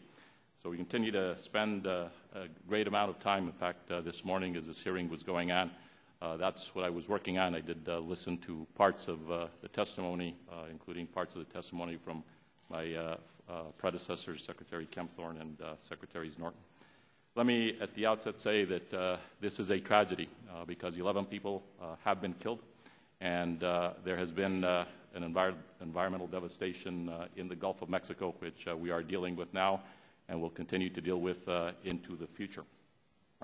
There is a tendency to blame everybody who's involved, and from my point of view, there is a shared responsibility, a collective responsibility for how we respond to this issue. I would suggest to all of you that based on your investigations, based on preliminary investigations from BP as well as from preliminary investigations that I have seen, that indicate that there were corners that were cut by BP as it moved forward with respect to this well construction. You are, as a committee, very aware of what some of those are, and you have reported on what some of your findings. I would also say that prior administrations and this administration have not done as much as we could have done relative to making sure that there was safer production in the Outer Continental Shelf. I believe that after drilling some 40,000 wells in the Gulf of Mexico, that all of the nation, including the institutions of government, the Congress, as well as the executive branch and multiple administrations, were lulled into a sense of safety. And what the Deepwater Horizon perhaps drives home more than anything else is that we need to revisit that basic assumption with respect to safety. Let me say that since I came in as Secretary of the Interior, the President and I discussed the reform agenda of the Department and made the reform agenda a high priority of mine from day one. Specifically with respect to the former Minerals Management Service, we moved forward with an ethics reform program in the Department of Interior to do away with the sex and drug scandals that we had seen in Lakewood and in other places. And most of the activity that has been uncovered by the Inspector General is activity that has either been referred over to prosecution or appropriate actions have been taken with respect to the firing, suspensions, or other disciplines of those employees who were involved. I will also say on that note that most of the employees at the Minerals Management Service continue to do their work every day. They are working very, very long hours now as we try to bring, for example, the Macondo well under control. We also move forward with the reform agenda by terminating the Royalty in Kinds program because the Royalty in Kind program had become essentially a magnet for the kind of corruption and ethics lapses that we had seen over the last 8 years. And so the termination of the Royalty in Kind program was a decision that I made early on to try to bring the end to the prior corruption. Thirdly, the Outer Continental Shelf and the plans it had put into place. Many of you will recall that on the last day of the prior administration, there was a new plan that was put forth for the OCS that essentially covered the entire OCS with respect to future development. We changed the OCS plan in what was some very extensive set of hearings, and we were dealing with two different sets of plans, one from 2007 through 2012, and then the new plan that was proposed from 2010-2015. And we narrowed it down so that we're protecting special places in the Arctic, the Chukchi, and the Beaufort Seas and Bristol Bay, where we canceled 5 leases in that area. We took the Pacific off from drilling activity, and propose that we move forward in a thoughtful way with respect to areas in the Atlantic as well as with respect to the Gulf, where our intention was to stay away at least 125 miles from the shores of Florida. And finally, as you, Mr. Chairman, with your advocacy, we have followed on your direction that we do everything that we can to stand up renewable energy in the offshore, especially in the Atlantic. We see great hope in that possibility. We believe that huge amounts of electricity can be generating from wind, and that is an effort which is well underway. Let me finally, just in terms of how we have moved forward since April 20th and before, we had been working on moving forward with additional safety requirements and additional training for employees. But we've also raised the bar on industry. The 30-day safety report, which I prepared at the direction of the President, set forth a number of recommendations with respect to blowout preventers, cementing, casing, and a whole host of other things that should make drilling more safely. We have moved forward with a safety notice to lessees, which essentially is a recall of the blowout prevention mechanisms and requirements for stronger casing and well-designed requirements. That notice to lessees has been sent, and we've also sent a notice to lessees with respect to blowout prevention. We are moving forward with the reorganization of what was formerly the Minerals Management Service and have created the Bureau of Ocean Energy Management, Regulation, and Enforcement. That effort is led by the Assistant Secretary of Land and Minerals, Wilma Lewis, who was a former United States Attorney and Inspector General at the Department of the Interior. And the agency itself will be led by Mike Brownwich, who also was an Inspector General for a very long time in the Department of Justice and who has been involved in reorganization matters within the private sector. The reorganization of the new MMS, the new Bureau of Ocean Energy, essentially will have 3 units. One will be an Office of Natural Resource Revenues, and that's to separate the revenue collection function from the other functions related to leasing the resource. A second unit will be one of Bureau Ocean, an Ocean Energy Management unit, which will essentially make the decisions about where it is that we will be leasing the OCS resources for development. And the third unit will be one that will be focused exclusively on safety and environmental enforcement. Now, this will not come cheap. When one looks at what has happened through the 1990s and through the first decade of this century, the staffing levels at MMS have essentially remained static. We have made requests for additional staff in the last few years. The proposal that we have before the Congress and before OMB contemplates an additional 445 inspectors to help us in carrying out this very important duty for the American people. I will comment just briefly on the moratorium because I know many of the members of this committee are interested in that. It is a moratorium that I have reissued that will stay in place until November 30th, until I am satisfied that we have received appropriate and adequate answers to 3 essential questions. First, whether or not drilling can continue in a safe manner.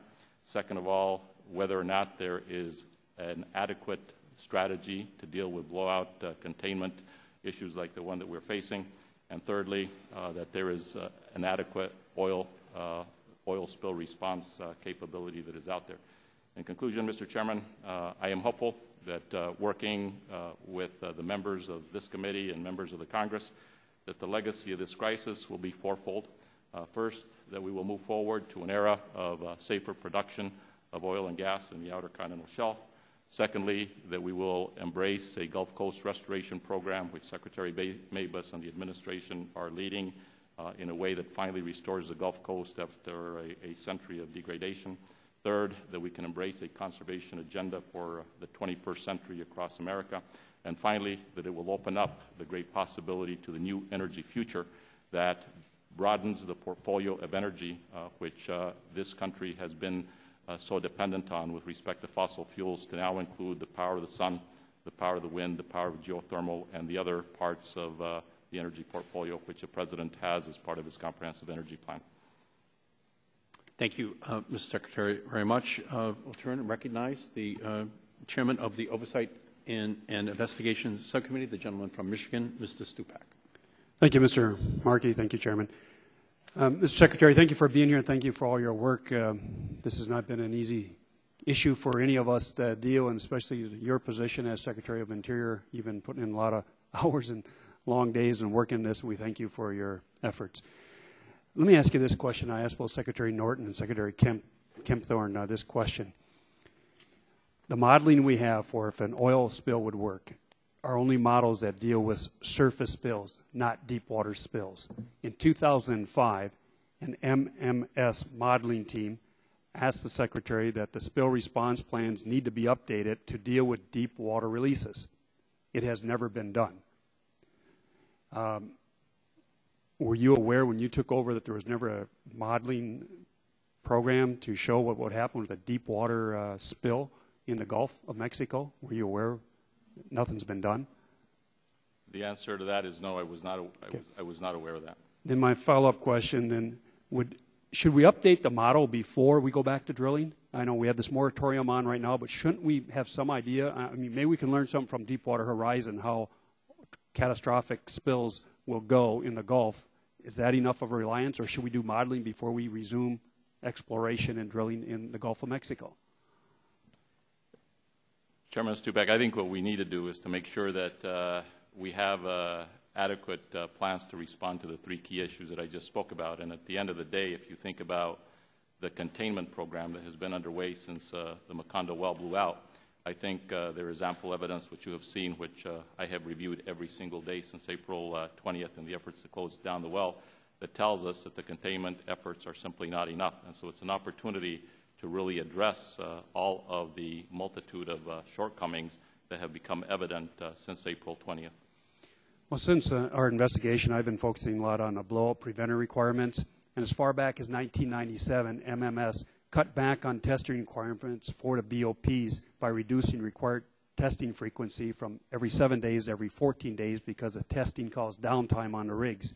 But a series of reports conducted between 2001 and 2004 pointed to even bigger problems. Over and over again, these reports indicated that in many cases, blow-up preventers would not be able to shear drill pipe in an emergency. If the BOP cannot shear the pipe, then it cannot seal the well to control blowout. The 2001 report concluded that subsea blow-up preventers should be equipped with redundant shear rams to increase the chances of success in an emergency. A 2002 report cited, and I quote, a grim picture of the success when using BOPs in an emergency. A 2003 report identified problems with emergency activation systems and a need for remote undersea vehicles to operate all BOP functions in an emergency. The warnings from 2001 through 2004 seem to have anticipated the very problems that have come to pass in the Deepwater Horizon blowout. Mr. Secretary, my understanding is that MMS established new rules for blowout preventers with rulemaking in 2003, but they did not require dual shear rams or other key improvements that the studies indicated were necessary. Is that correct? That is correct. Those requirements were not required. On the rule that was made by the Secretary Norton, I asked her about that, and I realize it's not your decision, but in retrospect, do you think that the 2003 federal rule based on these studies should have had the dual rams and shearing capabilities in case of a blow-up prevention, in case of a blowout of a well? You know, my own view, Chairman Stupak, is that there has been a lot learned with respect to these blowout preventers, including the need to make sure that you have the shearing capability. And indeed, some of the blowout preventers that are now being manufactured will require the dual capacity with the shear rams in case that they end up closing in on a place where you have a pipe that they cannot get through. Well, let me ask you, because your 30-day report on the Deepwater Horizon contained a number of new recommendations for BOPs, including the dual rams shearing, as you indicated. Can you tell me some of the other recommendations and actions that the Department of Interior will be taking to implement safer BOPs? The recommendations are many, and they're outlined extensively in that 30-day report, as well as in the notice to lessees that we have issued, and additional rules that we will be making. Some of the blowout prevention enhancements that you will be seeing will deal with the shearing capability of rams, but other improvements that have to be, in my mind, put into place as well include assurance that the backup actuation programs do in fact work. And we will be making those requirements and have made some of those requirements with respect to the 30-day report. Well, you talked about the need to hire 445 more inspectors. Will this enhance the certification and testing of these blowout preventers and other aspects that you've recommended in your 30-day report?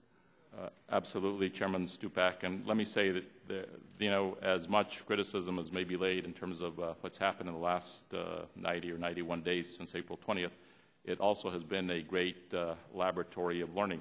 There was a conclusion that essentially was a conclusion that most people had, that you could not test the blowout preventers sub-sea. We now know that that is not the case, and so there will be additional testing requirements that will also be imposed with respect to blowout preventers. Thank you, Mr. Secretary. Thank you, Mr. Chairman. Great. Gentleman's time has expired. The Chair recognizes the ranking member of the Energy and Environment Subcommittee, gentleman from Michigan, Mr. Upton. Thank you. Welcome, Mr. Salazar. Go blue. Right? Go blue. Michigan Law School, you didn't say that. I don't know if you have had a chance to look at the bill that the full committee reported out last week, 48-0, H.R. 5626, the Blowout Prevention Act.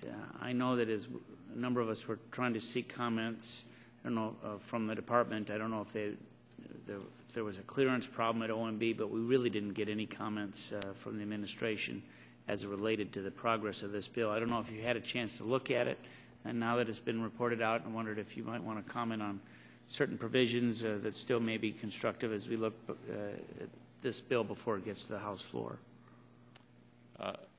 Congressman Lipton, I just, first of all, agree that this committee put its focus on one of the very key issues that needs to be addressed, and that's blowout preventers. And so I appreciate the work from this committee and the fact that you had that kind of a bipartisan support for that legislation shows that it was a well-thought-out piece of legislation.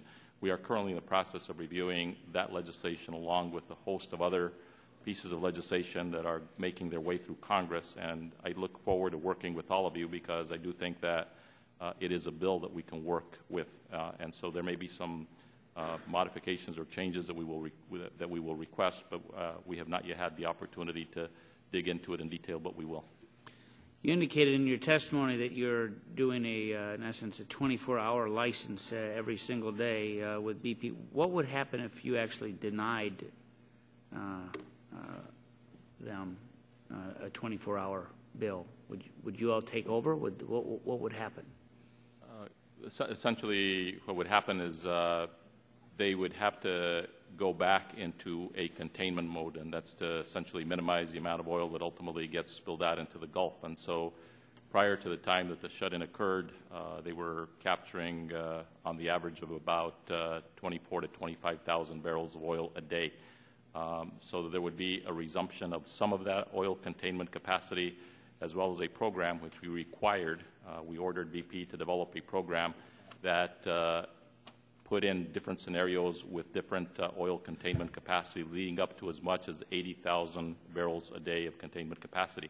To what would happen as you would transition, though, from a shut-in of the well over to a leak containment program is that during that interim period, there would be some flow of oil out into the Gulf. Former Secretary Kempthorne, when he was here earlier this morning, in his testimony, voiced a frustration to a degree that they had sought more money for inspectors, in essence about $2 million more than what Congress provided. You indicated just now that you were looking for about 445 more inspectors. I'm just wondering if the idea is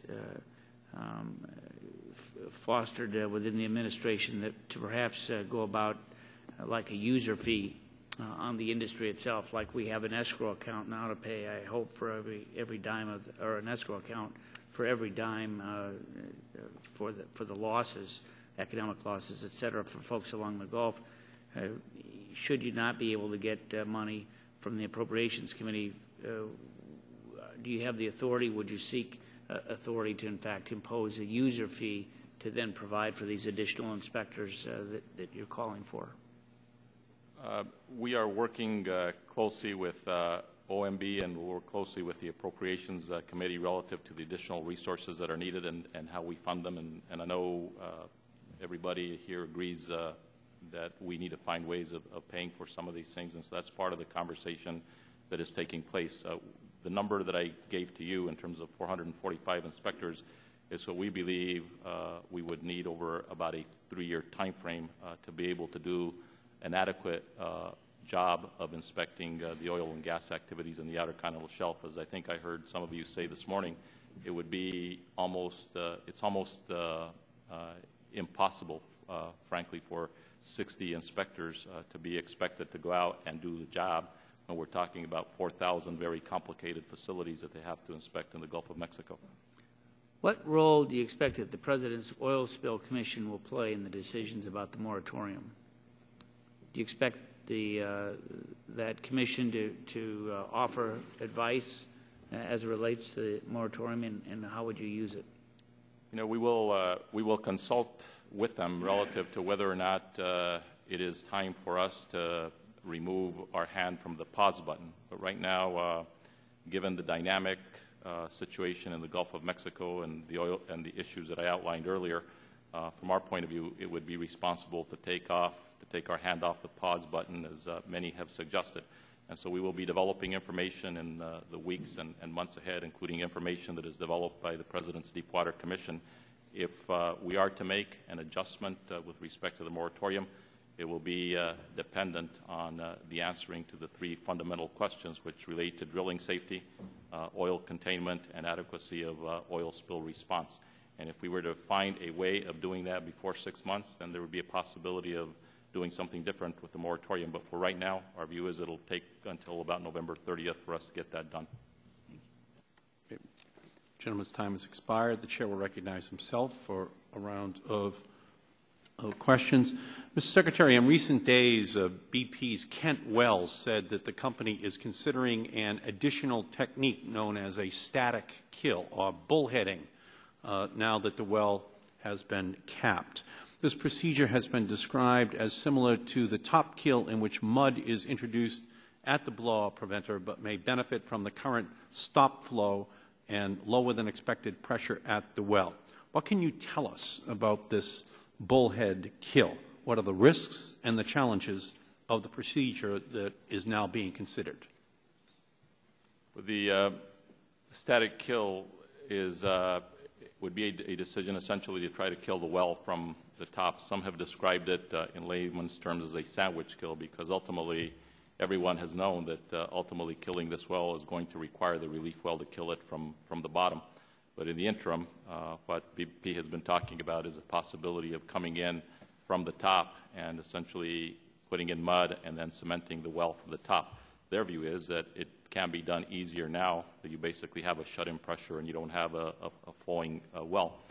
But I think Chairman Markey exemplifies a key role that we in the United States have been playing with respect to these kinds of issues.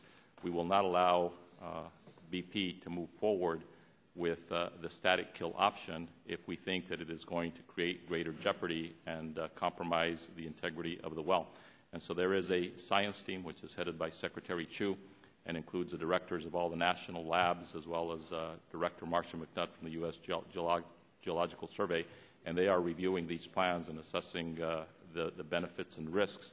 And it is on their advice we will allow the science to lead us to the appropriate conclusion before we stop BP or we green light BP on anything. Okay. Thank you, Mr. Secretary.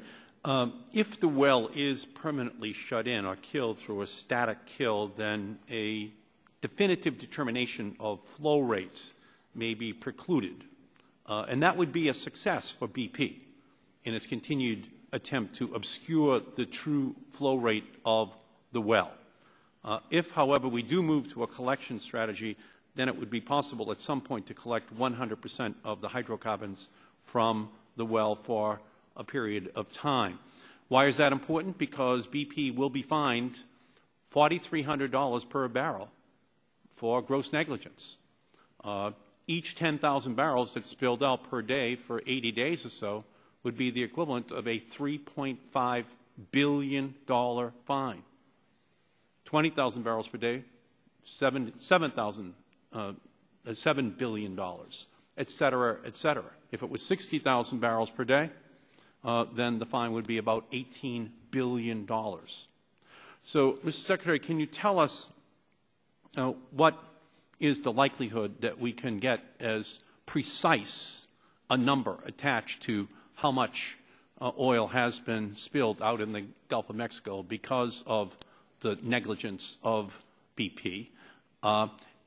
We know that BP is trying to lower the liability. They want the maximum amount of ambiguity in terms of what that number is so that the ultimate settlement will be lower in terms of what BP has to pay to the American taxpayers and to the people in the Gulf of Mexico. So can you just give us some sense of how precise ultimately the goal is for the Obama administration to establish how much oil did go into the Gulf of Mexico? Chairman Markey, I agree with your conclusion that it's absolutely imperative that we have the flow rate determined in a way that is absolute. We have the best of scientists, again, in the world that have been involved in terms of looking at these flow rates. The current flow rate of the U.S. government, which came about as a result of very extensive scientific work, is between 35 and 60,000. There is additional data that has come in relative to pressure as the well was shut in, and that will provide an additional opportunity in the days ahead to try to come up with a definitive number that will give us the rate of flow at the time of the shut-in. But there are other complicated questions, Chairman Markey, that our scientists will have to look at, including whether or not the amount of flow has changed over time from April 20th until the time of shut-in. But I can assure you that the premise here that BP be held accountable for everything that it owes to the United States of America relative to penalties and other kinds of assessments against BP is essentially imperative for us, requires us to make sure that we have accurate flow numbers. Well, again, I would just say that we know that BP will litigate this issue in terms of how large their fine is, as Exxon did after the Valdez incident. If it takes 10 years, they'll take 10 years. They'll take as much time as they want. I think it's critical for us to establish the most precise number right now because ultimately the American taxpayers should be fully compensated for what BP did to America's ocean. We thank you, Mr. Secretary, for being here and for your service to our country. Let me turn now and recognize at the discussion of recognize the gentleman from Texas, the ranking member of the full committee, Mr. Barton. Thank you. I thought you were going to go to Mr. Burgess, but I'm ready to go. Mr. Burgess pointed towards you. Oh, he did. With approvingly. Oh, he has passed the buck. Yeah. All right. Well, thank you, Dr. Burgess, and welcome, Mr. Secretary. The blowout preventer that failed on April the 20th was supposed to be inspected every 2 weeks, and we have been told that this particular blowout preventer was inspected approximately, I believe, 10 days before the accident and passed the test. Is that correct? And can you share with the committee any of the results of that particular test? My recollection, Representative Barton, is there was an inspection that did occur in early April of the blowout preventer, and that there were multiple tests that were conducted after that. The inspection would have occurred, and then following that there were, I think, tests on the blowout preventer April 10th, perhaps April 17th, but other days during that time of April. So is it correct that this particular blowout preventer that failed on April the 20th when you had the accident did pass the inspection earlier? It did pass the last inspection that was conducted. When that inspection or any inspection of these ultra-deep oil rigs are conducted, is there an MMS inspector on site while the test is being conducted? The answer to that is no. The answer to that is that the tests are conducted by the companies when they're testing the blowout preventer. When the inspections occur, you don't have the capacity, frankly, when the inspector is out there to get down and see, and conduct the test itself while you're on there. And so you take the information that is provided and you review that information as an inspector, and that's what you base your findings on. And that's part of the change that I believe needs to be made. It ought not to be a circumstance where essentially an inspector is taking the word of the company relative to the adequacy of a blowout preventer. So current practice has been a self-administered test using a approved protocol, and then the results of that test are forwarded to the appropriate official at MMS. Is that correct? As I understand it, Chairman Barton, that is, or Ranking Member Barton. I like Chairman. That's okay. Ranking Member Barton. My understanding that is how the process works. Okay. Has your department had a chance to compare the test results of this particular blowout preventer to what happened on the accident day and the inspections that have occurred electronically and visually through the remote monitors of this blowout preventer? In other words, can you indicate what the anomaly was in the accident that caused the blowout preventer not to operate when apparently very soon before that it had operated correctly? You know what, I'm just trying to, we've had 90 days to, as has been pointed out, rightfully so by my friends on the majority, the fail-safe plan was that the blowout preventers would never fail. Well, the blowout preventer did fail. So I would think a key component of the investigation would be compare the test results most recently tested with what actually happened and see what the anomaly is. Has that been done? And if it has, can you share that information with the committee? Congressman Barton, there are many pieces of evidence that need to be collected, including the blowout preventer. The blowout preventer is essentially the black box that has to be taken up from the floor of the sea. And none of these investigations will be able to be fully completed until that happens. The blowout preventer is now necessary in order to keep the integrity of the well and the well shut. I understand that. So when that blowout preventer comes out, there will be a very extensive forensics protocol that will examine all of those issues and determine what went wrong. But it's a critical aspect of the Marine Board investigation. It's a critical aspect that everybody involved in any of the investigations is focused on, and I'm sure your committee will be very interested in those findings as well. Okay. My last question, I know I've just expired my time. Why was the Jones Act not waived so that some of these international partners could send their equipment to assist in the skimming and the cleanup immediately? Because I know there was a petition to do that. Why was that not granted?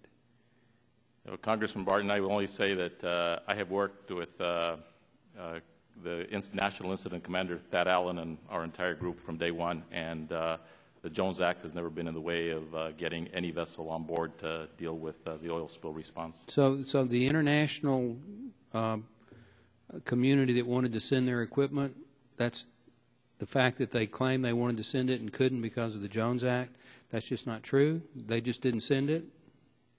It's not true that the Jones Act was any barrier to bring in any of those vessels. That, then why were they not allowed in? I was told it was because the Jones Act prevented it. If that's not true, why were they not allowed in? My understanding, and I can get the National Incident Commander's verification on this for you, but that the Jones Act has not been at all a reason for any of these vessels from coming in. Okay, you didn't answer my last. You've answered the first question. You said the Jones Act was not the reason. What was the reason? I think, again, it's the National Incident Commander, Thad Allen, that can respond to that. My understanding is that there are multiple reasons, including some of them are the distance that they were and a host of other reasons. But we can get that for you. But will you state that the reason is not because somebody in the Obama administration said they couldn't? that they were turned down? Can you declaratively state that they were turned down? Congressman Barton, what I will say this is that no stone has been left unturned in terms of any offer of help that could be used, okay? And that certainly has been the direction that the President has given to us and that the National Incident Commander have been working on from day one. Okay. I thank the Chair's discretion. Chairman Waxman, for questions, please. Thank you, Mr. Chairman. Secretary Salazar, good to see you. Our committee investigation revealed that BP made a series of risky decisions. When they were drilling the Macondo well, they used a single string of casing that provided only one cement barrier, preventing flow of dangerous gases to the wellhead. They did not use enough centralizers during the cementing process. They failed to fully circulate drilling fluids. They failed to install a key casing lockdown sleeve, and they failed to conduct a cement bond log test to determine if the cement job had failed. Many of these decisions did not conform to industry best practices, but BP went ahead with them anyway. Secretary Salazar, why was BP able to design such a risky well? Can you describe for us the regulations on well design and cementing and why they failed here? Chairman Waxman, the issues that you have raised with respect to cementing, centralizing drilling fluids, and the rest of the issues that you raised are, I know, very much a subject of what this committee has looked at. They're very much a subject of what the Marine Board is looking at right now, and we will have some answers with respect to what happened on each of those apparent deficiencies. In terms of the regulations of the department, there are regulations of the department with respect to each of those issues that you raise. Part of the investigation will determine whether or not those regulations were followed or whether they were simply broken. But that's part of what the investigation will look at. And with respect to MMS employees that were involved in the oversight of the regulations and the inspections, I've also asked the Inspector General to take a look at what exactly it was that the MMS employees who were involved in the Deepwater Horizon knew or didn't know. So we're looking at all those issues, and they're all part of the ongoing investigation. As I understand it, current regulations are performance-based. They essentially tell operators to make sure the design is safe, but require no specifics on how to do so.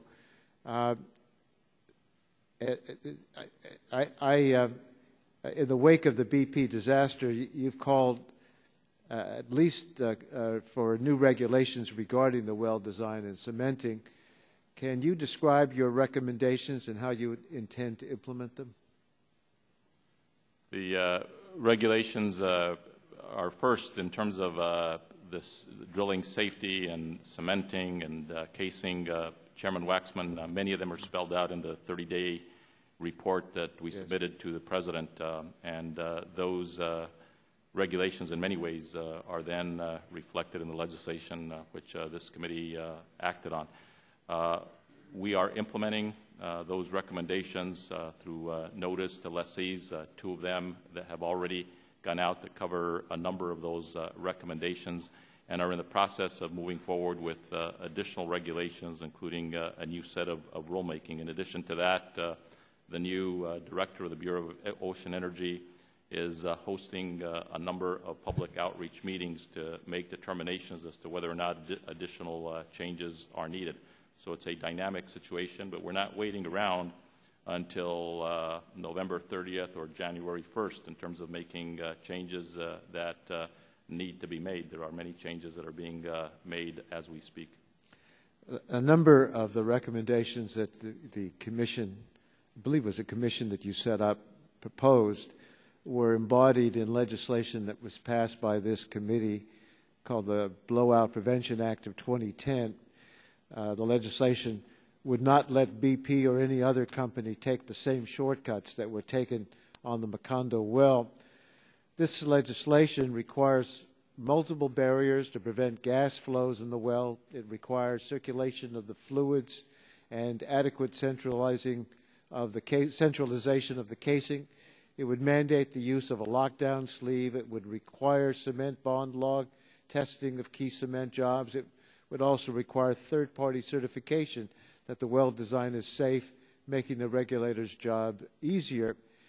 I believe this proposal that came out of our committee will help you in your effort to improve safety of deep water drilling. The requirements in this legislation will go a long way toward preventing blowouts and making sure that regulators have the tools they need to keep well operators from taking dangerous shortcuts. That was the intent of our legislation. It was based on some of the recommendations your people had proposed, and it would not prevent you from revising those regulations and updating them as you saw necessary. But the emphasis, the shift in emphasis, would be that there'd be things that would be required to be done before the drilling permit would be agreed to, not just simply that the company was going to say that they'll live up to a performance standard, and then when they failed, then we're looking after the fact as we're now dealing in the BP case. We want to work with you. We want to make sure this never happens again. And we hope that when we pass this legislation and you're finished with your job, we can assure the American people of safety in the drilling of these wells. Yield back my time. I agree with you very much, Chairman Waxman. And let me say I appreciate the leadership of this committee in focusing in on what was supposed to be the fail-safe. That fail-safe essentially was what lulled the American public, this Congress, multiple executive branches and secretaries and presidents to say that this was safe. And so your focus on that particular issue is one that I very much appreciate. And we are reviewing your bill, and I expect that we'll work things out with your staff relative maybe to some technical issues, but the thrust of it is absolutely correct. Thank you very much. Mr. Burgess for questions. Thank you, Mr. Chairman. Secretary, welcome to our committee. Who is going to be responsible for, when fast forward to when the well is shut in, the blow-up protector will be removed by someone and examined by someone? Can you tell us the process you intend to follow, who will be charged with removal and who will be charged with the forensics on the blow-up protector? And this is essentially a crime scene, as I understand it. Is that not correct?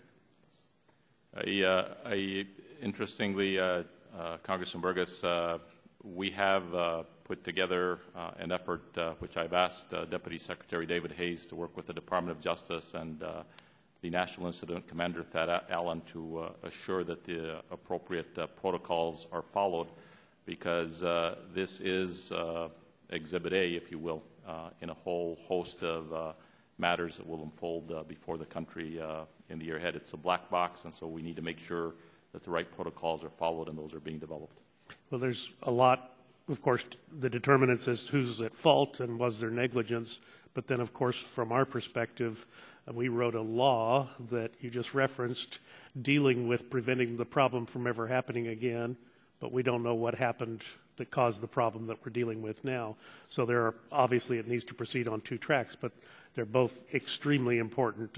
One is important from settling criminal issues and liability issues in regards to this accident, and one is important to settling the issues as to how we do proceed in the future with this type of activity. Now, I agree with you, and if we could, we would be doing the forensics on it right now.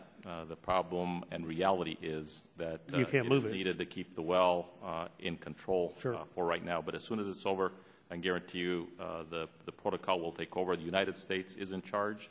The United States will be in charge of the blowout preventer and will be in charge of the forensics and the evidence. Will BP be the one that removes it from the ocean floor? We will. That's going to be will be part of the protocol, and it'll probably be an oversight with oversight from the United States government. But that will be part of the protocol that we are working on. Let me just ask you this very briefly. You referenced in an answer to a question, I think of Mr. Stupak's, or maybe it was Mr. Markey's, that Secretary Chu was having some input into monitoring the condition of the well as it currently exists, as to whether or not the pressures are acceptable, neither too high nor too low. I know Dr. Chu is a brilliant man, but does he have experience with well design? What I will say is that as a Nobel laureate and my extensive work with him the last 90 days, he's probably the most brilliant man on the planet.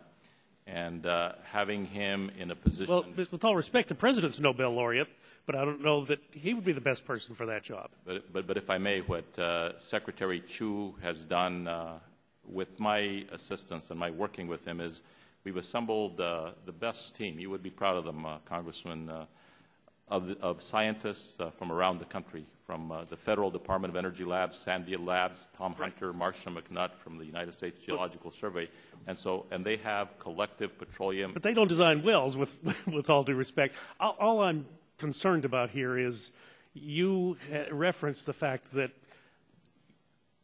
BP may want to do something different from what the Department of Interior wants. At some point, if there's a divergence of opinion, does BP lose any of their liability if the department wants them to go in a direction that they're uncomfortable in going, or if they said, we really just want to go ahead and shut this thing in with the whatever you called it, the bullhammer approach now? Who ultimately gets to make those decisions, and then what release of liability is there for the party of the first part, BP, if the wrong decision is made? The United States is in charge. The United States, working through the National Incident Commander, will give the approvals and authority on the way forward. Those decisions, Representative Burgess, will be guided by the best of what the science community tells us, and we have the best of the science world involved in this issue. I wish we could all be so sure. We don't even know about the presence of a thief zone down there or the ultimate potential for collapse of the wellhead. I mean, that has been a concern since it was raised in this committee some 6 weeks ago. So I wish I could share your certitude about that. I've got a number of questions related to the moratorium. I hope we will have the opportunity to submit questions in writing, because I think this is important. But have you done a risk analysis on the likelihood of other wells failing in the Gulf? The moratorium decision, which we issued in a 20-plus page document, laid out the factors related to my decision. My decision essentially was based around 3 key factors, which there is tremendous evidence in the record to support, and tremendous evidence which I know this committee has seen unfold before its very eyes. And those issues relate to drilling safety, oil containment, and oil spill response. Today, if there was another oil spill response requirement in the Gulf of Mexico or somewhere else, we would not have the capacity to respond to it, because all of the resources essentially are focused in on dealing with the blowout at the Macondo well. Before I'm gavelled down, would you supply that risk analysis for the committee for the record? We will supply you a copy of my decision, which essentially includes reference to a very extensive record. Actually, the papers supporting the decision would be what the committee would benefit from. We will work with your staff to figure out exactly what it is that you want, but we do the decision that was made last week and communicated last week was a very well thought out decision. But based upon some set of facts, and if the set of facts could be provided to the committee, that's what we would appreciate. Mr. Dingell for questions, please. Thank you. Mr. Secretary, pleasure to see you before the committee. Thank you for being here. Mr. Secretary, I'm troubled. Where in the statute does NEPA allow for categorical exclusions? What is the citation in the statute which permits that? Congressman Dingell, I think you get to the broader question with respect to the environmental review of oil and gas leasing in the Outer Continental Shelf. No, Mr. Secretary, this is a very specific question. I say this with great affection and respect. But NEPA says that every single action which has a significant impact upon the human environment shall be accompanied by an environmental impact statement. Nowhere in that statute, and by the way, Scoop Jackson and I wrote this in the late 60s and early 70s, nowhere in the statute is there authority given for a categorical exclusion. Is it the interpretation of your agency that there is a categorical exclusion in this, or is it the interpretation of the Council on Environmental Quality that it should be so? It's founded in law, and it has to do with this. Chairman Dingell, if you will, with all due respect, there was an environmental impact statement that was conducted with respect to the 2007-2012 plan. There was another environmental impact statement with respect to this. Here was the way it worked, Ms. Secretary, and let's refresh our collective recollections. There was essentially a generic environmental impact statement issued for the entire block in which the lease existed, as opposed to the specific lease. And I'm trying to figure out what transpired here. I've heard talk that there is some kind of a device for a categorical exclusion. I want to make sure that your department is not misinterpreting the statute, or that the statute has not been improperly amended at a time since Scoop Jackson and I got it into law. Let me say that the fix here is what the President and I have proposed to the Congress, and that is there is a requirement in the law under OXA that an exploration plan be approved within 30 days of its submission. And so what we have asked is that that time frame be extended from 30 days to 90 days in order to be able to do the appropriate environmental review. Well, so that's one of the areas that we hope to work with the Congress on to make sure that the way in which categorical exclusions have been used in the past is not the way they are used in the future. I think, Ms. Secretary, in the interest of time, I would like to submit this and ask that you respond for the purpose of the record. Have there been any categorical exclusions, and if so, how many, granted where oil and gas companies got licenses to drill? If so, how many? You will all permit that to be inserted into the record. And so would you submit that for us, please? Now, Ms. Secretary, tell us about this cement bond log. No such test was performed on the Macondo well. Is that correct? Chairman Dingell, the answers to those questions are still a part of the investigation. Your committee has found that apparently would you submit that, please, Mr. Secretary, for the record? But, but I would like you to tell me if Interior does not insist that such a test is performed, then how is the department to know that that is, rather that the law has been complied with and that in fact the lease is being safely and properly executed by the oil company? Chairman Dingell, we have conducted and are conducting a comprehensive review of the whole regulatory regime relative to Ms. Secretary, with respect and affection again, I will submit this for the record and ask that you respond. Now, Mr. Secretary, it's my understanding that leasees are required to submit a blowout scenario. In 2003, all leases in the Gulf were exempted from this requirement unless they fell into 4 specific categories. In 2006, this was expanded to 5.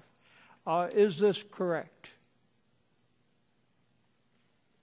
It is correct that that's the way it was, as I understand it, okay. Chairman Dingell, but it is also correct that those are some of the changes that we have already made as we have moved forward with the 30-day report to the President. I don't want you to feel uncomfortable about this, Mr. Secretary. I just want to gather the facts. Now, did the Macondo well require a blowout scenario, or was it exempted from a blowout scenario?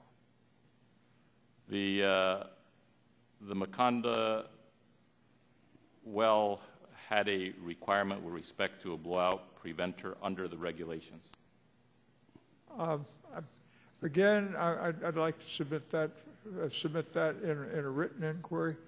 I thank you, Mr. Secretary. I ask, Mr. Chairman, that the record remain open for both my letter and the response of the Secretary, if you please. As Chairman Dingell knows and other members know, this record would stay open for 10 days for additional questions, so we will make sure that that's done. Thank you, Mr. Chairman, and thank you, Mr. Secretary. It's a pleasure to have you before the committee.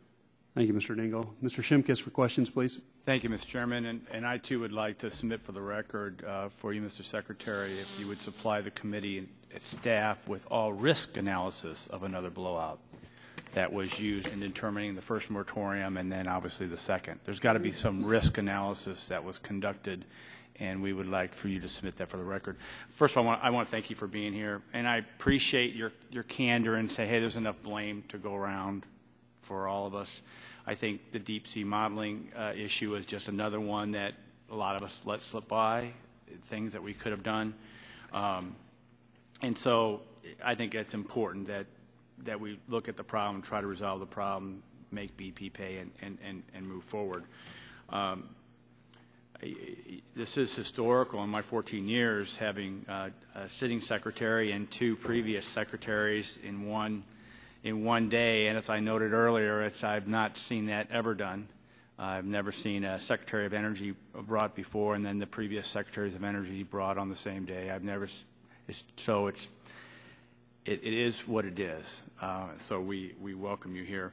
You mentioned, first of all, for electricity generation in this country, are we independent? Are we as a nation, for the most part, independent on our energy needs for electricity generation? I can help you. I know you're not in the energy. The answer is yes.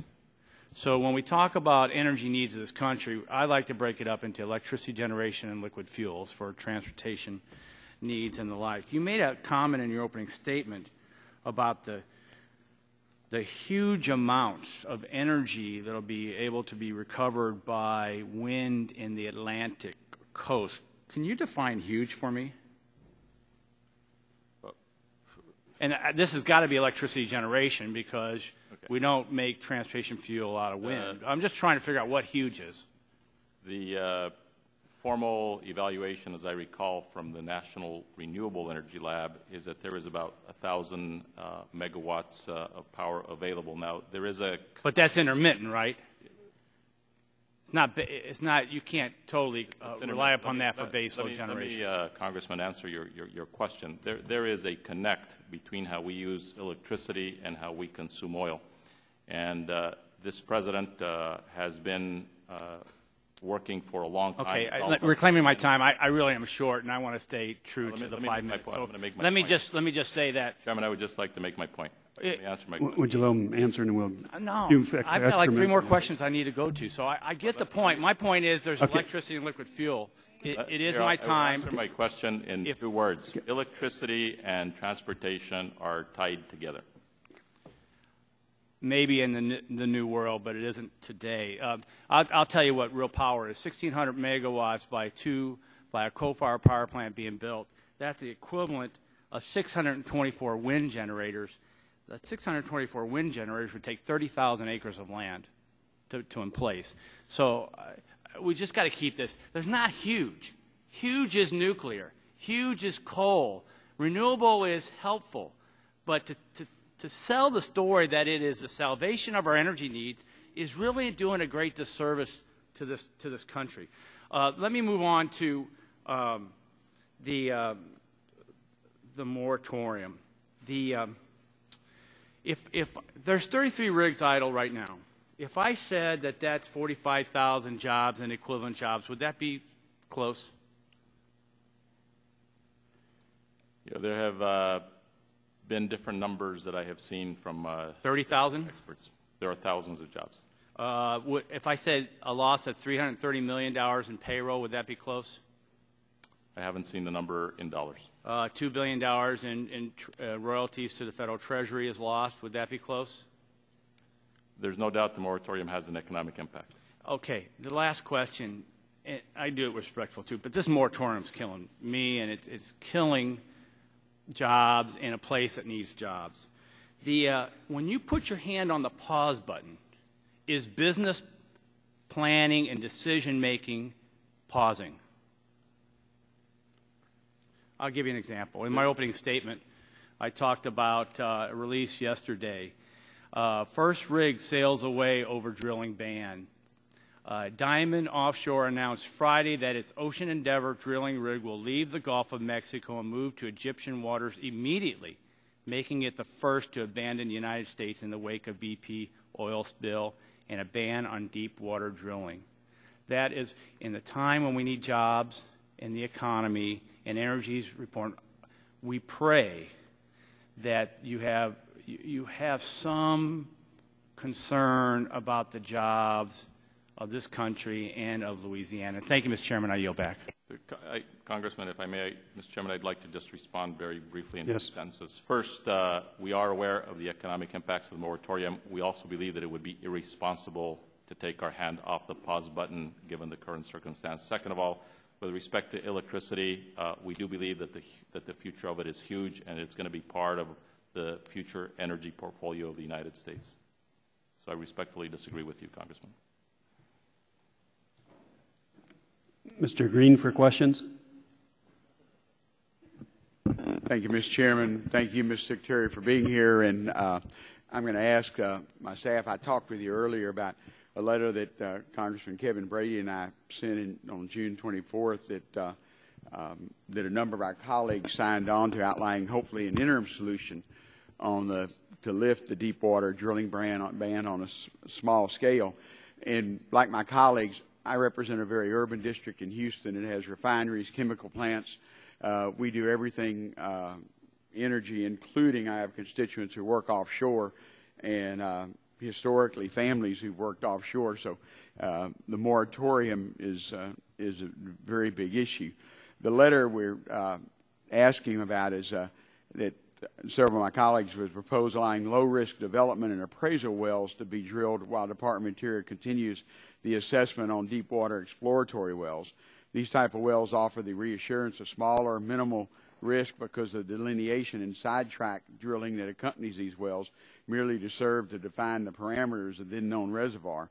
If your department agreed to this modification, hopefully it's under consideration for almost the last month, it would address the administration's call for safe and secure drilling and estimate about 75% of those jobs you heard earlier that would be lost under the moratorium if we go forward with the full 6 months. And it would also help prevent future energy supply shortages in 2011 and 12 because these wells don't come in immediately, particularly deep water. It takes a long effort to get there. Now their new moratorium focuses on drilling configurations and technology rather than drilling depth.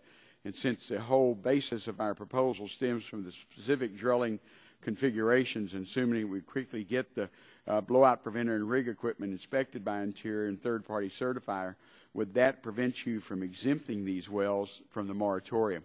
And again, these are not actually production wells. These are actually just delineating the reservoir and are much less riskier than the Horizon. So I know you have a copy of the letter now, and we sent it, like I said, on June the 24th. But I appreciate you seriously in the Interior seeing if we can moderate that 6 month to where we can get 75% of these folks actually back working. And that way we wouldn't have these rigs sailing off to somewhere else. And I just appreciate if you just say you'll consider it. That's fine with me, and we'll be back in touch because you've been real great with your time with a lot of us over the last 2 months trying to work with you in Interior. If I may, Congressman, the key issues that we're looking at that we need to have some satisfaction with are drilling safety, blowout containment, and oil spill response. And Michael Bromwich, the Director of the Bureau of Ocean Energy, has already publicized a schedule of meetings that he's going to have, especially in the Gulf Coast states, developing additional information. And it may be that the moratorium could be adjusted based on zones of risk. We already have said that it is okay to move forward with drilling in the shallow waters. Okay, we have said that there may be a possibility of doing something that distinguishes between wells that are being drilled off production platforms versus wells that are being drilled into exploration wells where we don't know anything at all about those formations or insufficient information. So that's part of the analysis that we currently have underway, and we would be and we'll keep you informed as we move forward with that analysis. And that's what our letter asked for, those less riskier wells, that we could get those folks back to work and delineate the reservoirs. Again, the taxpayers would benefit, obviously my constituents and people who work there. My second question is, and you mentioned shallow well drilling. I appreciate it. The first production well was actually, permit was given last week. And, you know, my concern, there's been a de facto moratorium on shallow well drilling. There have been reworking and things like that, permits given on shallow well drilling. But like I said, the first actual production well was issued last week. And from what I understand from today's Wall Street Journal, that company actually started drilling Sunday because there was such a demand in shallow water. We've also sent an earlier letter to you at the end of May from Congressman Bustani and I that we appreciate the lifting of the shallow water. But like I said, the first new well permit was issued last week. In fact, I was told yesterday that several shallow water producers met with Mr. Bronwich's staff on yesterday, and they're close to an agreement on some of the guidance in NTL 06, because that's some of the concern. We're having field offices don't know what NTL 06, and they're not issuing those permits. And as soon as possible, if we get the rules there, because these are shallow water wells, all the equipment is up on top. If you have a question about the blowout preventer, it's on dry. It's not 5,000 feet below sea level. And there are a great deal of natural gas that's produced and jobs created from those shallow water wells. So I appreciate, hopefully, that one permit that was issued last week for production, we'll see more issued in the next few days. So that'll show that there's not a de facto moratorium on shallow well drilling. Mr. Chairman, I appreciate your patience. Thank you, Mr. Green. Mr. Griffith, for questions. Thank you, Mr. Chairman. I am listening intently to the testimony, and it's obvious that we all crave certainty in our lives, and therefore we want to measure everything.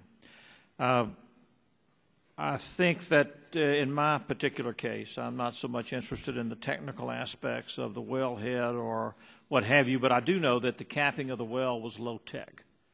I do know that this was not a difficult concept of putting a cap on top of where the oil was coming out of, but I do know that it took a good long while. And I do know that we will fool ourselves into some degree of confidence that we are doing the job when we measure and continue to measure, and I know we will generate a huge booklet of regulations. But I remind all of us that if I step on the bathroom scales and it looks at 200 pounds, I get off of that bathroom scale and I put a cotton ball on, the needle doesn't move.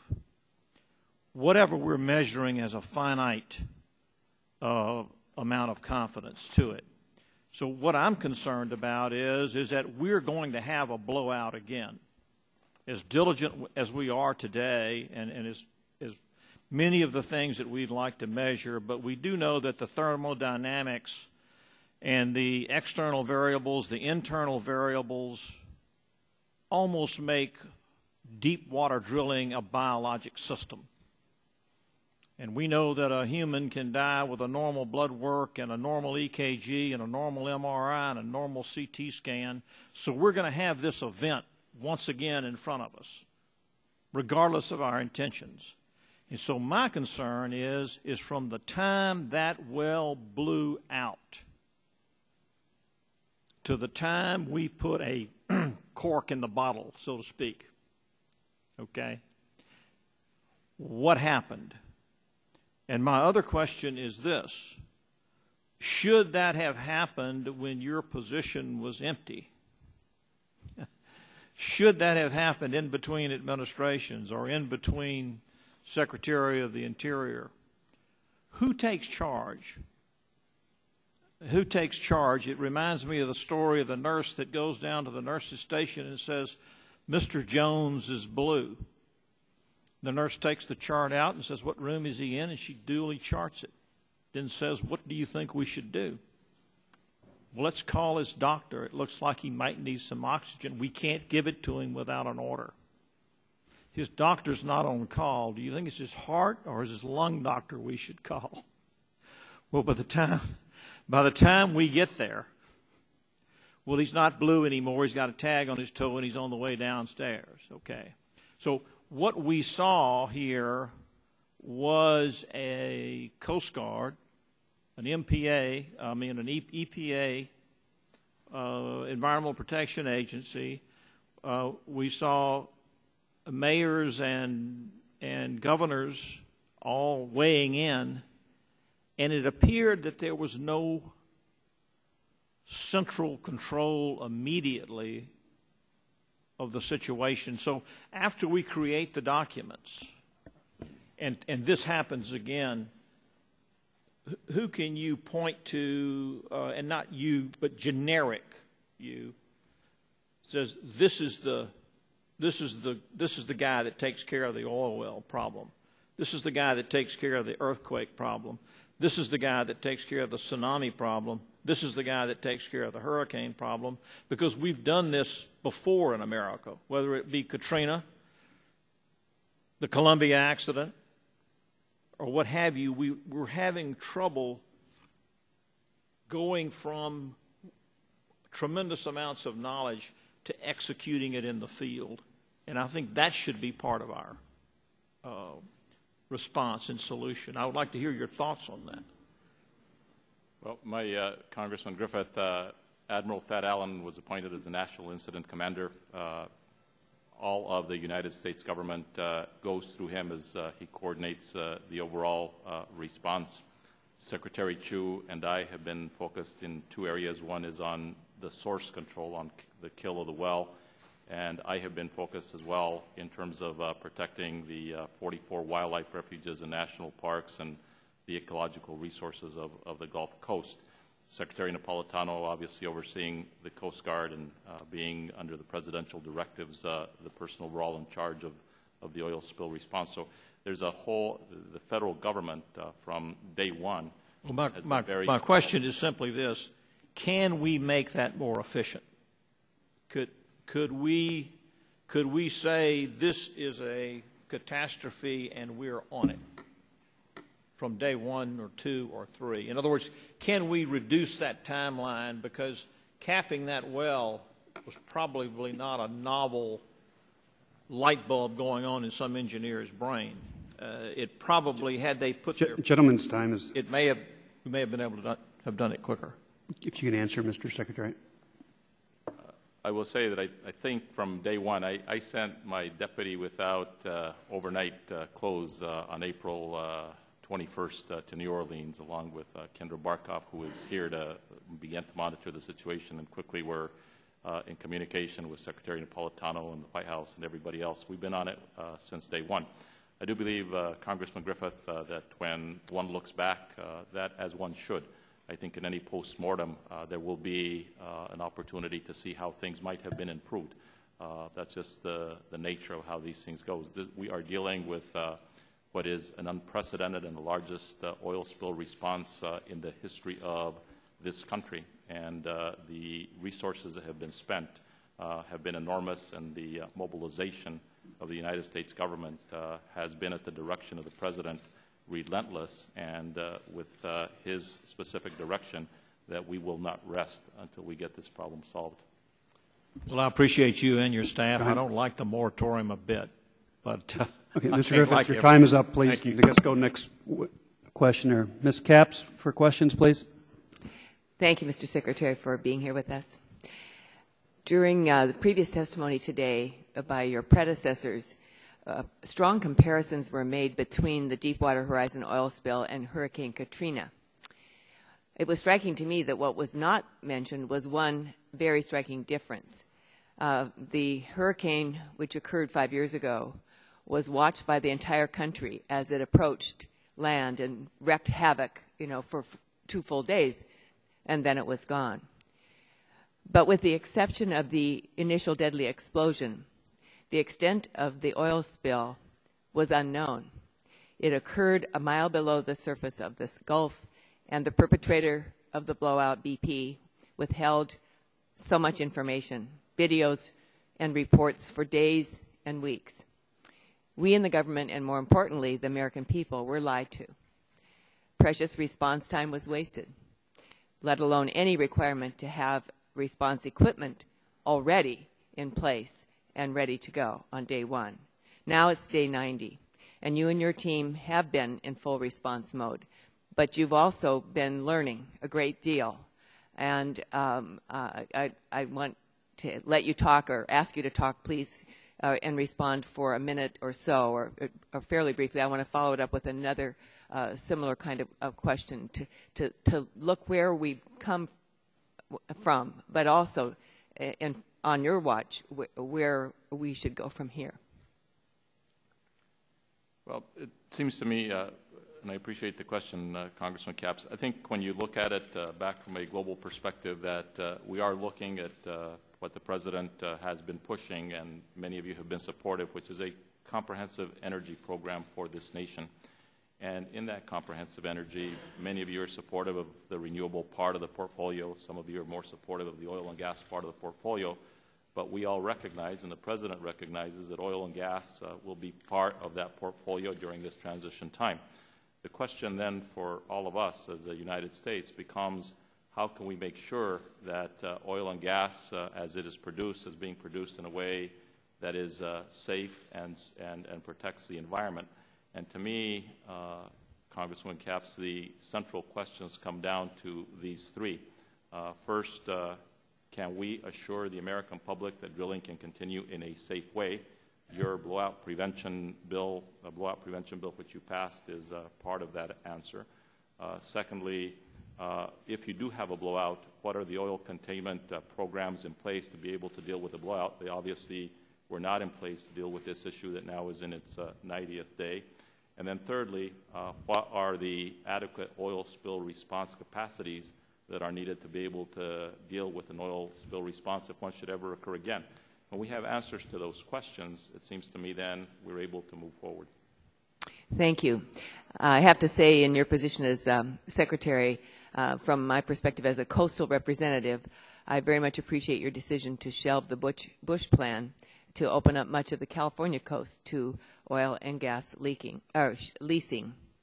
It was referenced, today already, that the development of the previous administration's offshore energy program plan appeared to be driven more by energy companies than by public input or the best available science. In contrast to this kind of closed-door process employed by this previous administration, it appears to me that your decisions are being informed by public input and incorporating the best available science. I salute the listening sessions that you held right as soon as you were sworn into office, long before this event ever occurred, and I was fortunate to be part of one of them. And I noticed that Director Brownrich announced yesterday that there will be additional public hearings coming up in the next few months to inform the leasing decisions that you will then be making, this accompanied with some of the science. So this is what I'd like you to spend the rest of the time on, if you would. How do you intend to use this decision, this gathering of information, and in your decision-making process? Congresswoman Capps, we will use the information that we collect from the Bromwich set of hearings to move forward in consideration of the three central questions that I outlined previously, all of which relate to the moratorium and to the ultimate goal here, which is to develop a safe and protective oil and gas production program for the Outer Continental Shelf. You are correct that when I took office on January the 21st, I had in front of me a new 5-year plan that was to go into effect in 60 days that essentially opened up all of the waters of the United States. I decided 60 days was insufficient for public comment and extended it to 180 days and had the hearings which you participated in California, Alaska, and other places. And it is our view, it is the President's strong view, that the decisions are best made when they are transparent and when we are maximizing public input. Thank you, Mr. Chairman. Thank you.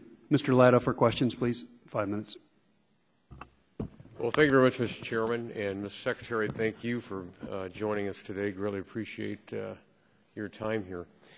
I read with interest in your conclusion, which you've talked about a little bit already, but I'd like to also just read. It says, much of my time as Secretary of the Interior has been spent working to reform old practices of the MMS and advance the President's vision of a new energy future that will help us to move away from spending hundreds of billions of dollars each year on imported oil. A balanced program of safe and environmentally responsible offshore energy development is a necessary part of the future. Our efforts to develop a robust OCS renewable energy program are a major part of the effort to find that balance and help us move our nation toward a clean energy future. And you also go on to state that, for now we have to look at conventional oil and gas. It's interesting that we're here today because I'm not sure you probably did see the front page of the Wall Street Journal today. China tops U.S. in energy. And I'd just like to read just a little bit from this. China has passed the U.S. to become the world's biggest energy consumer, according to the new data from the International Energy Agency, a milestone that reflects both China's decades-long burst of economic growth and its rapidly expanding clout as an industrial giant. China's ascent marks a new age, it says here, in the history of energy. Then it goes on that I think it's also interesting, a little bit farther in the article, it says, China overtook it, meaning the United States, since it says here a little earlier that the United States was the largest energy user since the early 1900s in the world. China overtook it at breakneck pace. China's total energy consumption was just half that of the U.S. 10 years ago. But in many of the years since, China saw annual double-digit growth rates. It had been expected to pass the U.S. about 5 years from now, but took that to top position today. The reason I read that is because I represent the largest manufacturing district in the state of Ohio, and I also represent the largest ag district in the state of Ohio. My district, if we're going to survive, and according to national manufacturers, 2 years ago I represented the 9th largest manufacturing district in the nation. And because of where we are with the economy, we're 20th now. But, my main concern is what Mr. Shimkus brought up. We have to have baseload capacity in this country, and I'm all for an all-of-the-above strategy, and that all-of-the-above strategy has always been we need nuclear, gas, oil, clean coal, wind, solar, ethanol, biodiesel, hydrogen, and right down the line. But for the factories in my district to operate, we have got to have power that turns on immediately, or we're not going to have people working. And the biggest problem in our area, we just talk about one thing, jobs, jobs, jobs. And when folks look around and they ask me, how come the jobs are leaving the United States? Well, now I'm looking at this article, and you can point one more thing that's killing us is that, the energy needs in this country are being shipped someplace else, which means they're going to be their manufacturing's topping ours. The Chinese want to be, atop us in manufacturing here in 10 years, and if they're able to do in energy, and they might do to us in manufacturing. This is getting scary. And it's kind of odd, right on top of this, there's another story in the journal today. It says, Personal Journal, How to Tame Your Nightmares. Well, this is my nightmare right here. And, I'm really concerned that as the administration goes forward and that we get 30% of our U.S. oil comes from the Gulf, that, as you said in your statement on page 10 here, that, that you will continue to look at this conventional oil and gas playing a significant role in our economy and not selling it short, because we've got to have it to survive as a manufacturing country. And I'll leave it the rest of the time for an answer. Thank you. Thank you, Congressman Lott. As I have said in previous testimony, the President from day one has said we need to have a comprehensive energy plan.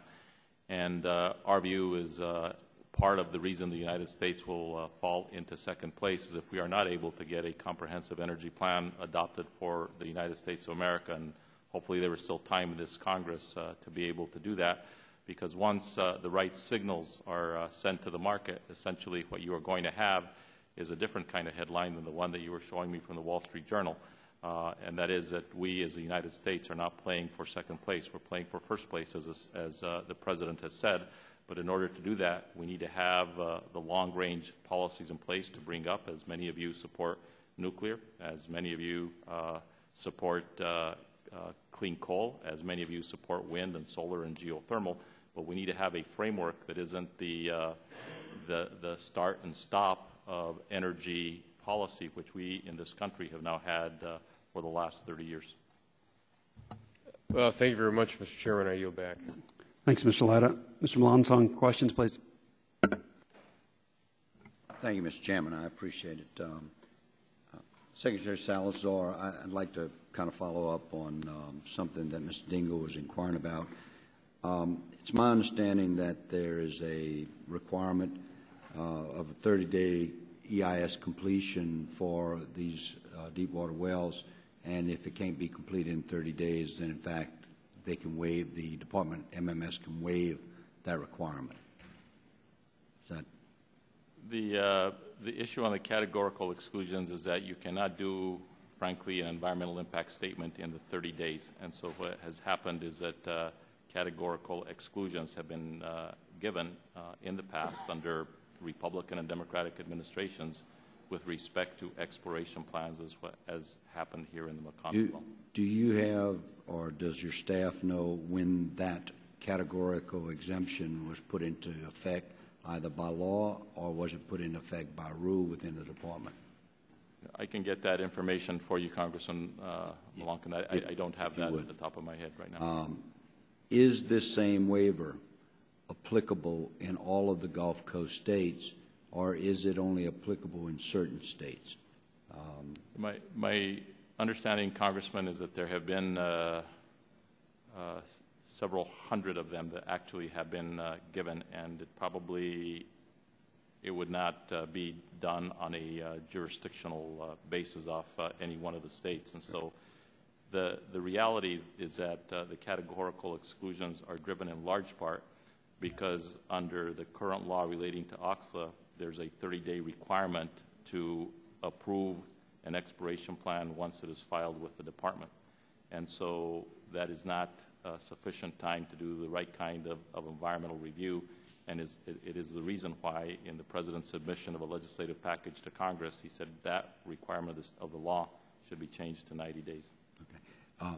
If you would, and if you would just, as this could be responded to, the reason I ask that question is I've been told, and I don't know that this is a valid or not, that Louisiana, Mississippi, and Alabama, the 30-day requirement with the waiver, if it can't be done in 30 days, was applicable.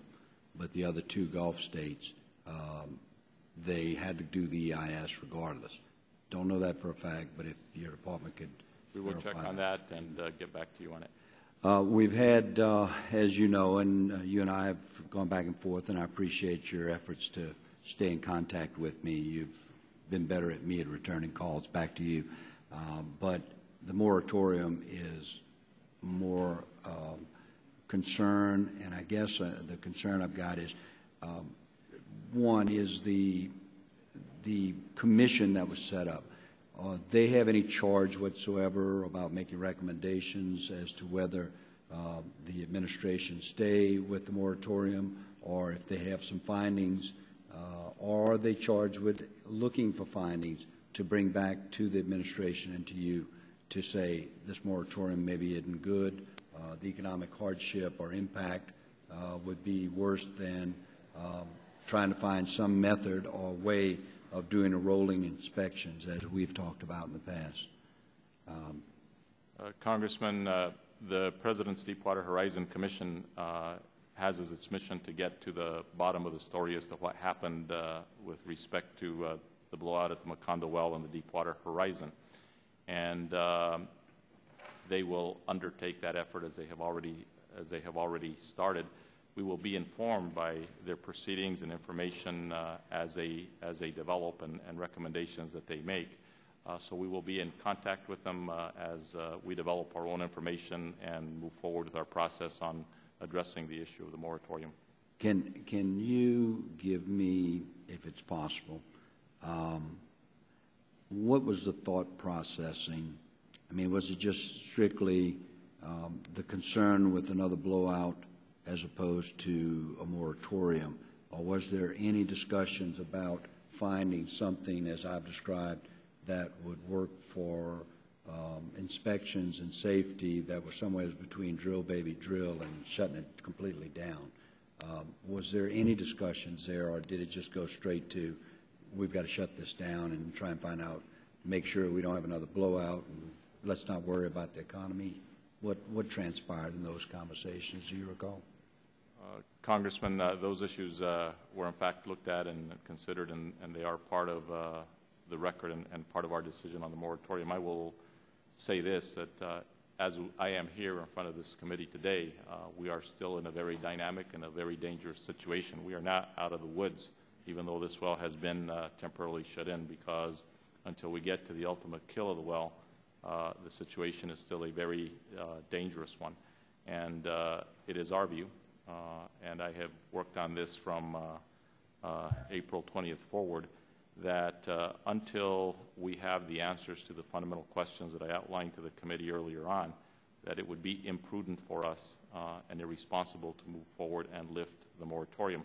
Now, as information develops, as we move forward with our review, and as Director Bromwich holds his hearings, two of which I think are scheduled for Louisiana, that we will have an additional set of information that might allow us to adjust the moratorium at some point. But right now, looking at the time frame, our view is that November 30th is the reasonable time frame when we can expect to be able to make some decisions on the moratorium. Thank you, Mr. Secretary. Thank you, Mr. Chairman. Hey, Ms. Melanson. Mr. Shadegg for questions, please. Thank you, Mr. Chairman. And Mr. Secretary, I want to commend you, as did my colleague, Mr. Shimkus. I listened very carefully to your opening statement, and it's not often that in this town anybody comes forward and acknowledges, look, we could have done things better. In your opening statement, you said that past administrations and this administration had not done as much as they could have done to ensure the safety of this industry or to ensure the safety and economic ecological protection necessary for this kind of activity, and I appreciate the candor of that statement. You also went on to say, and I appreciated it, that with 40 years of drilling history and there being no incidents, I believe your words were this administration and prior administrations had been lulled into a sense of complacency, and I think that is a fair assessment. I don't know how much of this hearing you've been able to watch, but in the appearance of your two predecessors during the early hours of this hearing, that was not the kind of testimony that was going on. Rather, there was a blame game being played very aggressively by some members of the committee, trying to assign blame and trying to point fingers. I don't really think that solves the problem.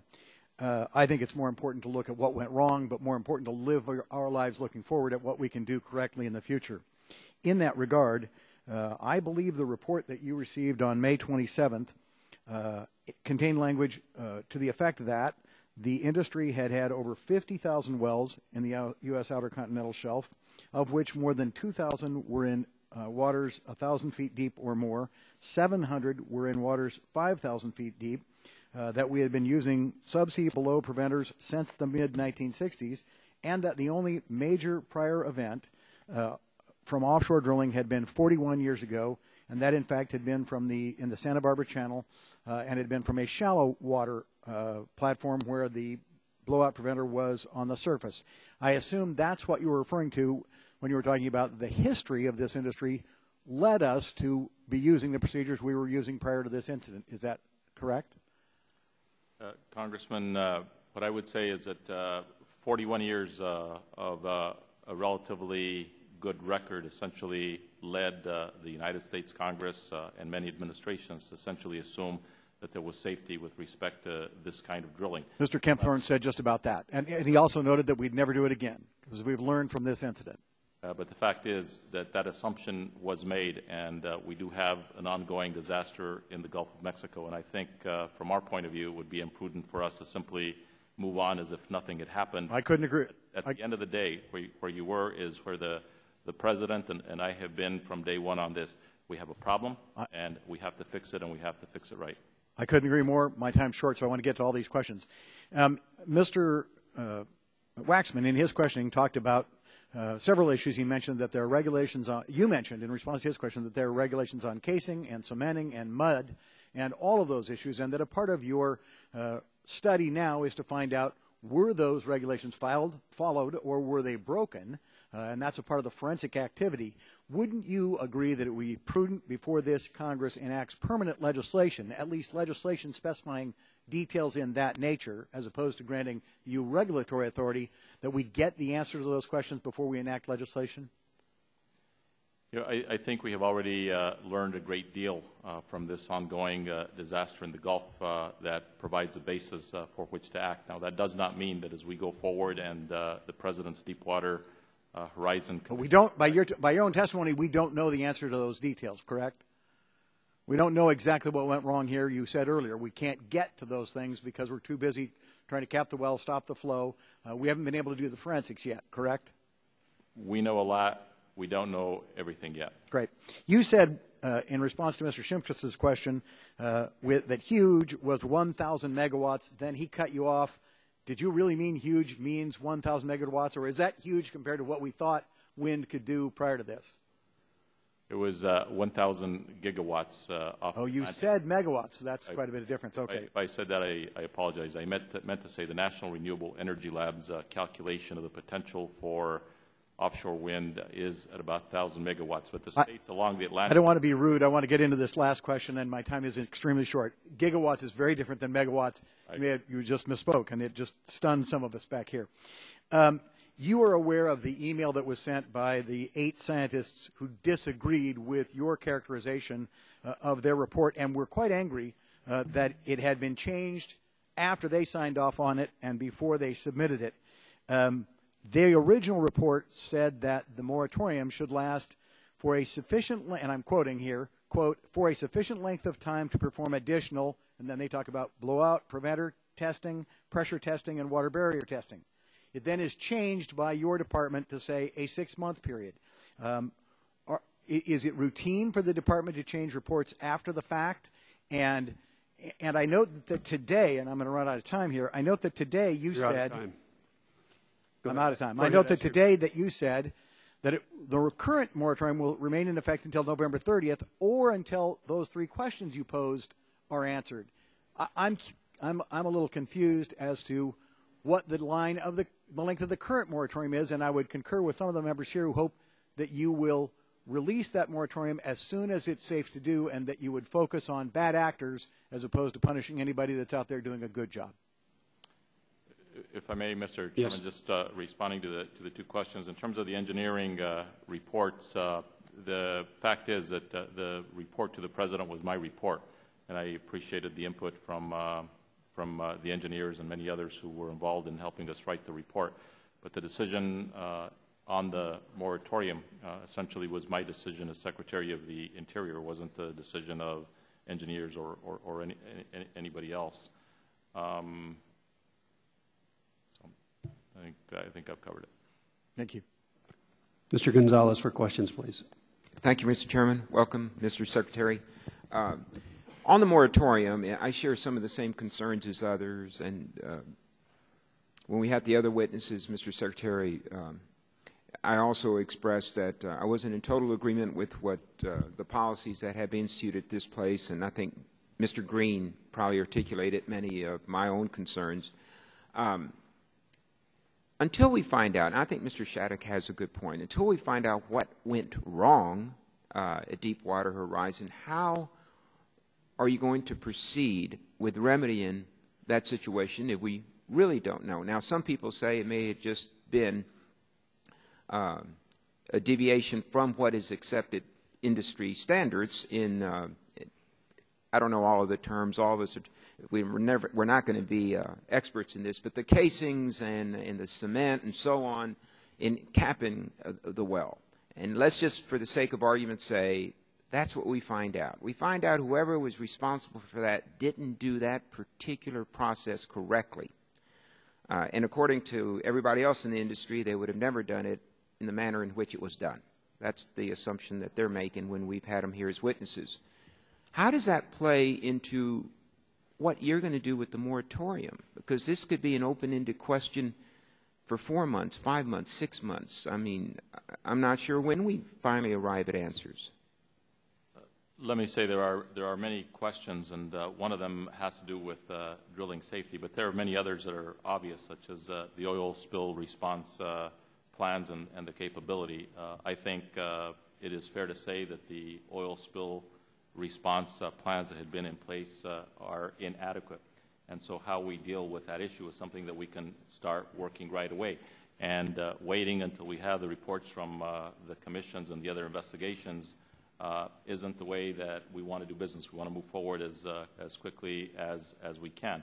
With respect to blowout containment measures, which is another set of issues, what you probably have here at the Macondo well is the greatest laboratory in the history of the world relative to what you do on containment, because it has been a learning process. Many failures, but many lessons that have been learned. And so creating this kind of containment capacity in the Gulf of Mexico may be one of those outcomes that we want to latch onto and not wait around for another 6 months before we start developing that kind of an effort. So I think for those of you who are concerned about the moratorium and its length, you should be supportive of the kind of effort that we're undertaking to try to move forward to create the goal of safety and protection for the environment with respect to oil and gas drilling. I think we all share the same goals. We just believe, one, on expediency, of course, being thorough, and the fact that you can treat different wells that are in different phases or stages of development differently, so that there's not so much catch-up when you finally lift it in part or in whole. Now, you had a federal district court basically enjoin you, is that correct? That's correct. And then you issued a new moratorium that would be obviously have something different for the court to consider the next go-round. Is that correct? It is a new decision with significant additional information, and we believe a very good record. We believe the first one was a very good decision as well and is legally defensible. Much happened between the first decision and the second decision in terms of additional information. So you were responsive to some of the judge's concerns? Yes. Thank you. I've got about a minute, but I want to give you a chance to respond to what was stated earlier by former Secretary Kempthorne. He made a general statement that in his opinion and what he read, even though he has not been privy to any meetings by any of the stakeholders or participants, that he sensed, one, this administration didn't make use of all assets that were available. Number two, that he did not see that the administration was truly engaged, that maybe there was non-engagement. And thirdly, that it didn't see the administration creating an environment which was conducive to cooperation among all of the different individuals at the local and state level. 27 seconds, if you can give me the administration's response. Thank you, Congressman Gonzalez. Let me I have great respect for Secretary Kempthorne, but let me say that I very much disagree with those conclusions. Within days after the disaster started unfolding, I was actually in a meeting in Louisiana with Secretary Napolitano, Director Browner, and others, with Secretary Gates on the phone, authorizing the states to move forward with the National Guard. And yet very few of the states have really brought up the National Guard to the level that they could have brought it up. But that was done within days of the onset of this disaster. I will tell you, knowing and working with my colleagues on this cabinet and the White House every day, including sometimes at 11 o'clock at night like we were last night and sometimes at 2 in the morning, that we have not rested and we have been relentless in terms of our effort to deal with this problem. And we are confident that we are going to deal with this problem, and we're going to have some fixes here that are good for the United States of America. Thank you very much, Mr. Secretary. Thank you, sir. Gentleman's time has expired. The chair recognizes the gentleman from Louisiana, Mr. Scalise. Thank you, Mr. Chairman. Mr. Secretary, on the commission that the President put together that's currently conducting hearings, I know I testified before them last Monday along with Senator Landrieu, and one of the points we were bringing up was about the moratorium, and pretty quickly into that conversation, and this was their first day meeting, they said that they were not tasked with addressing the moratorium, and Senator Landrieu had presented some letter that you had written where you had indicated that their recommendations on the moratorium were going to be one of the factors that you did consider. So I'm trying to find out is there a gap? Were they not aware that this was a role they were supposed to play? Is that a role that they're supposed to play? Our position, the moratorium is my decision as Secretary of Interior. We will be informed relative to the central issues of that moratorium based on the findings from multiple investigations, including... Will that commission be part of that decision-making process when you we will consult come up with a new... we will consult with So they will, in essence, be tasked, as part of their task, with addressing the moratorium, or at least making recommendations to you? Congressman Scalise, their mission is to get to the bottom of what happened with the Macondo well and the Deepwater Horizon, and to make sure that there is no stone left unturned. Right. But would the moratorium be part of that broad issue? No, no, it won't. My decision and my authority as Secretary of Interior is to move forward with the OCS plan and production in the Outer Continental Shelf. And the so they will not be making any recommendations to you on the moratorium, or you'll not be seeking recommendations from them on the moratorium? We will be working with the Commission, and certainly with Chairman Riley and Graham. We have the greatest respect for them, and certainly we will seek out their thoughts and their ideas and whatever information the Commission. Okay. The reason I'm asking is this is important back home to people that are trying to figure out which way to proceed in trying to put the facts on the table and get people that are making decisions to incorporate all of the facts. And so many people went and testified before that commission with the understanding they would be addressing, or at least in some way be working with you or talking with you about moratorium decisions. And if they're not, then please say so that people aren't wasting their time back home. But if they are, then that's important to know too. But I don't see why this is an issue that's muddled. Let me just give you where I think the best thing for your constituents and for you as well to communicate with, and that is Director Bromwich is holding hearings on these very issues, the three issues that I've outlined before in my testimony, and it would be very useful to hear the points of view of people with expertise on drilling safety, on oil blowout containment strategies, as well. So will Director Bromwich be advising you in any way on the moratorium as well? Yes, indeed.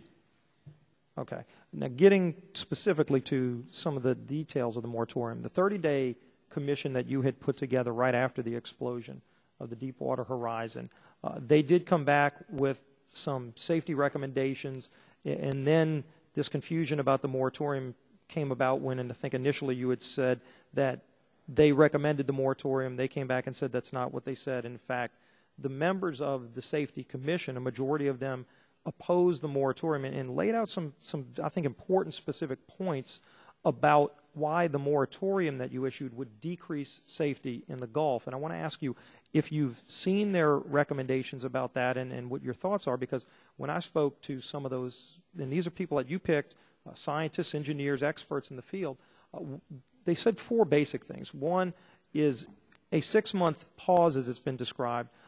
By the end of the 6 months, your most experienced, your most newest and most technologically advanced rigs will go. They'll be the first to leave and the last to return. And in some cases, it would be years because they operate on 3 to 5 year contracts. Also, the crew base, the most experienced crew members, people who've worked 10, 15, 20 years in the industry, they're not going to sit idle for 6 months while their families still have needs. They're going to go on and do something else, so you lose them.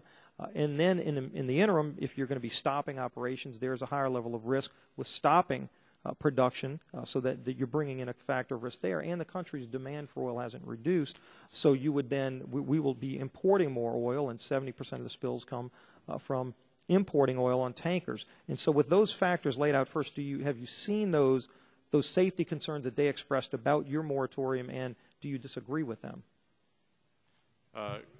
Congressman Scalise, let me say that I very much appreciate the work of the engineers that gave us input on the safety recommendations that went into the 30-day report. At the end of the day, that was my report, but I understood as well that the engineers disagreed with my policy decision, not theirs, on the 30-day moratorium. I specifically asked them to come in to my office, and they did come into the Secretary of Interior's office and gave me a complete briefing on their point of view before I issued my new decision. And so their point of view was thoughtfully considered, and I look forward to working with them and with others as we move forward on the issue. I would say this for you, Congressman Scalise, because I know how you care so much about the Gulf and the oil industry there, and that is that if you look at the President's position and my position with respect to the Gulf of Mexico and drilling there, we have said that oil and gas is part of our energy portfolio. So we would ask this Congress to join with us as we move forward to address these issues relating to drilling safety, oil spill response, and and blowout containment, because the sooner that we can address those issues, the easier it's going to be for us to move our hand off the pause button. The gentleman's time has expired. Thank you. I yield back. I yield myself 5 minutes. Mr. Secretary, welcome back to the Hill. I want you to know that we're taking good care of your brother. So you have nothing to worry about. Thank you. You have a very difficult job, obviously, but I believe you're the right man for the job, and I think that we're all with you in every move you make, because this is something that nobody could have expected. I have sat through all the hearings that we've had in this committee, and one of the hearings we had the chief executives from all the other major oil companies, not BP, but Chevron, ExxonMobil, ConocoPhillips, and Shell. And it seems that we've made great progress in the methods of drilling, getting the oil out, but very little progress in a response plan and preventing a disaster. The other oil executives were all quick to say that what happened with BP wouldn't have happened with them, with their company, because they built things differently, the plans were differently. But yet, it seemed to me that everyone else had exactly the same plan for a response. So I'm wondering if you could tell us your thoughts on this. I mean, it certainly seemed that BP cut corners in order to save money. Could this happen again? And what would happen if a second major blowout occurred while Unified Command and oil spill response equipment and personnel were busy battling the Deepwater Horizon spill? Mr. Chairman, I very much appreciate your statement, and let me just say we very much agree with you. In fact, if you take a look at the three central questions, perhaps the two that are most obvious for me today right now is the oil spill response capacity. Representations that were made with respect to skimming, for example, that really have not borne out to be true. The issue of oil blowout containment programs.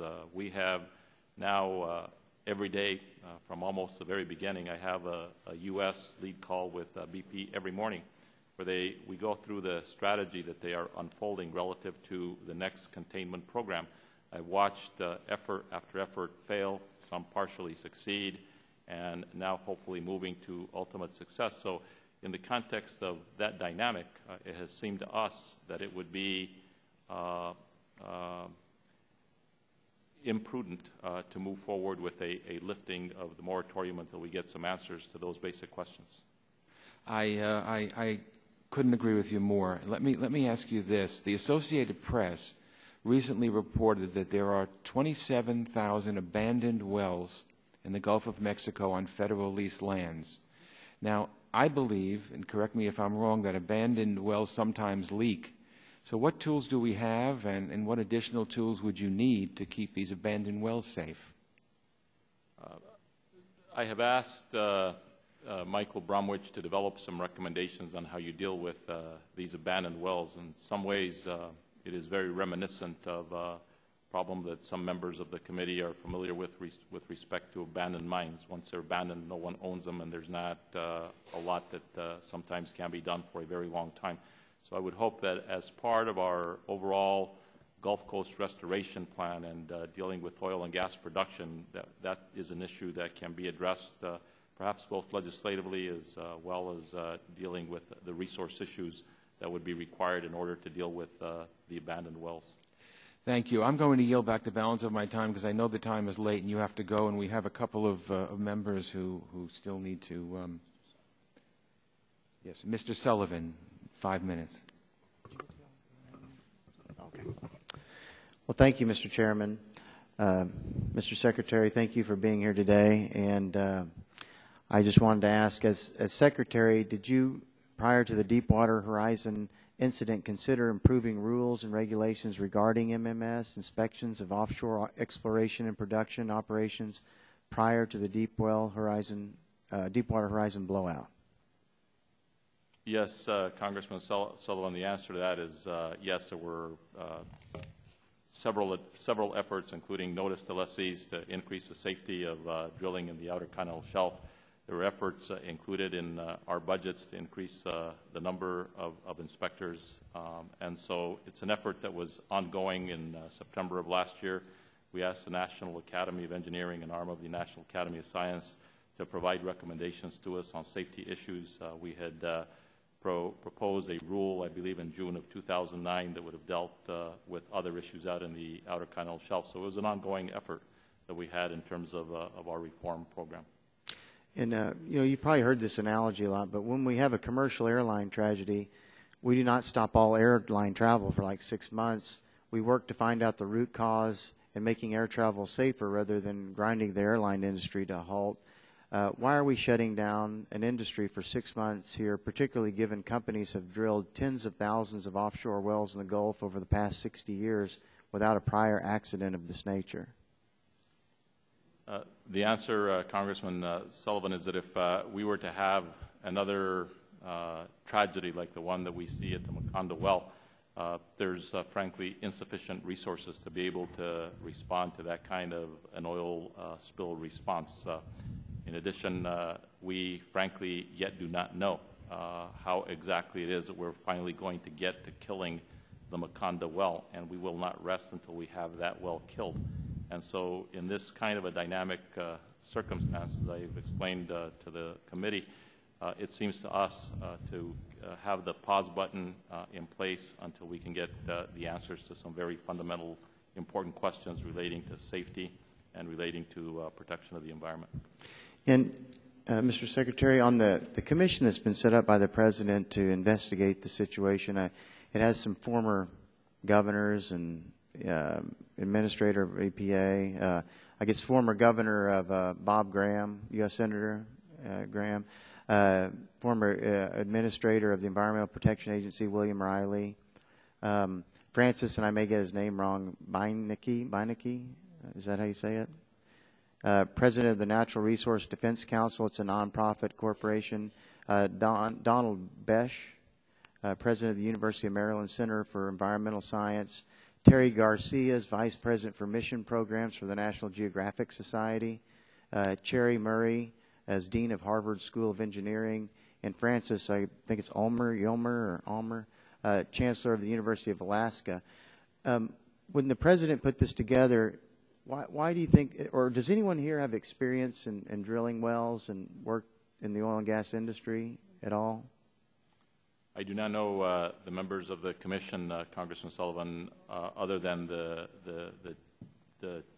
two chairs and I think and maybe 2 or 3 other members of the commission. But I do know that in selecting the members, they were selected because they were the kinds of elder statesmen that would do a great job in reporting out the root cause of what happened here and making recommendations. They also have understood, they are in their staff, that they are putting in the subject matter expertise that will ultimately be needed for them to do their job. So I'm confident that at the end of the day, the mission that has been given to the commission, which is to leave no stone unturned as we find out what exactly happened with this particular blowout, that they will be able to achieve that mission. And I think you're right. They are elder statesmen. I think they are going to do a good job in that regard. I believe there's a lot of intelligence on this committee too. But I would like to see, and it's too late now, but I don't know why they didn't include someone that's from the industry that could actually, use real life experiences to help with this. Is all I'm trying to get at, I guess. Well, I think former EPA Administrator Bill Riley was on the board, maybe still is on the board of ConocoPhillips. I also understand that they have hired and are hiring additional people with subject matter expertise as staff members to the commission. Thank you, sir. Thank you for being here. Mr. Gingrey. Mr. Chairman, thank you. And Mr. Secretary, I apologize for coming in late, and I may indeed ask you a question that's already been asked, so forgive me if I do that. In my opening statement, I commented a little bit about the changing of mineral management services to, and I'm not going to try to remember what the new name is, but my concern was that in a time when we needed to have all our resources, all hands on deck, if you will, to try to stop the leak and to effect the cleanup ASAP. That here we were, you were indeed charged. Maybe it was the Secretary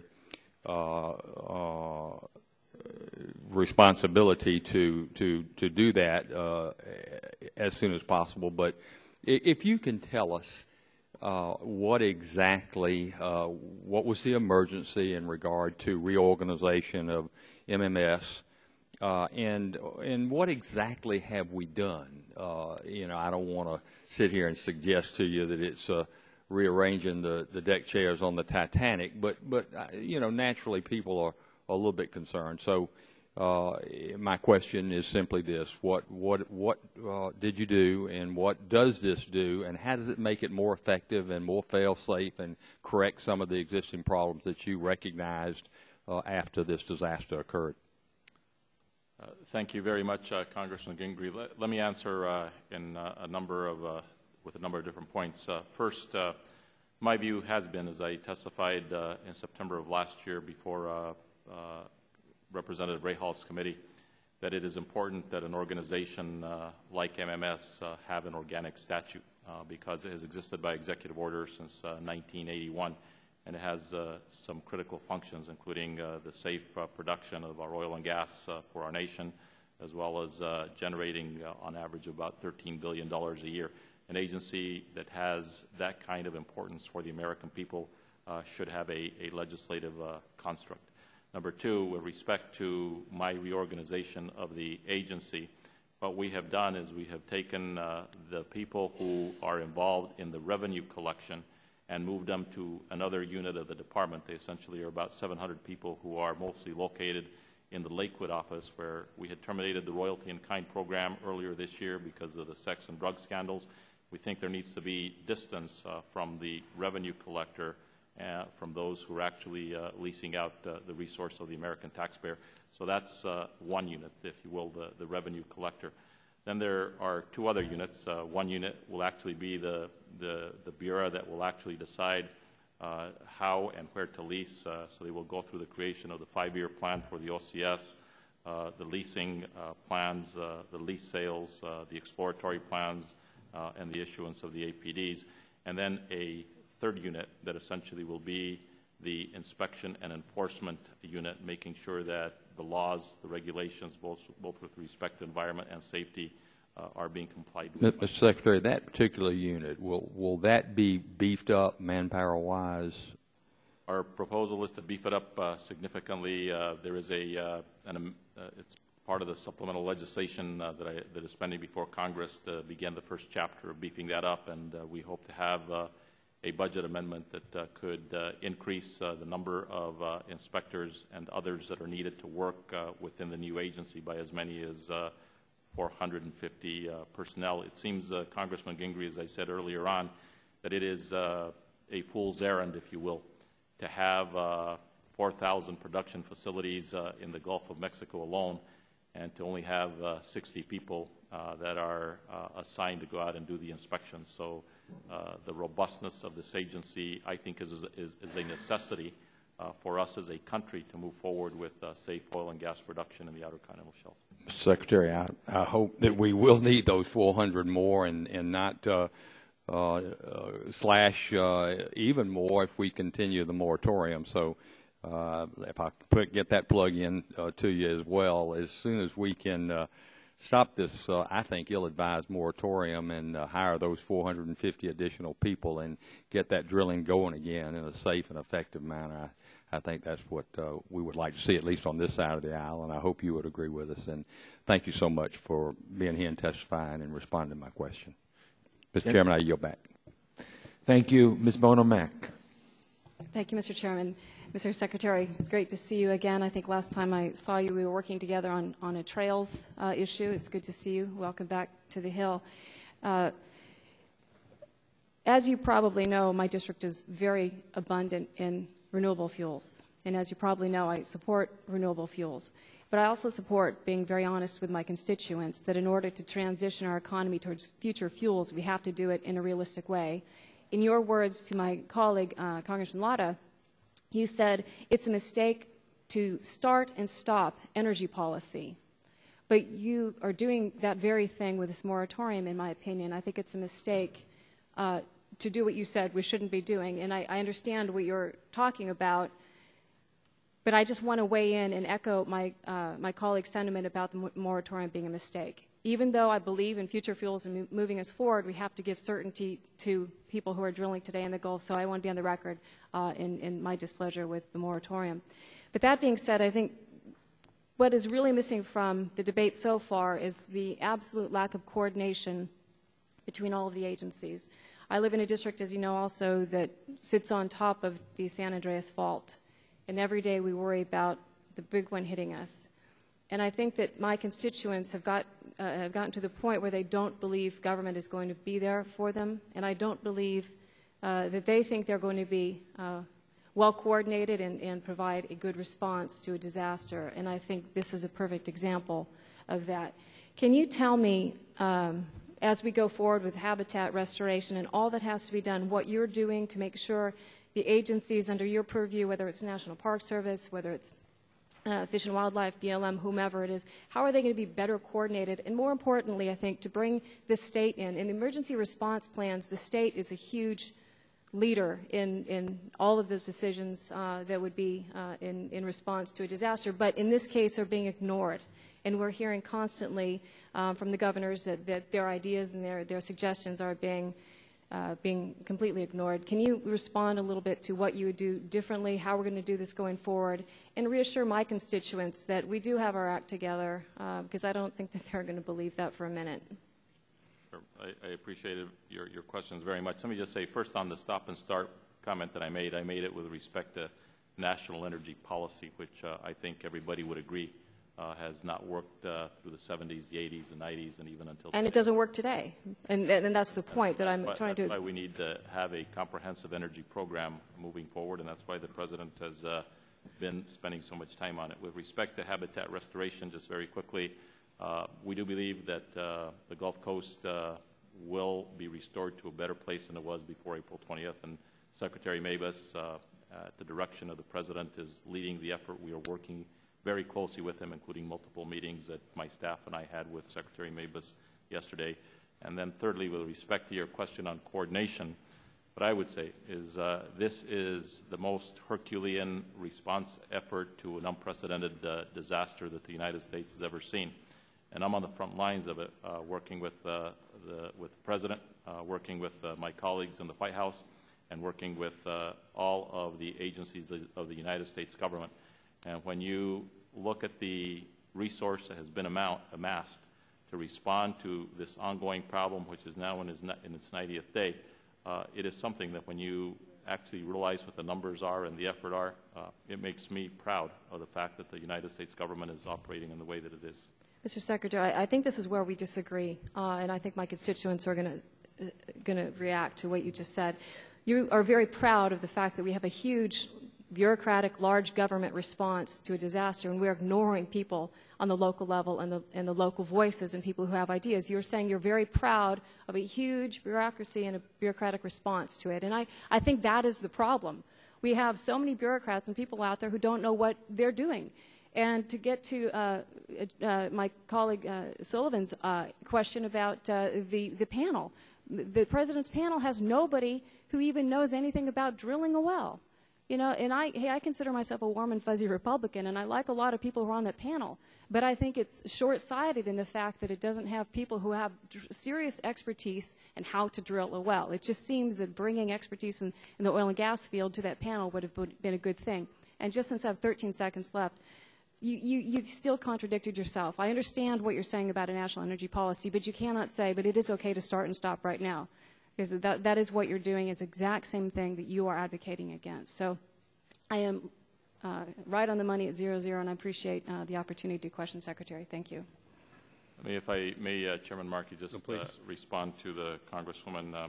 First, with respect to this effort and reaching out to the local communities and to the governors, every day, my colleague Valerie Jarrett and a number of other people from the White House are on a telephone call where the governors participate. Some days they don't. The President himself has made personal outreach to them. I have done the same thing. I have been to the Gulf Coast, to Houston. I think the last count was 10 or 11 times. My Assistant Secretary, Tom Strickland, 17 times. But then how does that explain that there are still booms sitting unused in warehouses and that there are boats sitting unused and skimmers sitting unused? You can say you can reach out to somebody, but it is not being deployed. I'd be happy to get you a copy of the daily report which we received, but this is a huge mobilization of an effort to deal with a very tragic and a very unprecedented disaster.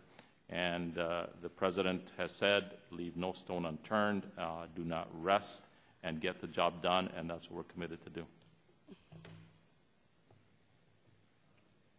We thank the gentlelady. Tell you what we can do. I was intending on concluding the hearing right now, but I can recognize the gentleman from Texas for 2 minutes. I thank the Chairman for the recognition. Secretary Salazar, when President Obama came and spoke to the country about the problems in the Gulf, he said that he had expanded offshore drilling, quote, under the assurance that it would be absolutely safe, close quote. Now, the concept of being absolutely safe, apparently there was a team that advised the President, Carol Browner, yourself, and Secretary Chu. So is that factual? Is there a team that advised the President on the fact that offshore drilling could be assured was absolutely safe, and were you part of that group? Our view, Congressman Burgess, is that we had and still have a thoughtful plan in terms of moving forward. The Gulf of Mexico was a place where thousands of wells had been drilled. We felt that there was a place in the eastern part of that would still keep you 125 miles from Florida, where there was 67% of the resource that could be recovered. So you and Carol Browner and Dr. Chu did advise the President that this was absolutely safe?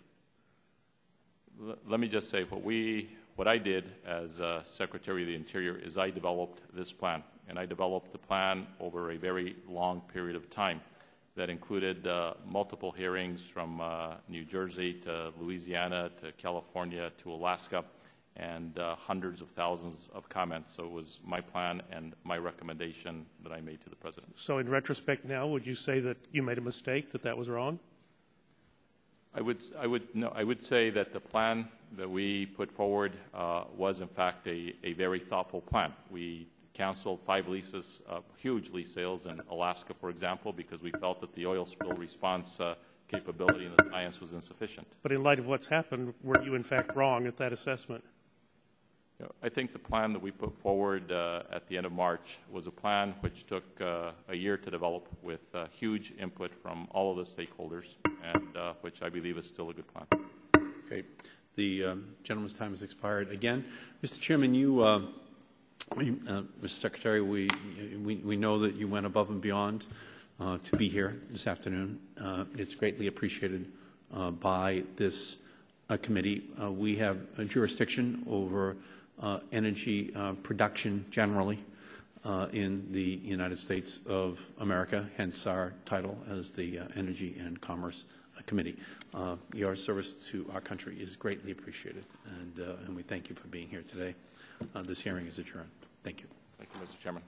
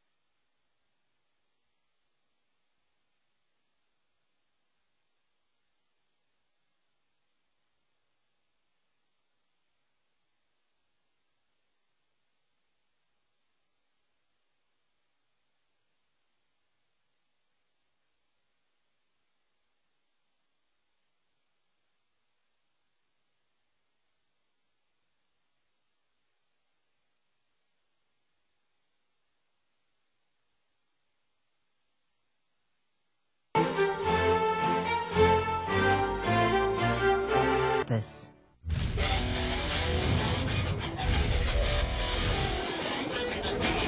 Didn't want to be at a regular university and it will take me 4 years.